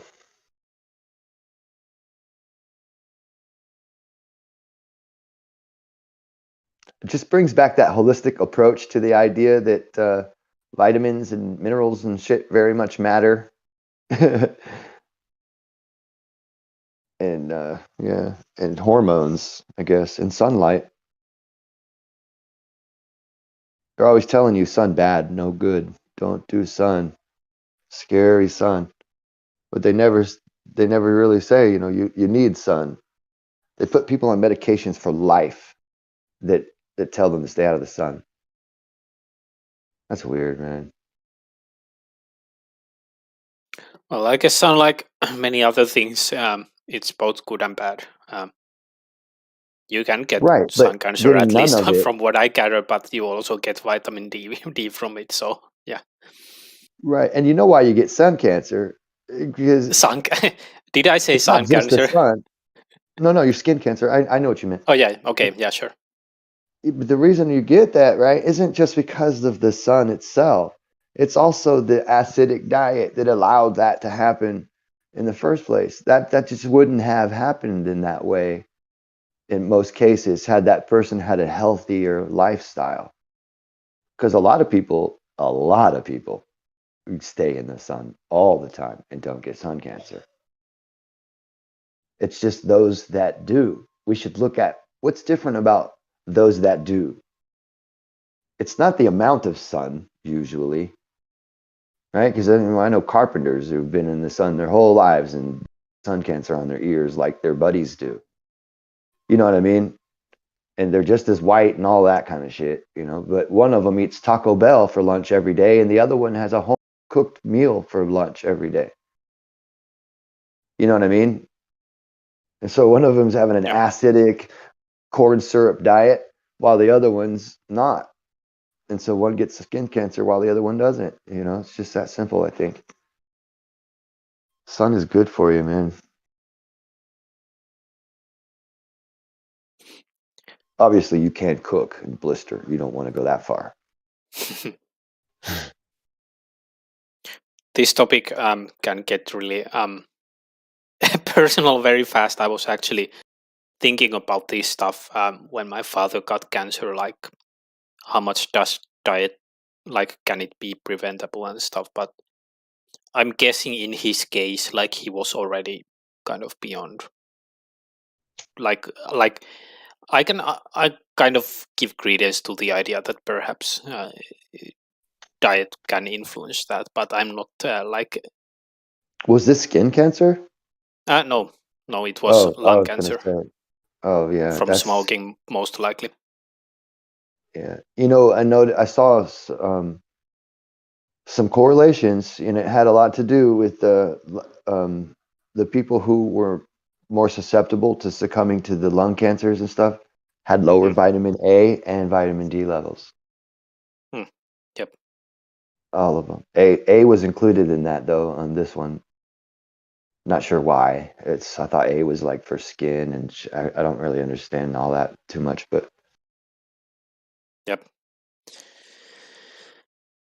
Yeah, my dad was so I know actually. I smoke, man. I know I do, but I also take vitamin A supplements and D supplements. So you know. Yeah, my father was actually, he was off that stuff quite a long time, but he did smoke for like 30 years in a row, and then he was also working in a mine. And I know for a fact that Oh shit! Yeah. back then they weren't, they like the security relating to all that stuff what you're breathing wasn't the same that it's today. So I guess it creates like an ultra bad combination when you're in a work where you're already breathing in hazardous stuff and then you also smoke. Oh yeah. Because absolutely. And of course, back then, people were building stuff out of asbestos, which we had on our roof and stuff like that. So there's that as well. Yeah.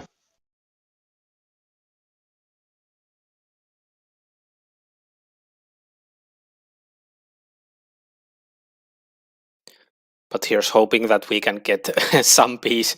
We haven't yet even been hit by COVID. Like none of the deaths in my family have been, or in my relatives. We haven't even been hit by COVID yet. People are dying left and right. Yeah, and it's just if you do get a cold, don't run to the hospital and get remdesivir, because literally those are the guys who are dying. The ones who end up getting all the vaccines, getting all the remdesivir, they get on there and get scared and get that Remdesivir, dude. It causes, look it up. Remdesivir causes renal failure, inflammation of the lungs, all the things you don't want when you have inflammation already going on. It adds more fluid to the lungs. It's just literally a death sentence. It doesn't make any sense that they were giving it to people. And then they do tests on these COVID guys, and they have bacterial pneumonia. But nobody gave them antibiotics for the bacteria. Who's to say it's not the bacterial pneumonia in the first place? They and they didn't just give them steroids like they normally would have. If anybody else with the bacterial pneumonia came in, they would go for the inflammation first with the steroids, then they would hit them with antibiotics for the bacteria. Smooth, or vice versa, but all at the same time. It just changed the way they treat people for the same particular thing, and then now it's causing all these deaths. There's a lot of data out supporting that, man. It's scary that these countries worked in unison. The same ones now that are fighting, air quotes, for Ukraine. It's just what a coincidence, right? I'm not buying it, dude. It's like Spanish flu and then World War I all over again. Watch the hand trick. Oh, you caught us. But before you can really catch us all the way and get everybody alert, we're going to distract you with war. And remember, it's already their fucking dictators they put in place over there in Ukraine, in my opinion. The guy fucking tried to arrest all of his opposing members, for treason when they didn't do any treason. And then there's, that weird story that,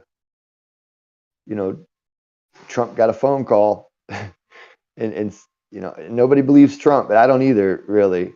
That's why I believe it's all a dog and pony show. And they want to throw the sides back and forth, like one person's doing something, the other person, blah, blah, blah. You know what I mean? But they're all fucking working together, in my opinion. It sure doesn't look like that to everyday Joes who, who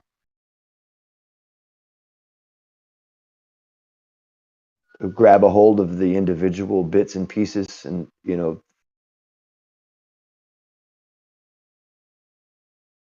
give it rationale.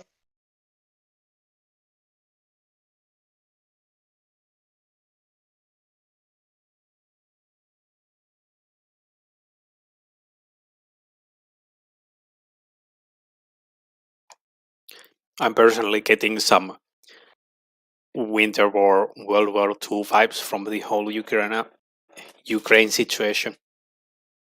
Mm-hmm. It's kind of similar. Well, it's winter now, so of course Winter War.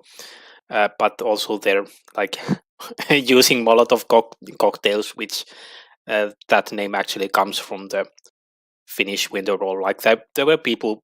I almost overmade the case some time ago that Finnish people invented it. Well, no, they didn't, because people in the Spanish Civil War and stuff already used stuff like that. But the name Molotov cocktail does come from the Winter War that we had against Russia.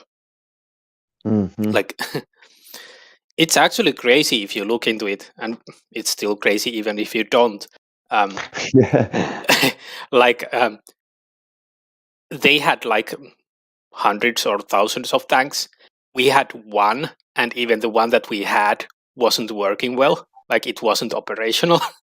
Their planes, like, I don't even know the figures, but let's just say out of my hat that our plane's maximum speed was like 60 kilometers an hour, and theirs was 160 kilometers an hour. Like, we were so technologically behind. And then we just used like hacky methods like Molotov cocktails and just annihilated them. Yeah. Well, that's why when people are like, what do you think you're going to do? Like, why Americans think they need to have their guns because of some war or government, or Other country tries to invade, like that's going to help. And I'm thinking, are you sure that's not why other countries haven't already invaded?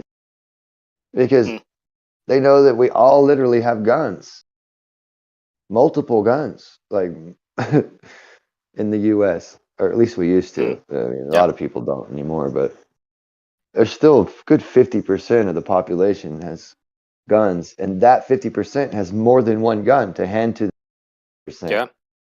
So we got enough guns for all the people here. I'm just saying that for some reason, I think that does, if any of it was real, that would deter other countries from thinking it's going to be easy to just walk in here and Chicago, or Yeah, take over. certainly. Yeah. If anyone attacks USA, yeah, I Well, don't Chicago is a necessarily see gun-free that happening. zone, so that'd probably be the easiest place to take. Any of the gun-free zones, they could probably take pretty easily. I'm not sure what chance we would have. Finland.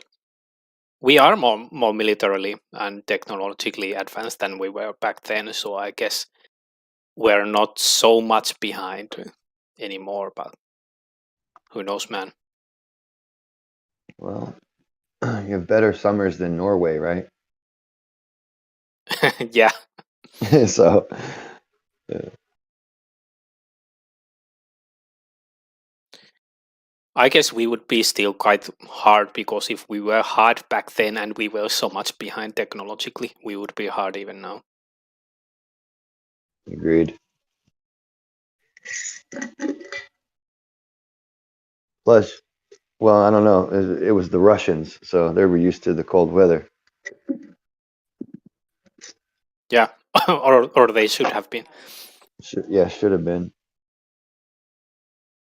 They were actually like, it was so bloody, like they died to the cold like so badly, because I'm not sure they were so poorly equipped actually.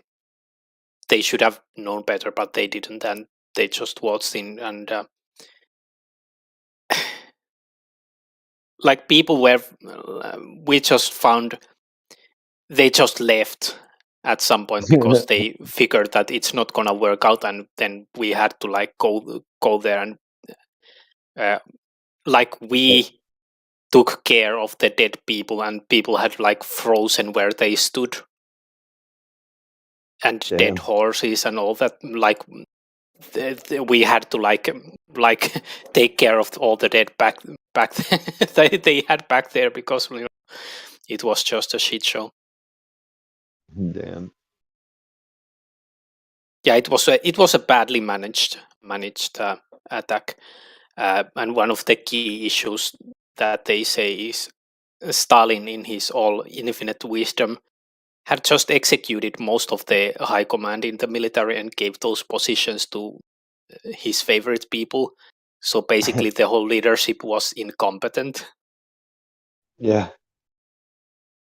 And then they start waging a bloody war in the middle of winter, where we have the advantage because we're defending our own territory. And we know how to move in the bloody ice and snow, and we just, like, they come in here with tanks. And tanks are actually slow in small, like, if you have a huge convoy of tanks, well, that's actually easy to attack on skis, because you just take out the first one on the convoy and then the last one on the convoy. Then everyone else is stuck, and you can just do whatever the hell you want with them. And that's what we did. It was massacre, basically. But yeah, I don't have anything against Russian people, but I'm hoping that same thing happens in Ukraine now. I don't like the political part of Russia too much. Yeah, I hear that. I don't like either one of them, to be honest. Yep. It seems like everybody's kind of already bending to the World Economic Forum's will. So, yep. And people are just taking too long to figure it out. They're laughing at the idea at first, and then they start seeing the name all the time, and they're like, I've got people saying, hey, I was laughing at you before, but I mean, now I kind of see it. We're getting all our data from our world in data, which is the World Economic Forum. And then we're getting, okay, there might be something to this. Cause I was like, all this comes from the World Bank. I was saying it, a year and a half and 2 years ago, and everybody's laughing at me. Now they're saying that it's coming from the World Bank, and they're not laughing at me anymore, but they're just not addressing it.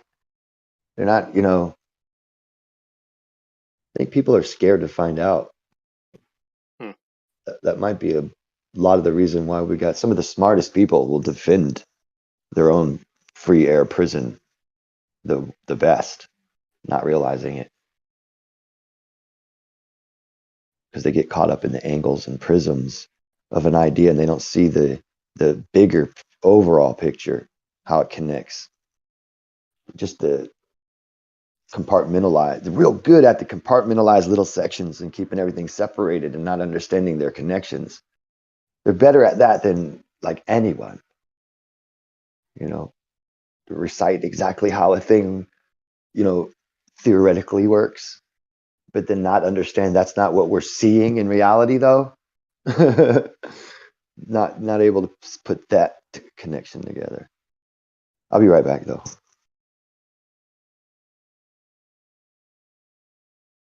Yeah, I gotta also continue doing my bloody homework. All right, you have a good one. Good chatting with you. You too, man.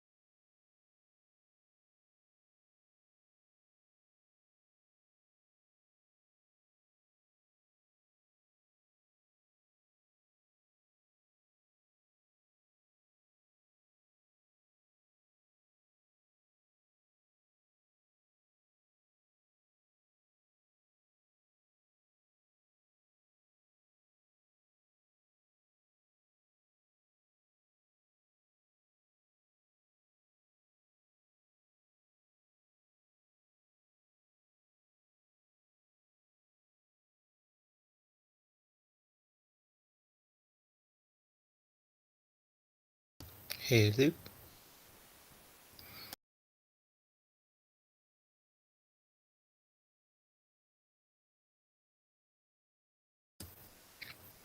Is everybody sleeping?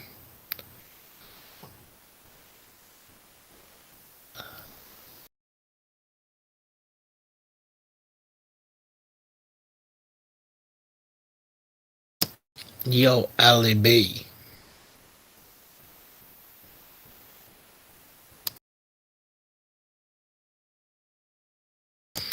Ali B sleeping.